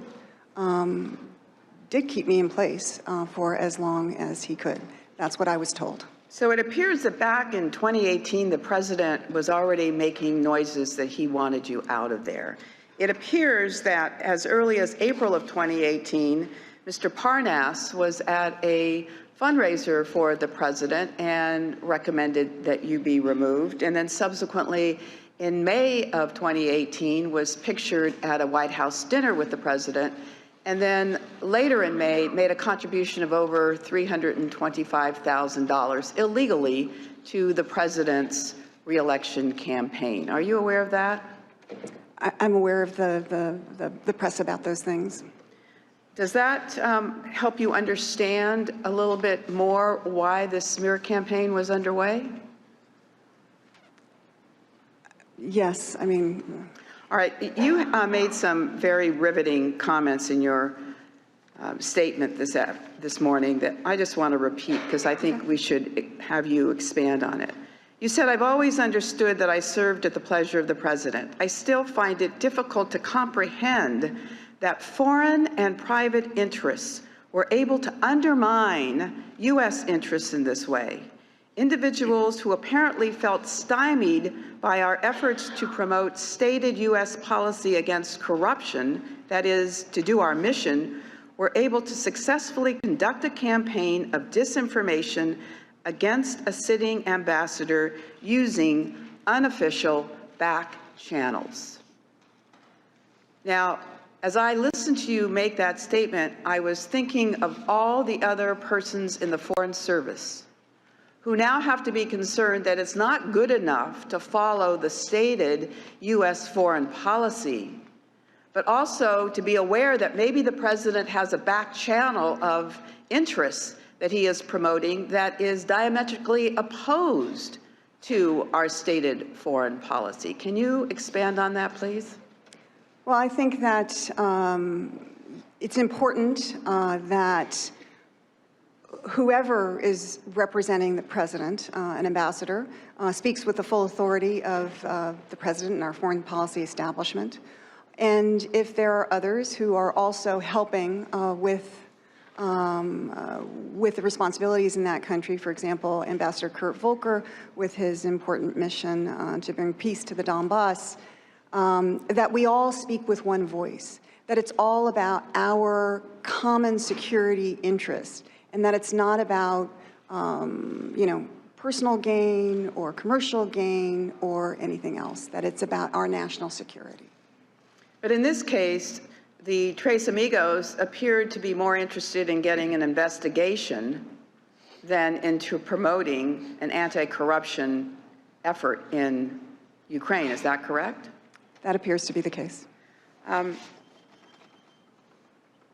You were told at one point in 2019, in February of earlier this year, you spoke to a minister in Ukraine who warned that when it came to Rudy Giuliani, you needed to, quote, watch your back. What did you understand him to mean? I didn't exactly know, but the rumor was out there at that time, and in fact, I think this minister also shared that information with me that the mayor was working to have me removed. Let me just say, to conclude, that you have endured an orchestrated character assassination, that it was hatched over a year and a half ago, and that it's laced with enormous campaign contributions to the president's reelection campaign. And you deserve more from the American people, and you deserve more from Congress in supporting you. I yield back. I have unanimous consent. Mr. Stewart, you're recognized. I have unanimous consent, Mr. Chairman. We can take that up later. Mr. Stewart, you're recognized.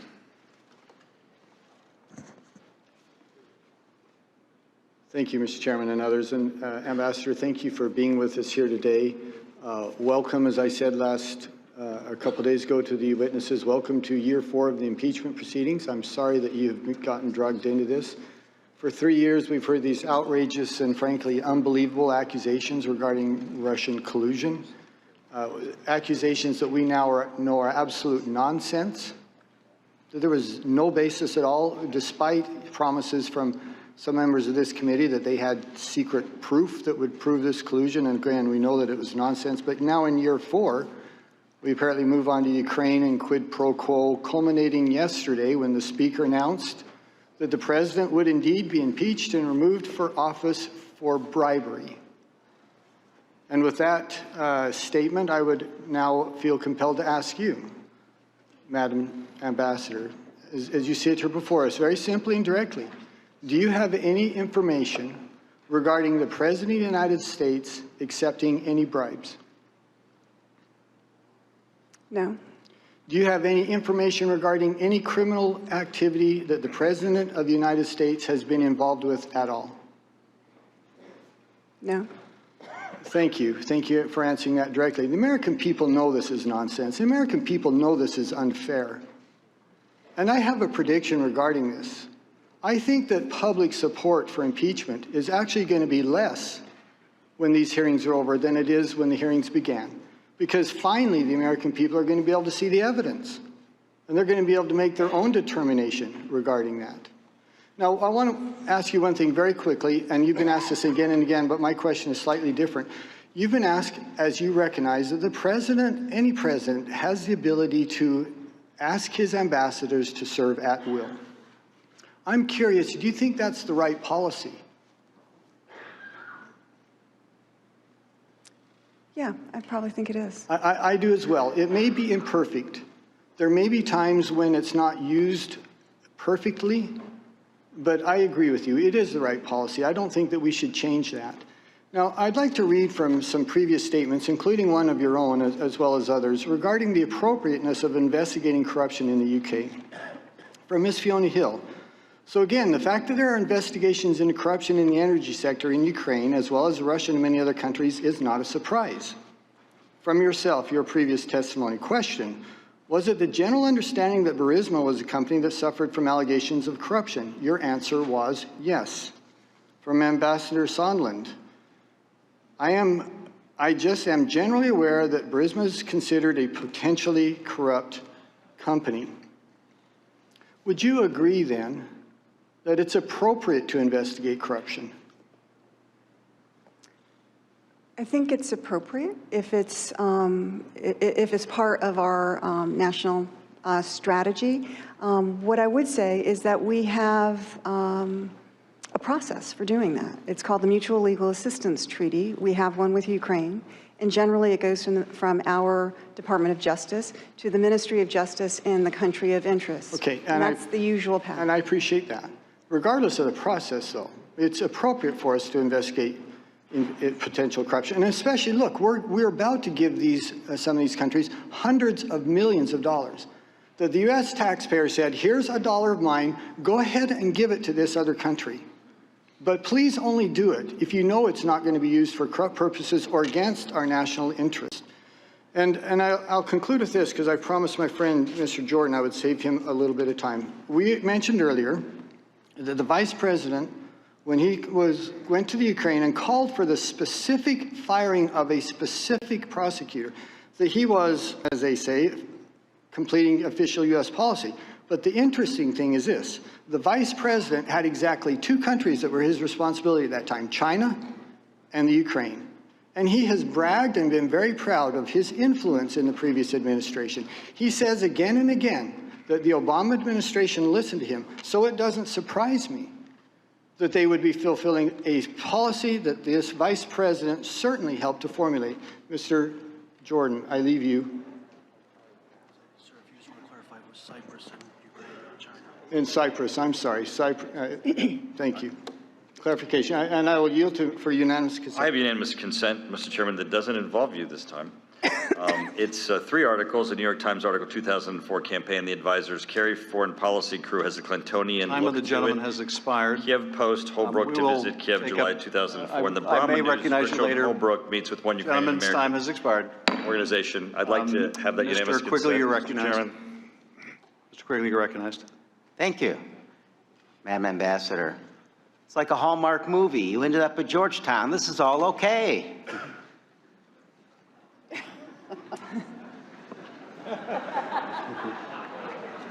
But it wasn't your preference 7, 8 months ago, correct? No, it was not. Wasn't your preference to be the victim of a smear campaign, was it? No. Wasn't your preference to be defamed by the President of the United States, including today, was it? No. Wasn't your preference to be ousted at seemingly the pinnacle of your career, was it? No. You wanted to finish your extended tour, correct?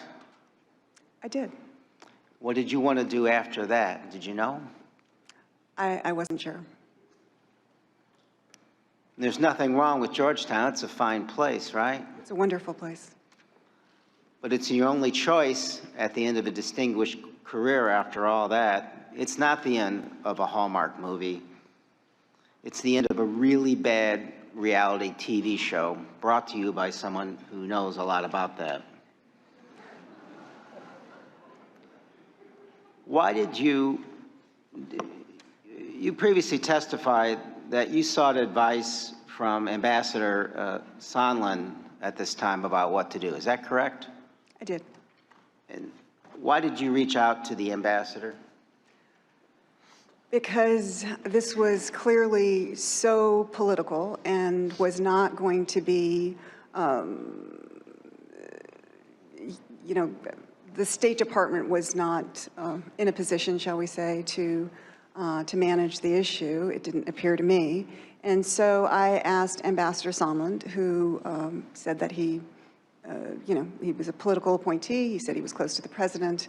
And so he had just been in Ukraine for a ship visit with some of his EU colleagues from Brussels.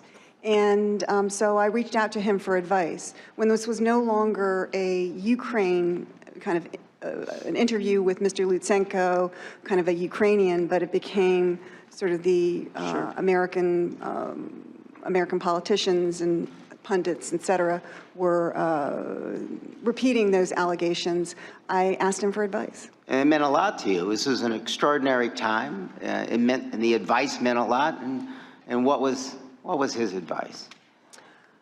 Well, he suggested that I needed to go big or go home. And he said that the best thing to do would be to, you know, send out a tweet, praise the president, that sort of thing.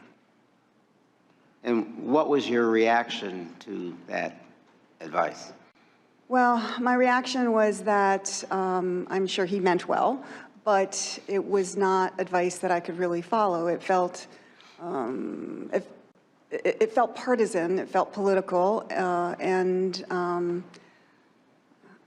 I just, that was not something that I thought was in keeping with my role as ambassador and a foreign service officer. Did he give you any specific suggestions on what to say about the President of the United States, or just say something nice about him? Yeah, just to praise him. Thank you. I yield the balance to the chairman. I want to follow up on Ms. Quigley's line of question and also harken back to something you were asked by minority counsel earlier. You were asked a couple of questions. Do you think you could have done more to push back against the smear campaign? I'm not suggesting this is what the counsel was getting at, but sometimes victims are asked, aren't you responsible for your own victimization? What would you say to people who say, isn't it kind of your fault, Ambassador, that you didn't fight your own smear harder? Well, I think that, you know, I've been a foreign service officer for a long time. And just like the military, we have our own culture, we have our own kind of chain of command, so to speak. And I did everything that I could to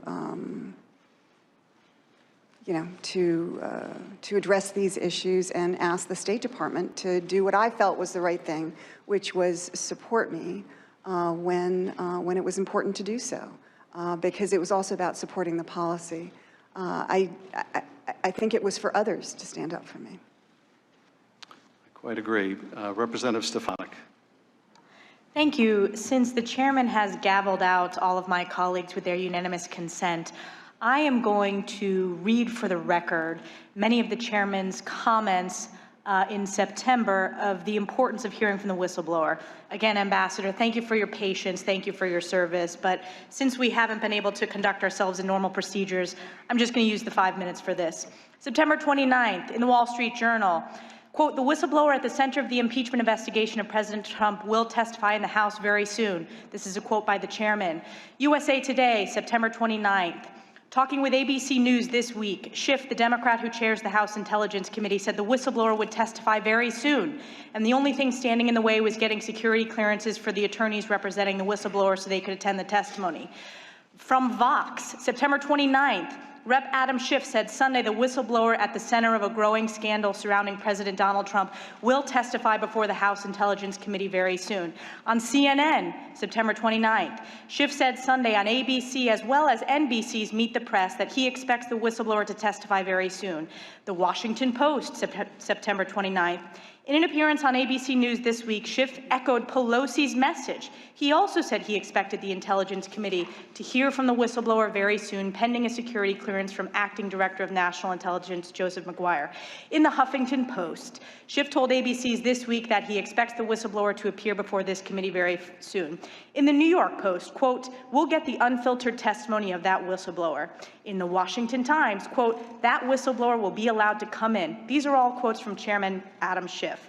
In Talking Points memo, the question was posed, actually this was by George Stephanopoulos, have you reached an agreement yet with the whistleblower and his or her attorneys about coming before the committee and providing the information firsthand?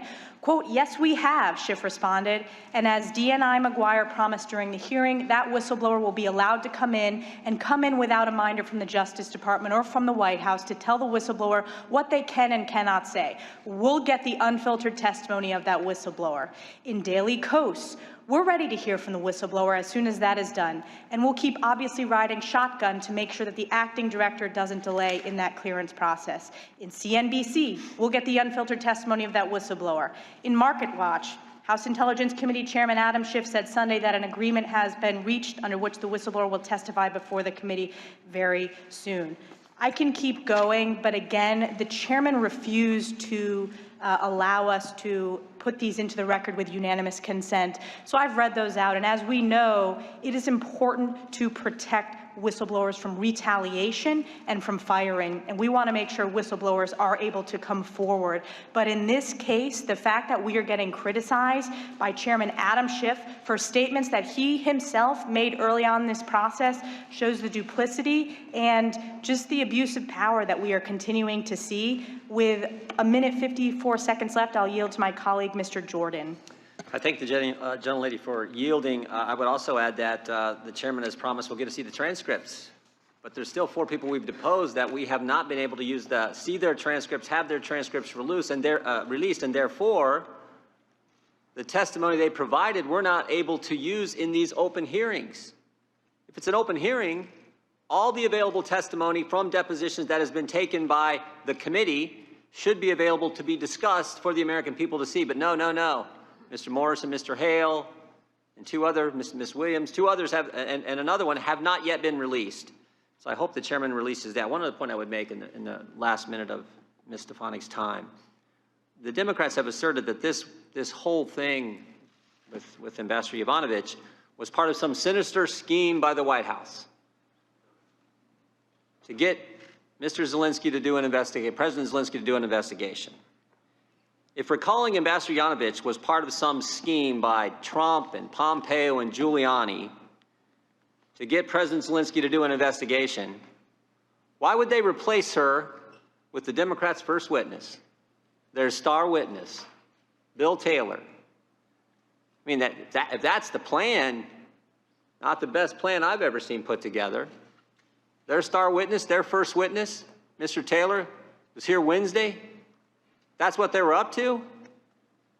I think it just demonstrates that is not what went on here. Mr. Zelensky never undertook any investigations, and the reason the aid was released, as we discussed on Wednesday, was because Vice President Pence, Ambassador Bolton, and U.S. senators all talked with President Zelensky, and they were convinced he was the real deal, as the ambassador has alluded to in her testimony.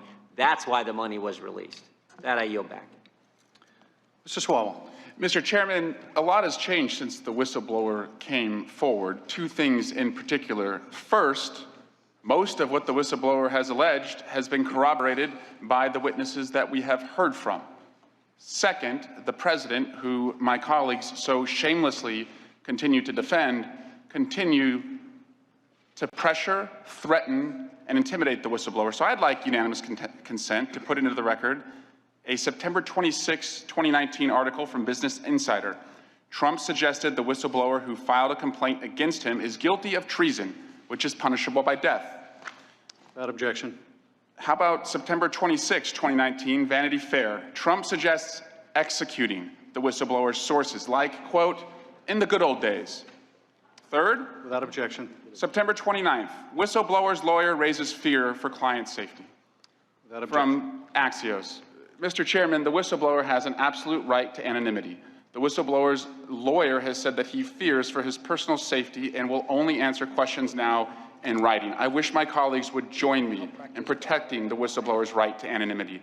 But here, Ms. Yovanovitch, we are here to talk about you and what you witnessed.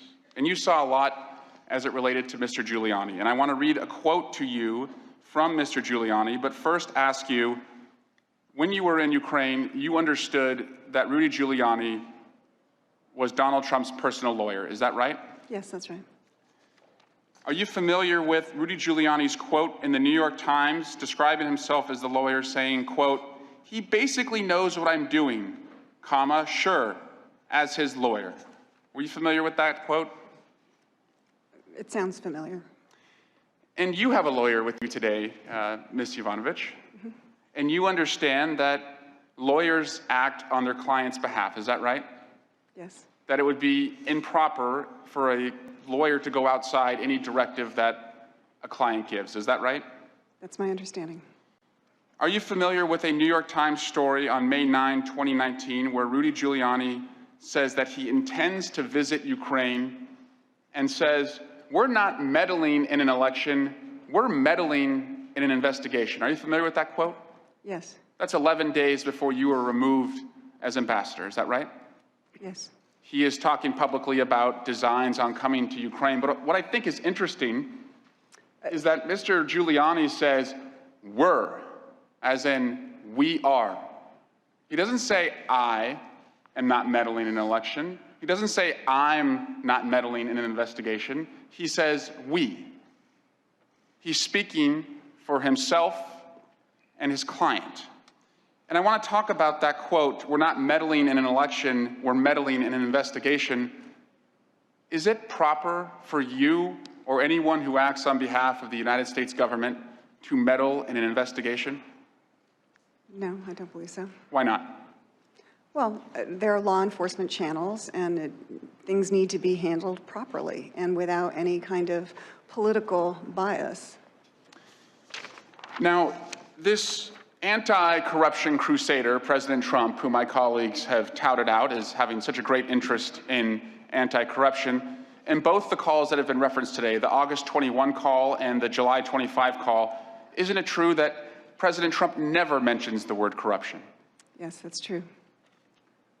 And as far as the foreign aid that my colleagues keep saying, well, he can't be guilty, he didn't complete the cheat, the aid went to the Ukrainians, isn't it true that the only reason the aid, or the only time the aid went to the Ukrainians was after the whistleblower complaint became public? Yes, it was after the whistleblower complaint became public. So you don't really get points when you get your hand caught in the cookie jar and someone says, hey, he's got his hand in the cookie jar, and then you take your hand out, which is essentially what my Republican colleagues and the president are trying to take credit for.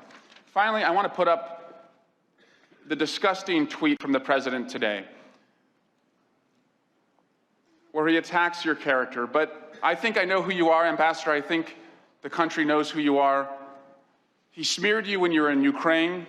He smeared you on that phone call with President Zelensky on July 25. He is smearing you right now as you are testifying. Ambassador Yovanovitch, are the president's smears going to stop you from fighting corruption? Well, I will continue with my work. And if your country asks you again to fight corruption, will you still do that despite the smears? Yes. Thank you. I yield back. Mr. Hurd. Your Excellency, 33 years.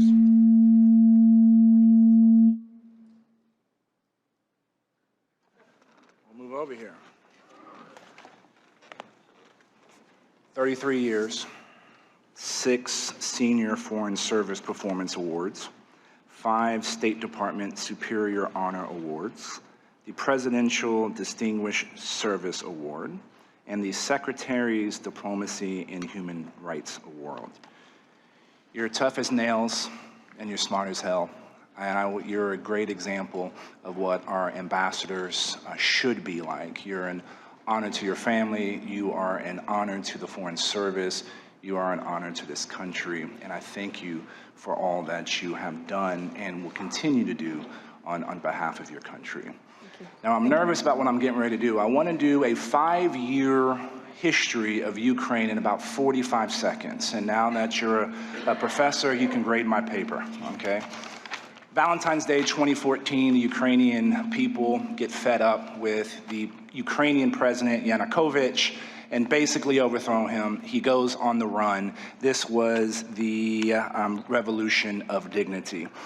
Who was the acting president during that time when Yanukovych went out?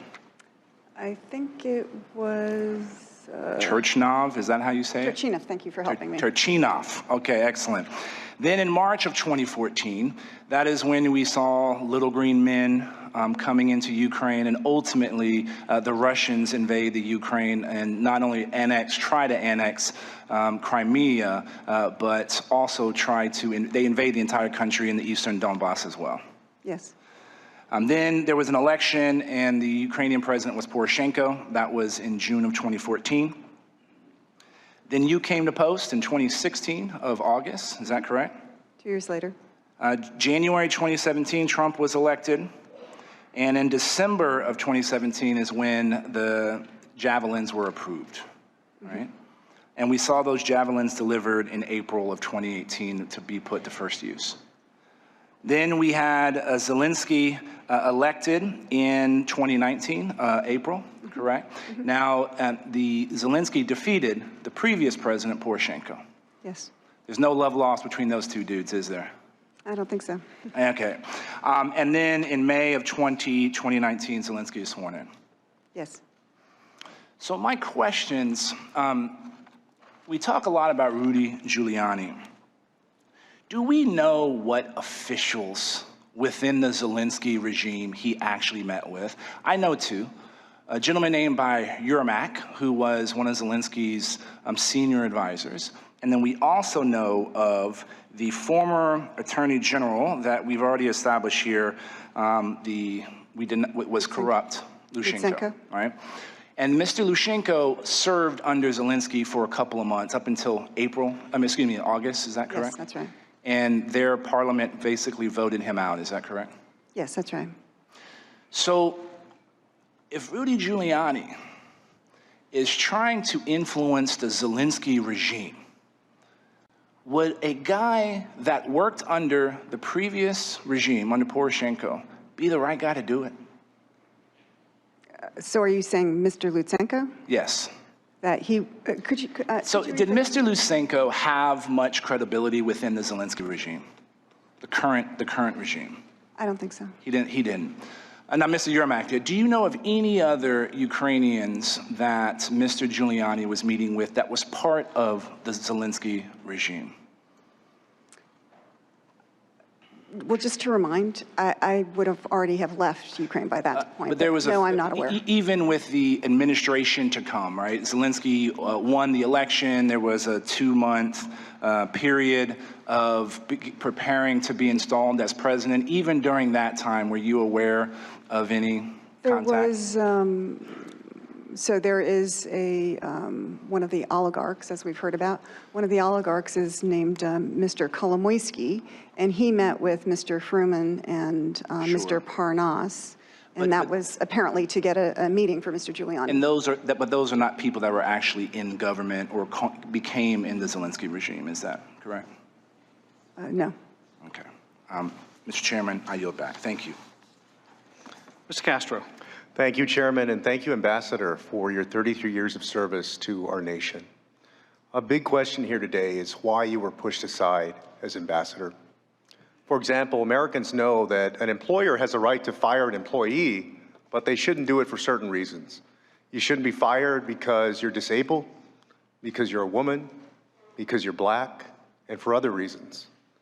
And I think most Americans agree that a president shouldn't fire an ambassador or recall an ambassador because the ambassador is standing in his way of doing a corrupt act.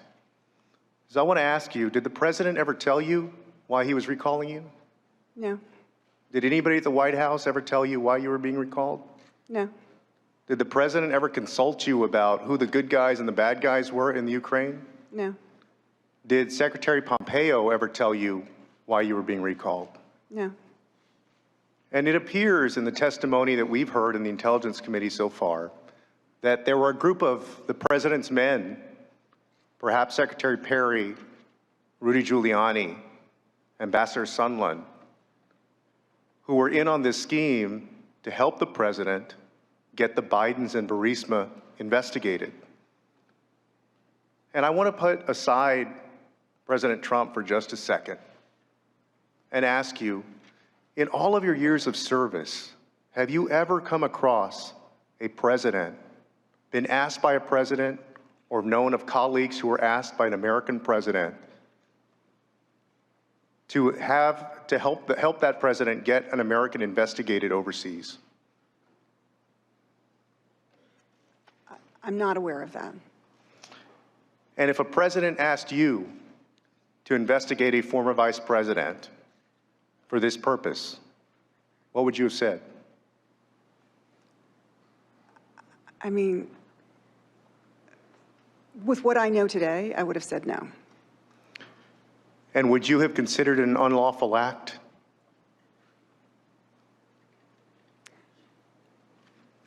I don't know that it's unlawful per se, but I think, again, that there are channels for conducting proper investigations, and that would have been the best way to handle something like this. But certainly it's bizarre for a president to ask that some American be investigated. by another government. It's very unusual. And also, you mentioned that there is corruption in Ukraine. Ukraine isn't the only country that confronts corruption. If the people in power in a country where corruption is rampant are being asked by a foreign leader who's got a lot of leverage over them to conduct an investigation, could that be dangerous because they could trump up charges against someone if they wanted? They could. And I also want to ask you, I spoke to Ambassador Kent. He made a comment yesterday about selective prosecutions and what it means going forward, what kind of precedent it sets. And you've spoken about a dangerous precedent for the State Department and for diplomats. But I want you to help us consider the precedent going forward. If there's no consequences for President Trump, or really any president who does this, what are the consequences for this country and for any American, not just a former vice president or a presidential candidate or even somebody in politics, but a person in business who does business in Saudi Arabia or some other country? If a president is going to speak to another head of state or some foreign official and try to get that person investigated, what does that mean for the future of the country and for Americans?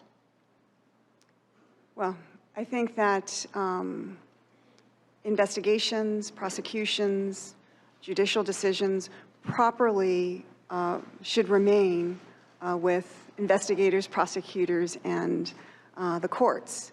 And I think that, as I said before, I think Senator Vandenberg, when he said that politics needs to stop at the water's edge, I think he was right in that. I'll yield back to the chairman. Mr. Ratcliffe. Thank the chairman, and Ambassador Yovanovitch, I'd like to join all of my colleagues on both sides of the aisle in thanking you for your service.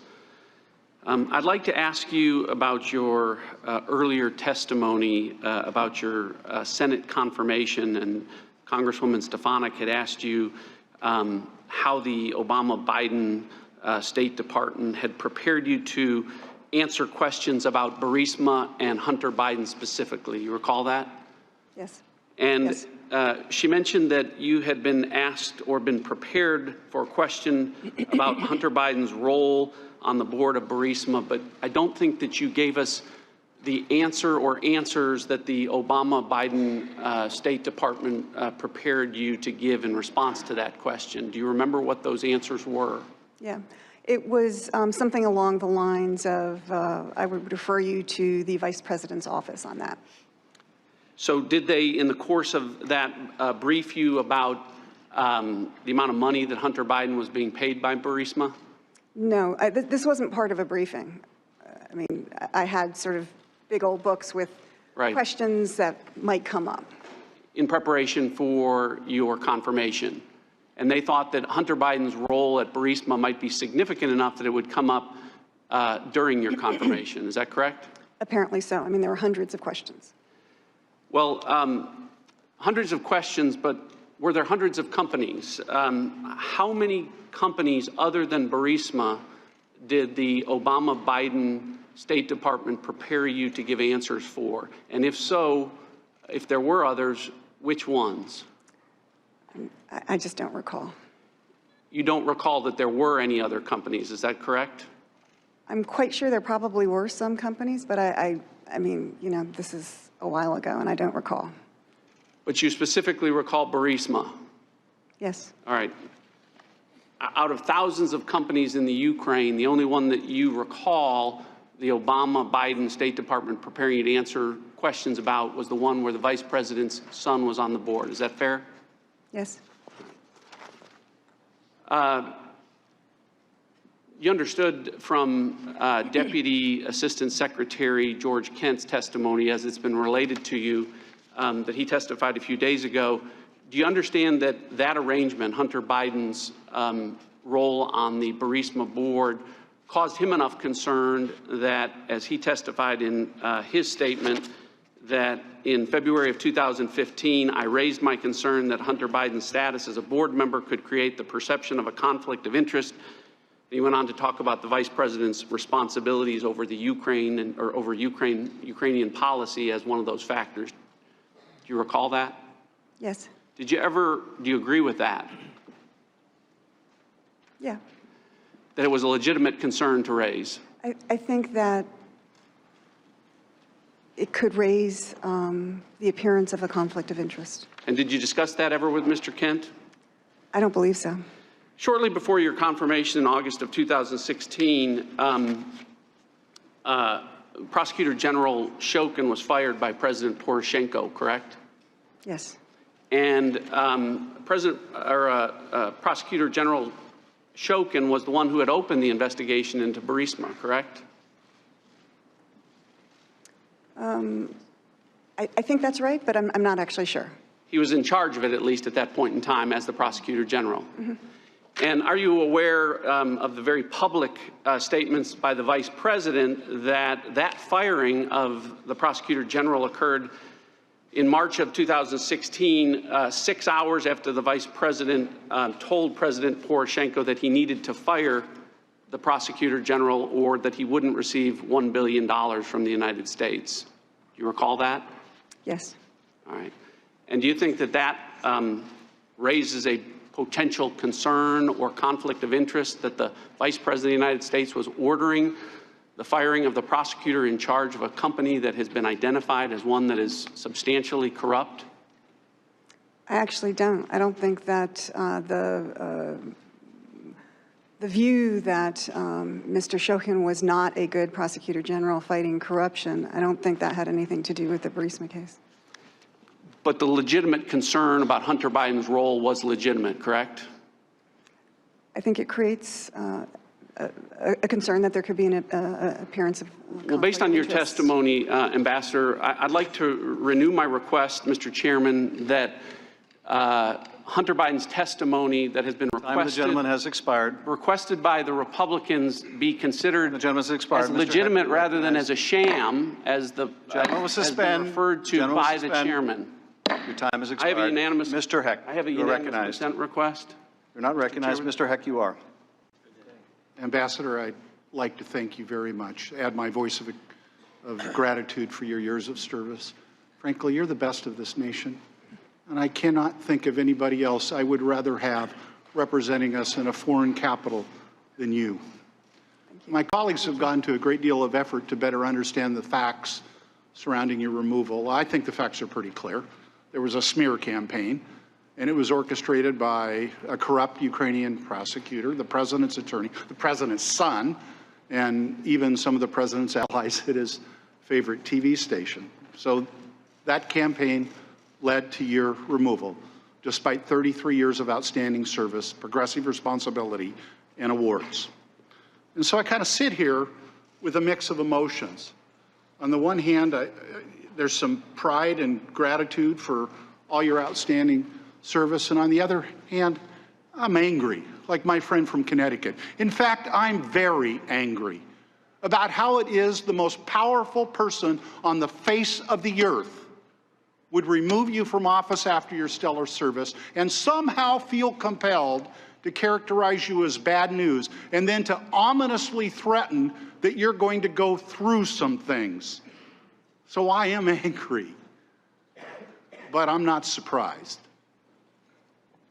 After all, as was suggested earlier, he said the whistleblower may have committed treason, a crime punishable by death, even though the whistleblower strictly adhered to the letter of the law as independently attested to by both the Trump-appointed Inspector General and the acting DNI. After all, he even demeaned the memory of Senator McCain after he lied in his grave at the Naval Academy grounds, despite a lifetime of public service and serving 6 years as a prisoner of war in a tiny cell in Hanoi, being beaten and tortured every day.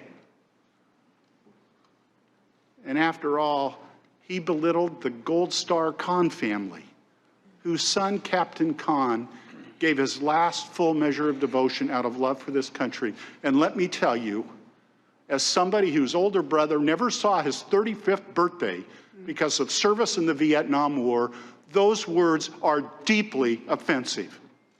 Words matter, and the words leveled against you constitute bullying of the worst order. Your good character, your outstanding reputation have been besmirched in a way that is devoid of common decency. But here's my message to you. There is nothing, Ambassador Yovanovitch, nothing he can say or do, not a thing, that will in any way diminish the nature and quality of the service you have rendered to our great nation. Not a thing. And there is not a thing he can say or do that will diminish our gratitude to you for that service. And I thank you again for it. Thank you. Thank you. So as to the larger point, I would like you to answer, what does this mean to Ukraine when the United States actually engages in the kind of behavior that we are attempting to discourage them from engaging in, namely a politically motivated prosecution? What does that mean to what does that mean to them in their struggling efforts to become a robust democracy? What's the impact in Ukraine for this behavior? Yeah. Well, I think Ukraine, like many countries, looks to us for the power of our example. And I think that when we engage in questionable activities, that raises a question. And it emboldens those who are corrupt, who don't want to see Ukraine become, a democracy, a free market economy, a part of Europe, but want Ukraine to stay in, under Russia's thrall. And that's not in our national security interests. Thank you, Ambassador Yovanovitch. Thank you so very much. Thank you. I yield the balance of my time to the chair. I thank the gentleman. I understand that either the witness or counsel would like to take a short break. Let's take a 5-minute recess. Okay. If members of the audience could please remain in the seats to allow the witness or counsel to leave ahead of us, we will resume in a few minutes. We are in recess. And with that, Chairman Adam Schiff does call the Intelligence Committee into, as he said, a short recess. We are here covering with live coverage of the Intelligence Committee hearings, part of the House of Representatives impeachment inquiry.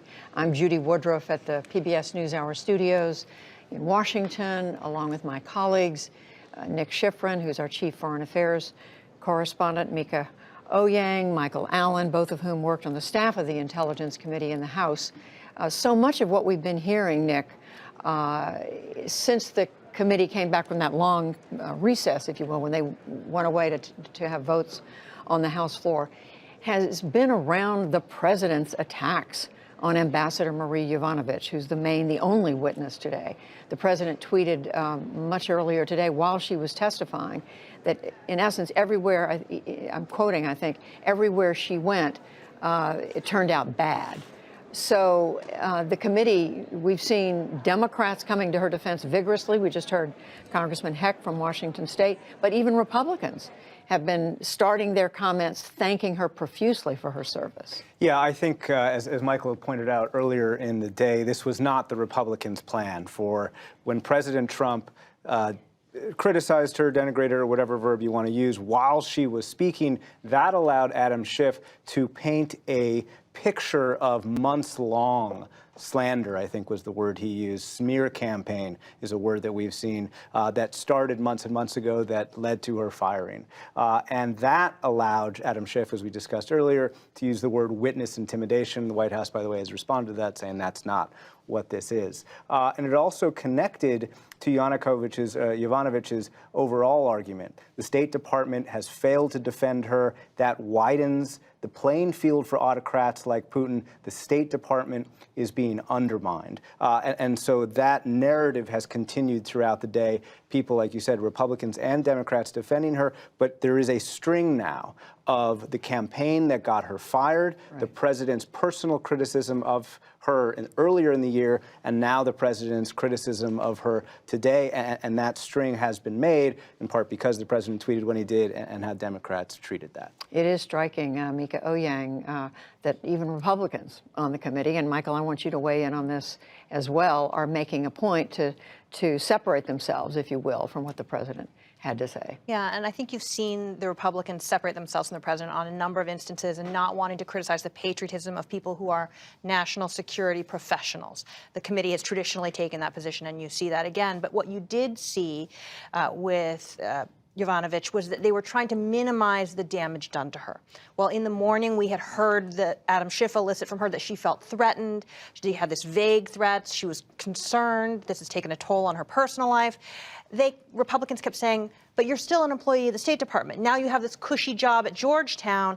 Didn't everything turn out fine for you? As opposed to for someone like Yovanovitch, who spends her career in the hardest postings, being pulled off of post in a very important place and put into an academic institution, that is not considered a promotion for her. Michael. Well, I think tomorrow or tonight is going to be one of those occasions when we look at the newspaper accounts, and there are going to be a lot of senior administration officials and members of Congress in blind quotes saying the president did it again with his tweet.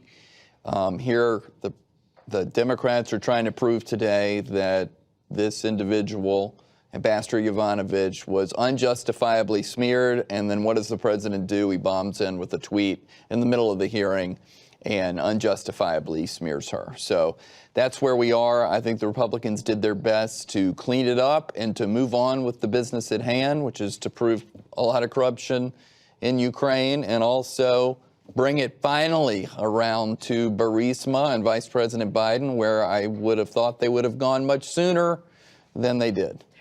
And we just heard a few minutes ago in answer to questions from one of the Republican members, Ambassador Yovanovitch acknowledged that Hunter Biden, having a position on the board of directors of the largest, I believe, energy company in Ukraine, Burisma, did present the appearance of a conflict of interest. Lisa Desjardins, you've been in the hearing room there.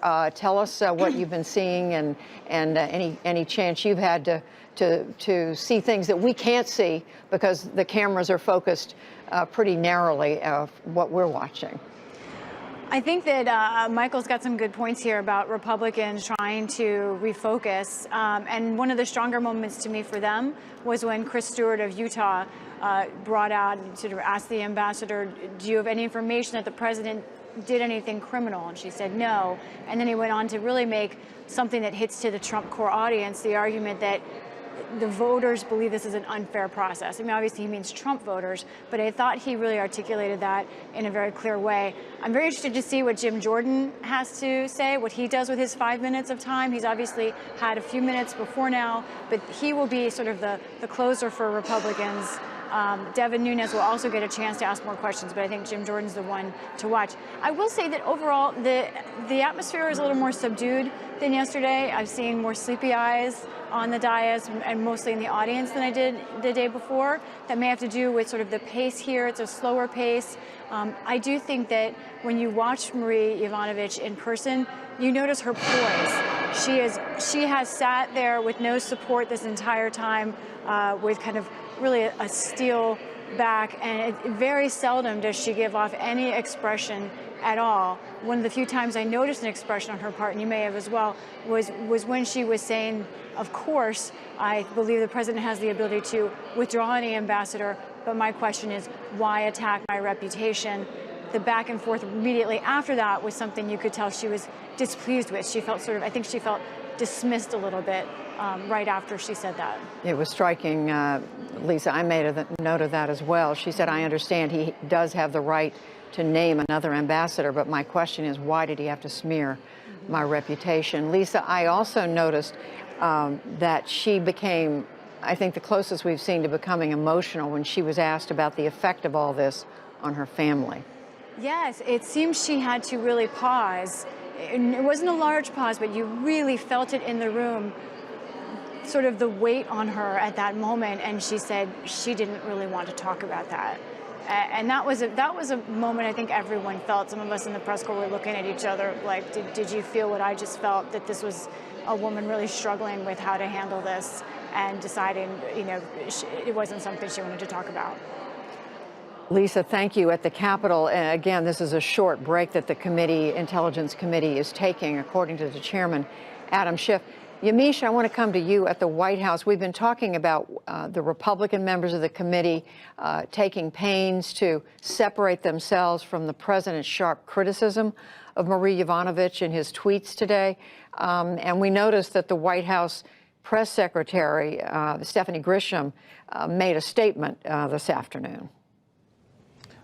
White House Press Secretary Stephanie Grisham is saying that this was not the president trying to intimidate Ambassador Yovanovitch, and then instead he was really just sharing his opinion, which Stephanie Grisham says he is entitled to do. That being said, what you saw today is the president really breaking in some ways from the Republican Party. You saw Republicans on the Hill today saying it was wrong for the president to tweet about Ambassador Yovanovitch. Those were the words of Liz Cheney, the third ranking Republican in the House. She's also the same person who made that call to Army Lieutenant Colonel Alexander Vindman, who works at the National Security Council, who was on that call on July 25th, who said he was concerned about the call. So you really have Liz Cheney coming out now twice, essentially, and saying the president should stay away from attacking career service people. And then in the deposition, in this hearing, I should say, you saw the only woman on the House Intelligence Committee who was a Republican. She said, look, I'm very happy for your service. We are lucky to have you. She said that to Ambassador Yovanovitch.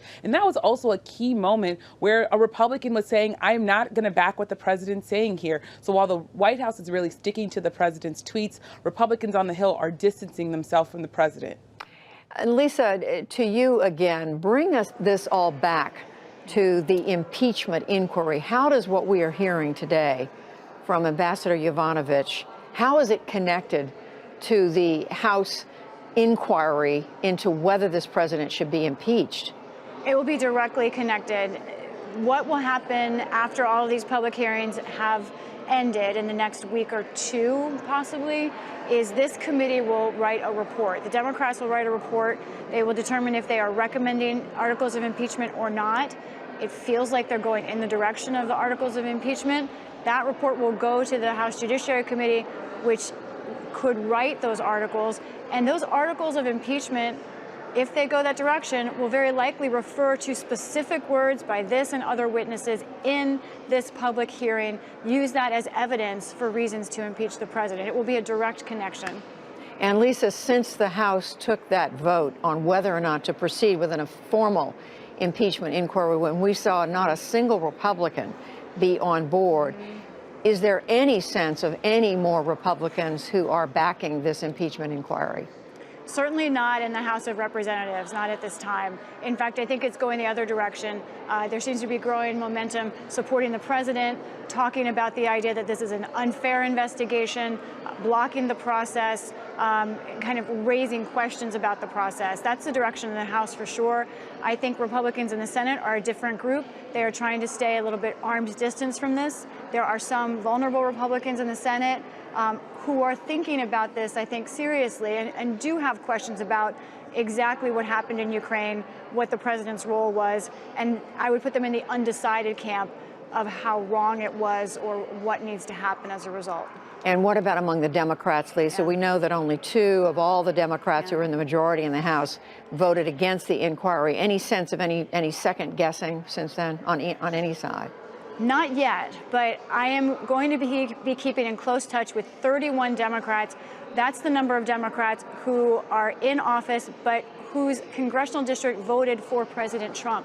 They're the most vulnerable on this particular issue. And if they all vote for articles of impeachment, should those come to the House floor, it'll be a sign of their confidence, not only in the substance of the argument, but in the politics of it, that they believe that they can vote for this. Some of them will vote, they will say, just on the merit of the issue because they see it as a constitutional issue. But politics is involved here. So I'll watch those 31 Democrats. By the way, Judy, Democrats right now can only lose 15 or so seats and still hold the majority. So that's a lot of vulnerable Democrats that Nancy Pelosi is also watching very closely. Yamiche Alcindor, before I come back to the table, how worried is the White House about all this?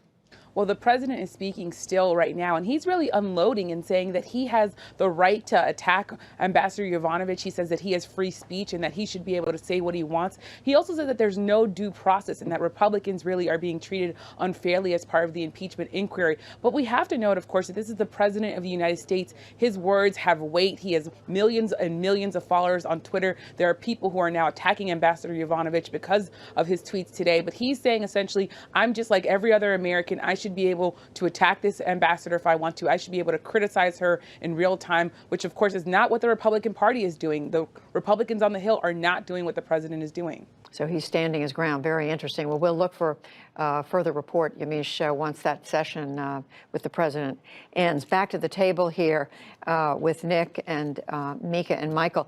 Nick, remind us how the testimony today, the questions and answers from Ambassador Yovanovitch fit into the entire impeachment story. I think this is an important question because we've talked about, the use of the word threat, and that kind of takes the headlines, if you will. But at the core of today, what the Democrats said they wanted to do and what Adam Schiff's opening statement laid out was that Yovanovitch stood in the way of the irregular campaign. That was their argument. That was their argument, and it looks like they just got gavelled back. Interrupting. We're back to the committee. Thank you for being here. Thank you for your service to our country. Ambassador, should ambassadors ever try to influence host country elections?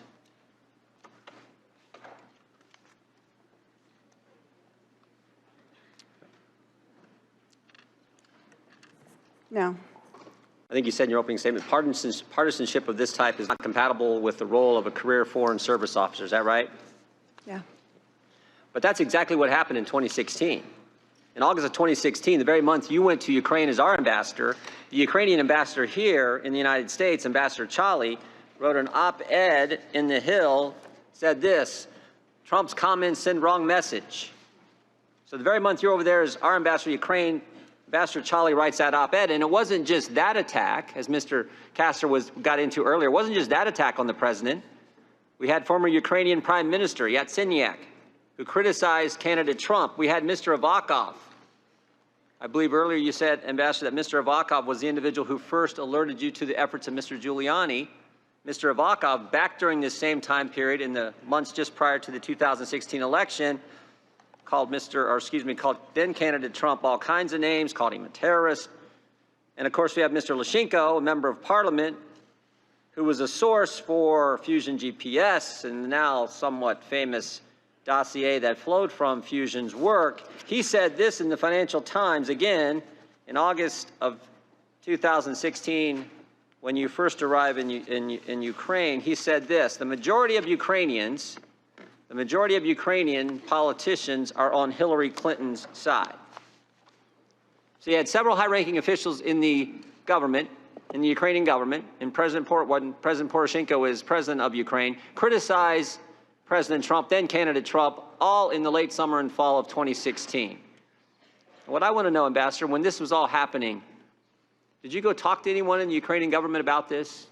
Did you go say to some of these officials, hey, you guys need to knock this off, this perception that we got, as Mr. Lushenko said, the majority of Ukrainian politicians on Hillary Clinton's side, that's not good. Did you have that conversation? No. Didn't talk to anyone in the government? Did you talk to President Poroshenko? No. Didn't alert anyone in the government? No.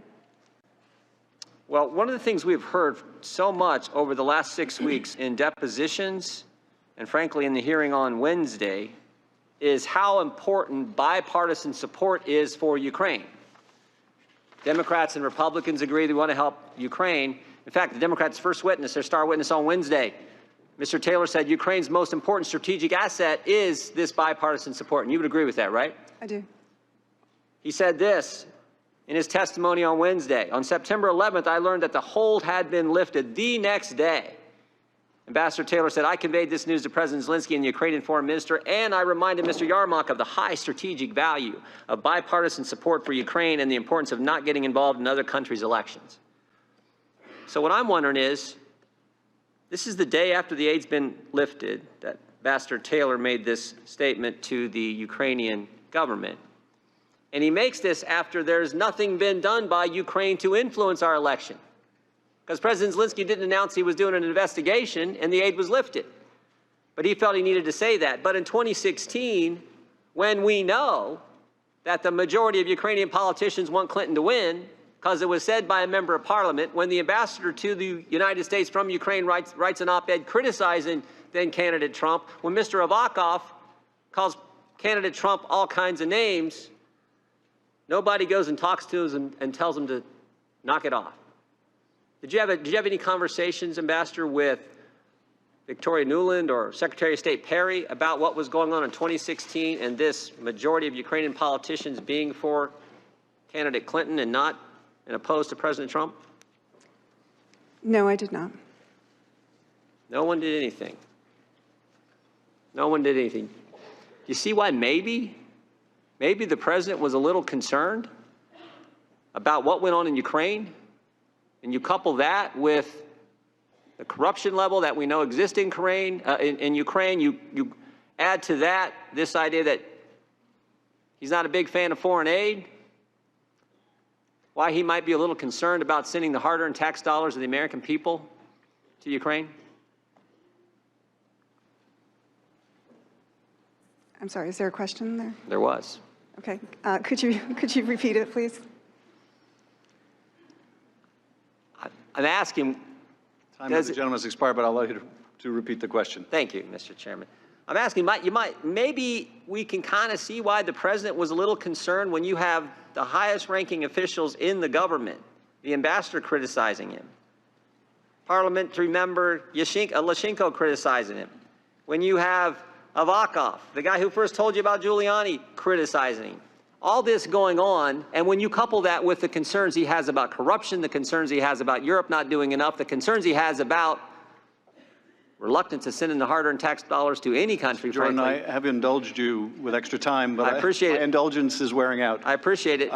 There is a question here, right? Our indulgence wore out with you a long time ago, Mr. Chairman. Well, I'll tell you that. I'm about to gavel you down, so if you have a question, I suggest you. I'm asking her: do you think there's maybe a reason that this was that President Trump's concern was justified? You know, I can't speak for the president on this, but what I would say is you've listed a number of actions. I think from my point of view, that doesn't create a Ukrainian government strategy to interfere in our election. I didn't say that. Mr. Jordan, please allow the ambassador to answer the question. So I would just say that, you know, U.S. politicians will often criticize policies of foreign counterparts, even perhaps during their elections. You know, this happens in politics, and I think that it doesn't necessarily constitute interference. Would you ever write an op-ed critical of a presidential candidate in Ukraine? Jordan, your time has expired. Mr. Welch, you're recognized. Thank you, Mr. Chairman. Like everybody here, I'm extraordinarily grateful to you for your career of public service, and I feel very badly about what you've had to endure. Like your colleagues, you don't complain. You're doing your job. I feel badly about the insults, the tweet this morning, the fact that you were smeared, not fired. But the question, as you know, is not how you were treated. Mm-hmm. The question is why the president did what he did and whether what he did was a breach of trust. The question really is about whether the President of the United States, any president, has the authority to withhold congressionally approved aid, to condition a White House meeting on extracting from a foreign leader a willingness to assist him in his political campaign. That's the question. And that brings us to you as part of this story, because the question is, why were you fired from that position? I want to read a portion of the president's call on July 25th with President Zelensky. And this is the painful part when you first heard about it. The former ambassador from the United States, the woman, was bad news, and the people she was dealing with in Ukraine were bad news. So I just want to let you know that. The other thing, he goes right into this, there's a lot of talk about Biden's son, that Biden stopped the prosecution, and a lot of the people want to find out about that, so whatever you can do with the Attorney General would be great. You indicated in response to my colleague, Mr. Castro's question, that if you were asked to approach a foreign leader and condition American support on their being involved in our campaign, you would refuse to do that. Yes. Yes. And you're aware now, but I don't know if you were then, but that July 25th phone call occurred the day after Director Mueller reported that the interference in our 2016 campaign was not from Ukraine. It was active, concerted, energetic, and by the Russians, correct? Yes.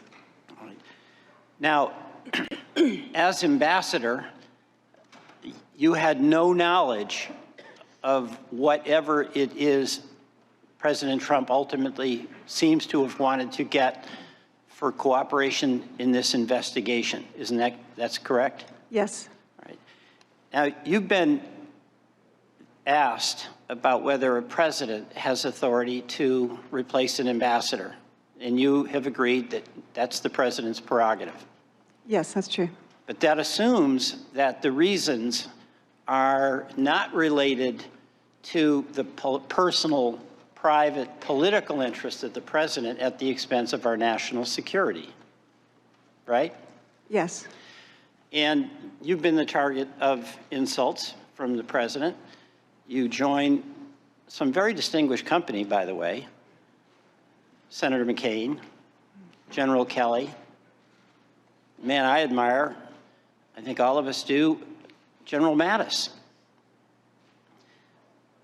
We're not here to talk about that unless the reason you get insulted is you did today, essentially blaming you for Somalia,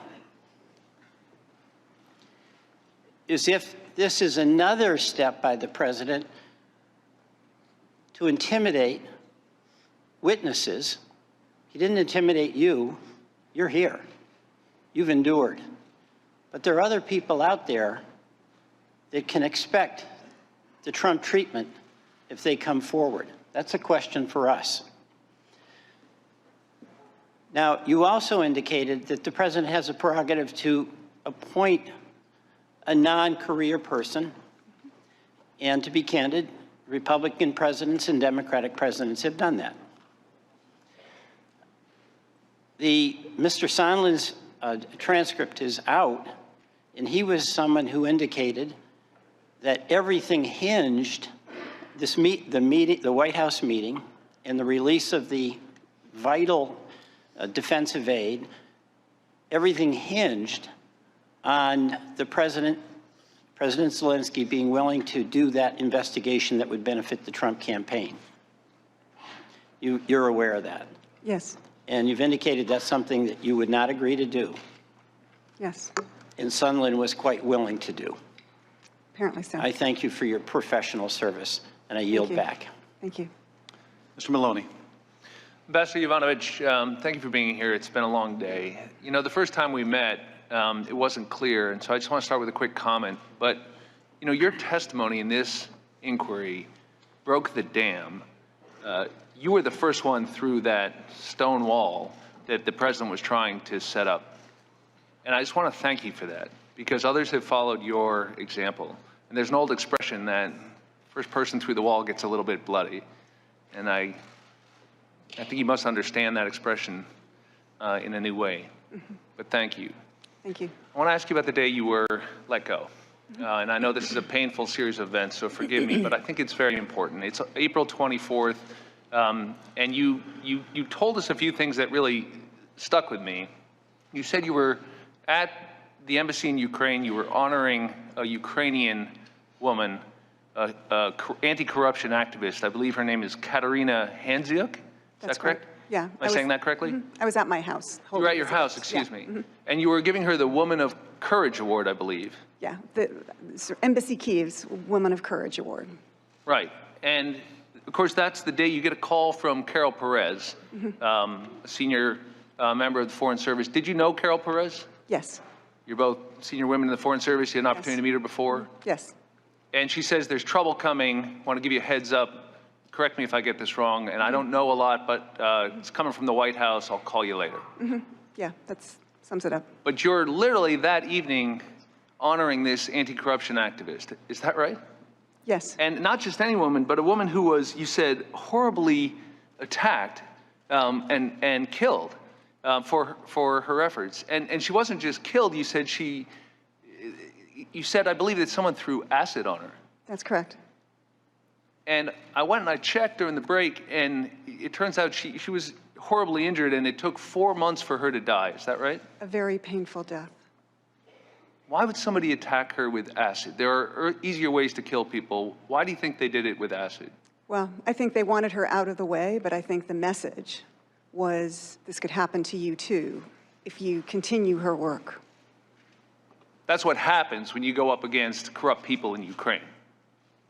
It is something that can happen. I mean, there are other ways of sidelining people. Do you remember speaking at that event? I do. I went and looked at what you said. You said, Katerina paid the ultimate price for her fearlessness in fighting against corruption and for her determined efforts to build a democratic Ukraine. Do you remember saying that? Yes. And then your phone rings, and you hear this trouble up the street. And Carol Perez called you back later that night, right? It was 1 a.m., I believe. Yes. Were you sleeping? No. You had stayed up Yes. to get the phone call. Yes. And that's when she says two things, I believe, that really stuck with me. She said, we're worried about your security. Yes. You've just been honoring a woman who was killed for fighting for her anti-corruption efforts. And she says, you got to get on the next plane. Was she speaking euphemistically, get on the next plane, when you get time? Did she mean literally the next plane? Well, I think she meant, as soon as possible. But pretty much it was the next plane. And that's a pretty good flight back from Kyiv to Washington, and you're on your way to meet with Deputy Secretary Sullivan.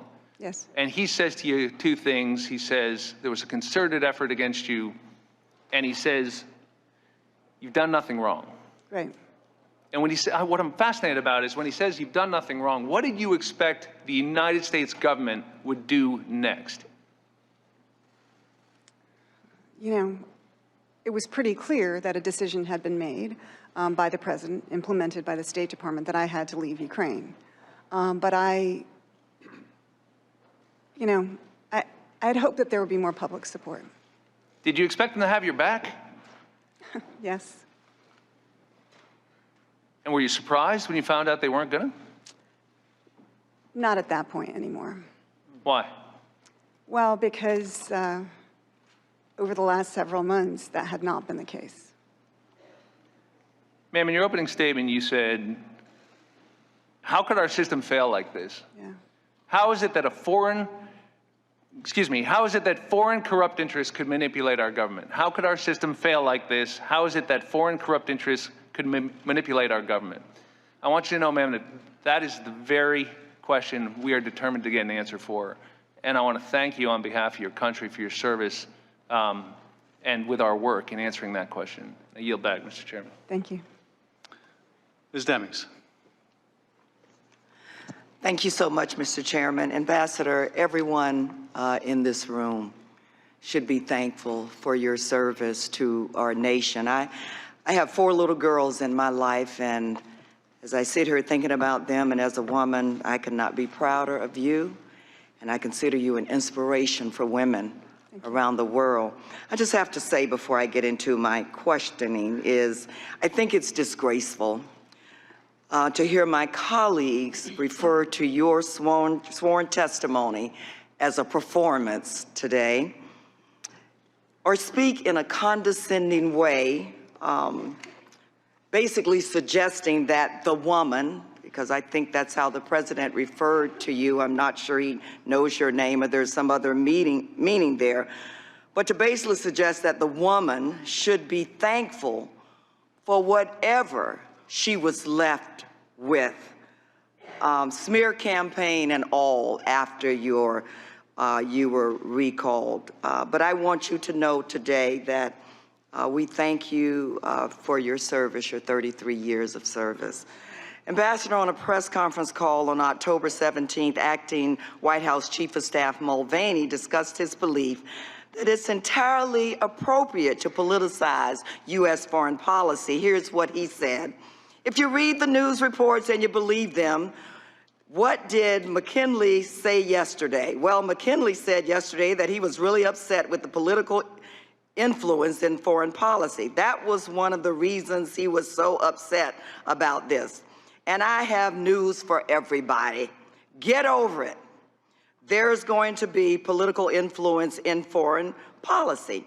Ambassador Yovanovitch, do you share the concern raised by Ambassador McKinley in testimony before this committee about political influence in foreign policy? Well, as I said before, I think it's important to keep political influence out of foreign policy because we all, whether we are Republican or Democrats or something else, have common security interests, and that needs to be safeguarded and advanced. And what message do you think it sends to other foreign service officers and public service, which we so desperately need good ones, when an administration refuses to support its own officials in the face of a smear campaign? Well, it's deeply troubling. It's deeply troubling, and there are morale issues at the State Department. Morale issues at the State Department. I can understand why. On March 20th of 2019, President Trump tweeted an article that included a letter from Representative Pete Sessions that said you had, and I quote, spoken privately and repeatedly about your disdain for the current administration in a way that might call for the expulsion of you as your ambassador to Ukraine immediately. Did you speak publicly and privately about your disdain for the Trump administration? No. Why do you think the president would want to push such a lie? I don't know. I don't know. Policies change, but U.S. interests don't. Not for those who are seeking to do the work of protecting our nation, the work you have done for decades.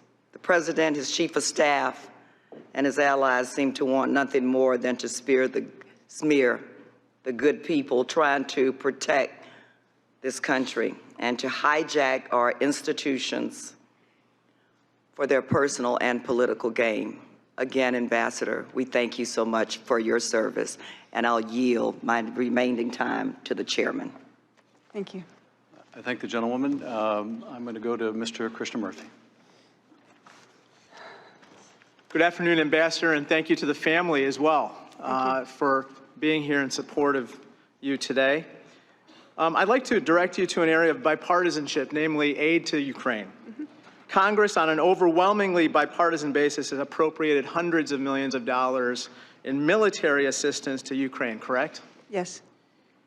And that aid is being used by Ukraine to fight a common adversary, namely Russia, right?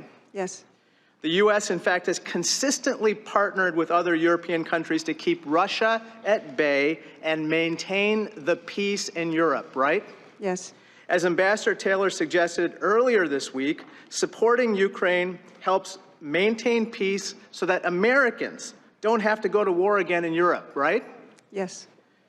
Suspending that aid and weakening Ukraine can increase the likelihood of the opposite, correct? Yes, it is extremely short-sighted. The last time you were in Ukraine was May 20th of this year, right? Yes. In his opening statement, Ambassador Taylor said he took charge in Ukraine on June 17th. Yes. Therefore, there was almost a 1-month gap between the time you departed and when Taylor took over, right? Yes. Yes. During that time, on May 20th, Ambassador Sondland, Rick Perry, and others came to the inauguration of President Zelensky, right? Yes. And during that gap in time, Ambassador Sondland visited the White House, along with others, and got directions from President Trump to talk to Rudy. Those were his words. Talk to Rudy about what to do in Ukraine, right? That's my understanding. In other words, isn't it the case that your departure and the 1 month gap between the time you left and when Ambassador Taylor arrived provided the perfect opportunity for another group of people to basically take over Ukraine policy? Isn't that right? Yeah. Ambassador, you're going to have to speak a little louder into the mic. Yes, yes. Thank you. On page 10 of your opening statement, you mentioned, quote unquote, corrupt interests apparently hijacking our Ukraine policy, right? Yes. A couple suspect individuals in that regard were Lev Parnas and Igor Fruman, right? Yes. You mentioned in response to Minority Counsel earlier that you learned that Fruman and Parnas were attempting to open a liquefied natural gas company, correct? Yes. How'd you learn that, by the way? I heard it from the Minister of Interior. Interestingly, at noon today, the Wall Street Journal reported that federal prosecutors in Manhattan are investigating whether Rudy Giuliani stood to personally profit from that liquefied natural gas venture. Do you have any knowledge of that? No, I do not. Maybe we should talk to Rudy, huh? Ambassador, I'd like to direct you to another line of questioning that I had for Ambassador Taylor earlier this week. He said that there were irregular channels of diplomacy at work in Ukraine, circumventing normal diplomatic channels and threatening American interests in favor of private interests. I asked him the question, can you rule out the possibility that these irregular channels of diplomacy are being used in other countries where we conduct foreign policy? In response, he said that he could not rule it out. Ambassador Yovanovitch, I ask you, and I assume that you can't rule it out either, correct?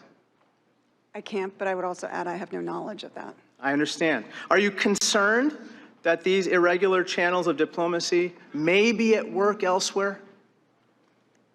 I think it's a possibility. You testified that it was a quote-unquote dangerous precedent that private interests and people who don't like a particular ambassador could combine to replace that ambassador. Are you concerned that other ambassadors may suffer the same fate as you? Yes. Ambassador, in your service as an American diplomat, you have encountered various dictators and strong men ruling other countries, right? Yes. In your personal life, your parents fled the Soviet Union and Nazi Germany, and they became familiar with despots and dictators as well, correct? Yes. Indeed, you're an authority on authoritarianism, right? Well, maybe. Is it a feature of authoritarianism to allow corrupt interests to hijack foreign policy? Yeah. Is it a feature of authoritarianism for the rulers there to claim absolute rights? Yes. And is it a hallmark of authoritarianism for those rulers to smear their opponents? Sometimes, yes. Thank you. Time of the gentleman has expired. Mr. Nunes, do you have any concluding remarks? I would just say to the American people, today's show trial has come to an end. We're headed down now to the basement of the Capitol to go until I don't know what time, and we'll be back there hiding again behind the closed doors, interviewing more witnesses that you may or may not be able to see in the public. I hate to break it to my colleagues if there's anyone else out there watching television ratings, but they must be plummeting right now. And I would suggest that we get back to the work of the Intelligence Committee, that we pass a trade agreement with the United States, Mexico, and Canada that would actually help the American people out, because this is an embarrassment. I'll yield back. Mr. Chairman, may I be recognized for a motion? No, I have some concluding remarks. Ambassador, I want to thank you for your decades of service. I want to thank you, as Mr. Maloney said, for being the first one through the gap What you did in coming forward and answering a lawful subpoena was to give courage to others that also witnessed wrongdoing, that they too could show the same courage that you have, that they could stand up, speak out, answer questions. They could endure whatever threats, insults may come their way. And so in your long and distinguished career, you have done another great public service in answering the call of our subpoena and testifying before us today. I think you gathered from our comments that we not only grieve for what you went through, but what damage is being done to the State Department, to career federal Foreign Service officers all over the country. I am profoundly grateful to you and Mr. Kent and Ambassador Taylor, who have done so much in the last 2 days or 3 days to show the American people the face of our diplomatic corps. The extraordinary public servants who work all around the world in very dangerous places as you have.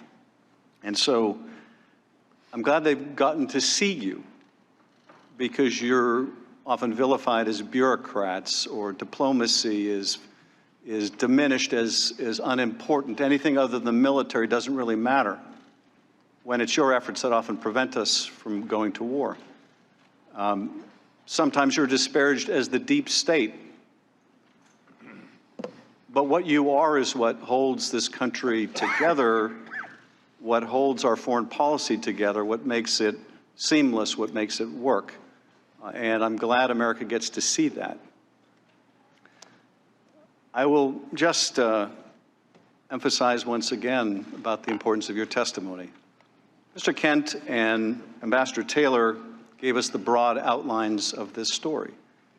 This is a story about an effort to coerce, condition, or bribe a foreign country into doing the dirty work of the president.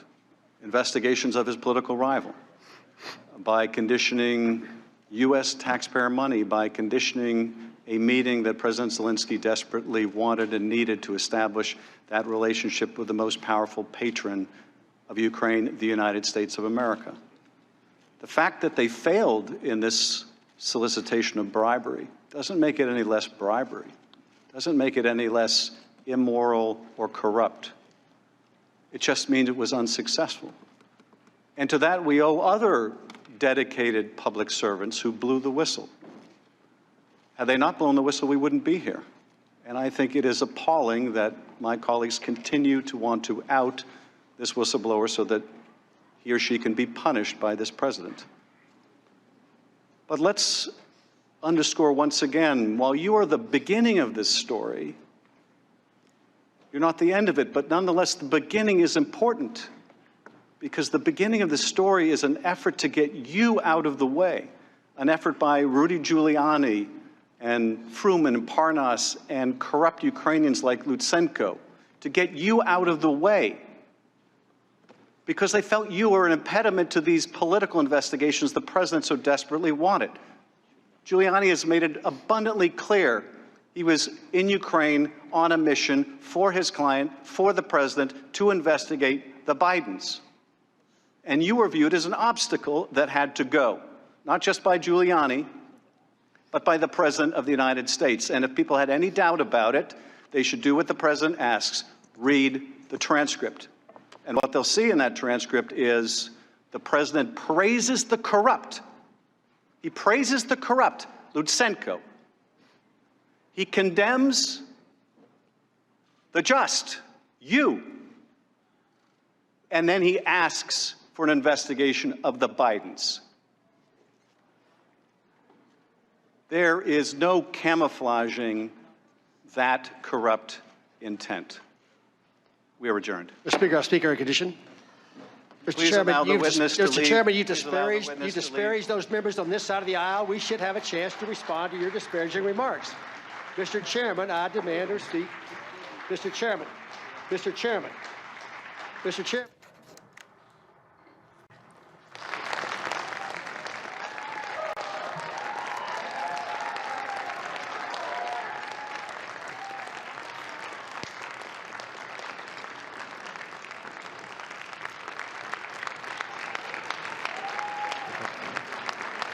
And the House Intelligence Committee wraps up this second day of live testimony with a witness before them. You see a standing ovation, in essence, for Chairman Adam Schiff after one of the Republican members of the committee challenged him, challenged what he was saying, his criticisms of President Trump. It has been a day where we've heard from the former U.S. ambassador to Ukraine, Marie Yovanovitch. She's been questioned by Democrats. She's been questioned by Republicans. It's all part of the impeachment inquiry into the president. In the few minutes that we have right now, before we wrap up this live coverage, Nick Schifrin, our chief foreign affairs correspondent, did we hear information today that advances the case of the Democrats that the president was subverting the national security of the United States and violating his oath of office? Yeah, you heard what Chairman Adam Schiff tried to do right there, saying that this was the beginning of the story, that they tried to get you out in order to pursue the irregular channel. That's exactly what Democrats said they hoped to do today. Republicans pointed out that, wait a minute, if they were trying to get you out, who did they get behind you? Bill Taylor, someone who also continued U.S. policy. Chairman Schiff tried earlier today to say, well, President Trump used Ambassador Sondland to go around the regular channel, but that direct line of saying Marie Yovanovitch was blocking the irregular channel and that they needed to get her out, that wasn't very direct connection today. So much of today, Mika Ouyang, has to do with whether the president was within his right, whether there was something nefarious about what he did when he essentially fired this ambassador to get her out of the way, as Nick just said. Right, and you saw the Republicans make a real case of that, claiming that the president has the right, that all ambassadors serve at his pleasure, and they could be dismissed at any time. She came back very strongly and said, look, I get that I could be dismissed at any time, but why did he have to smear me in the process? Very clearly, there was some animus there. They were trying to show that there was a real corrupt purpose behind her dismissal. And Michael Allen, a lot of terse words spoken today. I hope you sense the animosity between the Republicans and the Democrats on the committee. The two of you have served on the staff of the Intelligence Committee. Both of you have said this is not the norm. You know what I'm used to also is having people fight in public, but in private they actually get along. That's not the case here. This is real blood feud between the Republicans and the Democrats, at least going back to the Russia probe, and now this, two of the most partisan exercises put together on this committee. And so that's what you get here, I think, in the Trump era, in a highly politically charged atmosphere. And just very quickly, Mika, in the reference there from Devin Nunes, the ranking Republican, that they're going to go down into the basement and have secret meetings, right. That's a reference to what? They're going back into the HPSC committee hearing room, which is actually located in the basement of the Capitol. Committee. It's their normal committee room. And they're going to hear closed-door testimony from that Foreign Service officer who overheard the conversation between Ambassador Sondland and the President of the United States, saying he cared more about the investigations than he did about the foreign policy in Ukraine. And that's where the committee does its work. We're going to leave it there. That does conclude our special live coverage of this second public hearing in the impeachment inquiry. Thank you to Nick Schifrin, to Mika Ouyang, to Michael Allen, of course, to our correspondent, Yamiche Alcindor at the White House, Lisa Desjardins at the Capitol. I'm Judy Woodruff. Join us tonight for full analysis on the PBS NewsHour. That's at your regular time. For all of us at the NewsHour, thank you, and we will see you soon. This program was made possible by the Corporation for Public Broadcasting and by contributions to your PBS station from viewers like you. Thank you.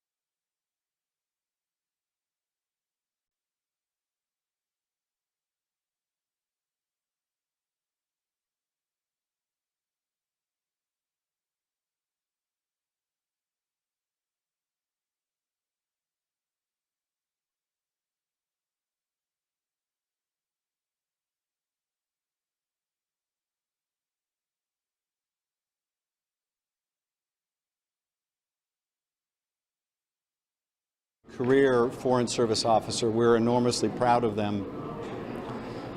That she had to endure yet another attack today, even as she was testifying for the President of the United States, is just appalling.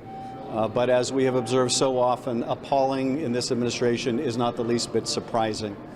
Nonetheless, she endured the attack and went on. We're grateful for that. But it is quite clear that, I think from her testimony as well as others, that Rudy Giuliani and the President felt it was necessary to get her out of the way. That notwithstanding what the President and others were told about her dedication to country, her commitment to fighting corruption, if anything, her commitment to fighting corruption was part of the reason why she was pushed out. Pushing her out made it possible to put in the three amigos to conduct Ukraine policy. If there were any doubt about why she was pushed out, I think the call record eliminates that doubt. It is apparent from that call record that the President associated his bias in favor of this corrupt prosecutor, Lutsenko, with a need to push out Yovanovitch, with the need to move forward with the investigations he wanted of his political rival. That a U.S. ambassador would be so shamelessly smeared and cast aside to further this corrupt effort just adds further insult to the injury done to the country and to our national security. Thank you. Chairman, real quick question. What's your expectation for next week? Can you almost understand why you have the witnesses paired the way you do? Is it the expectation that Fiona Hill's public testimony will be the last public hearing that your committee will hear in this impeachment proceeding? Well, we have, as you've seen, we've combined witnesses from time to time on different panels, depending on how long we think the testimony of any one witness may go. We've also tried at times to accommodate schedules, but mostly the witnesses have accommodated us. In terms of whether Ambassador Hill will be the final testimony, I'm not prepared to say. But as we have endeavored all along, we are moving expeditiously, but we are trying to move methodically. Chairman, on the issue of witness intimidation, there's been talk today that this could potentially be considered impeachable. Is it more obstruction of justice or abuse of power in your view at this point? Well, I would say that the President's attack on a witness today is not something that we view in isolation. This is part of a pattern of the President of the United States, a pattern that goes back to praising Paul Manafort for not cooperating, condemning Michael Cohen as a rat because he was cooperating with authorities, attacking other witnesses who come forward, suggesting that we ought to treat those like the whistleblower who exposed wrongdoing in his administration as we treat traitors and spies, and we used to execute traitors and spies. This is a part of a pattern to intimidate witnesses. And it's also part of a pattern to obstruct the investigation. It was also a part, frankly, of the pattern to obstruct justice. And so we need to view the President's actions today as part of a broader and incriminating pattern of conduct. How would you describe how this has advanced over the first, now that the 2 days are in the books?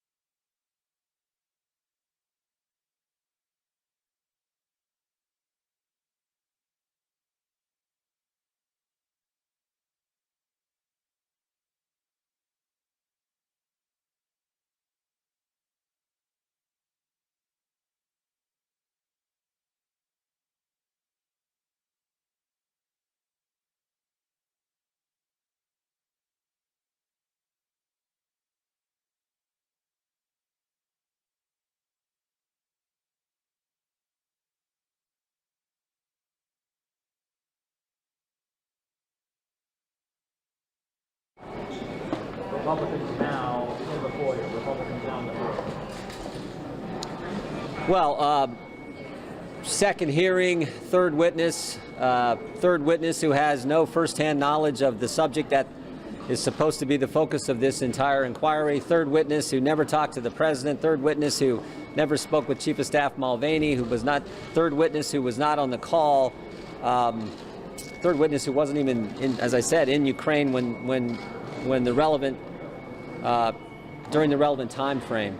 Wasn't even there when President Zelensky left before he was even inaugurated as the new president. So again, 4 facts, I say this every time, but it's the truth. 4 facts have never changed, will never change. We got the call transcript. There was no conditionality or linkage on the call between an investigation and security assistance. We have the 2 individuals on the call who both said that there was no pressure, no linkage. We know that the Ukrainians didn't even know aid was withheld or on hold at the time of the call. And most importantly, the Ukrainians, specifically President Zelensky, never took any official action to get the aid released. And so those facts never change and will never change. I want to let Ms. Stefanik say a word, and then we'll take your question. Sure.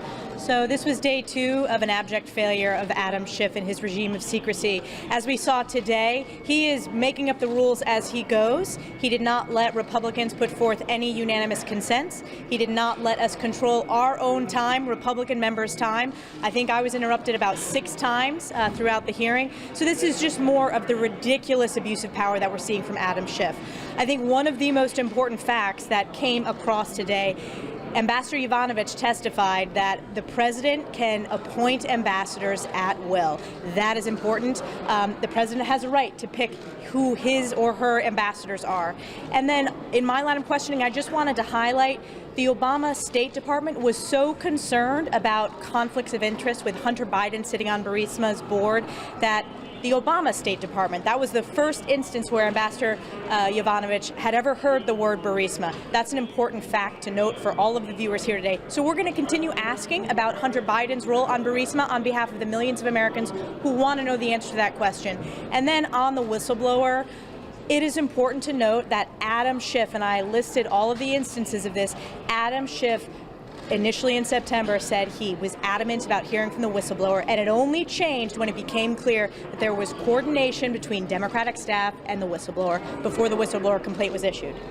Let me just do 2 other real quick things. First, I thought we were in the public stage of this so-called impeachment inquiry, but yet here in just a few minutes, we're going back to the bunker in the basement of the Capitol for another deposition that the American people won't get to see. What they also haven't seen yet are 4 transcripts of people who've already been deposed, which means under House rules, we cannot use that testimony in these proceedings. We would like to use parts of the testimony from Mr. Morrison as an example in the open hearings, but we're prohibited under House rules from doing that. So a great question for you all to ask Mr. Schiff is, when is he going to release those transcripts so we can actually use that information in the public hearings? Mr.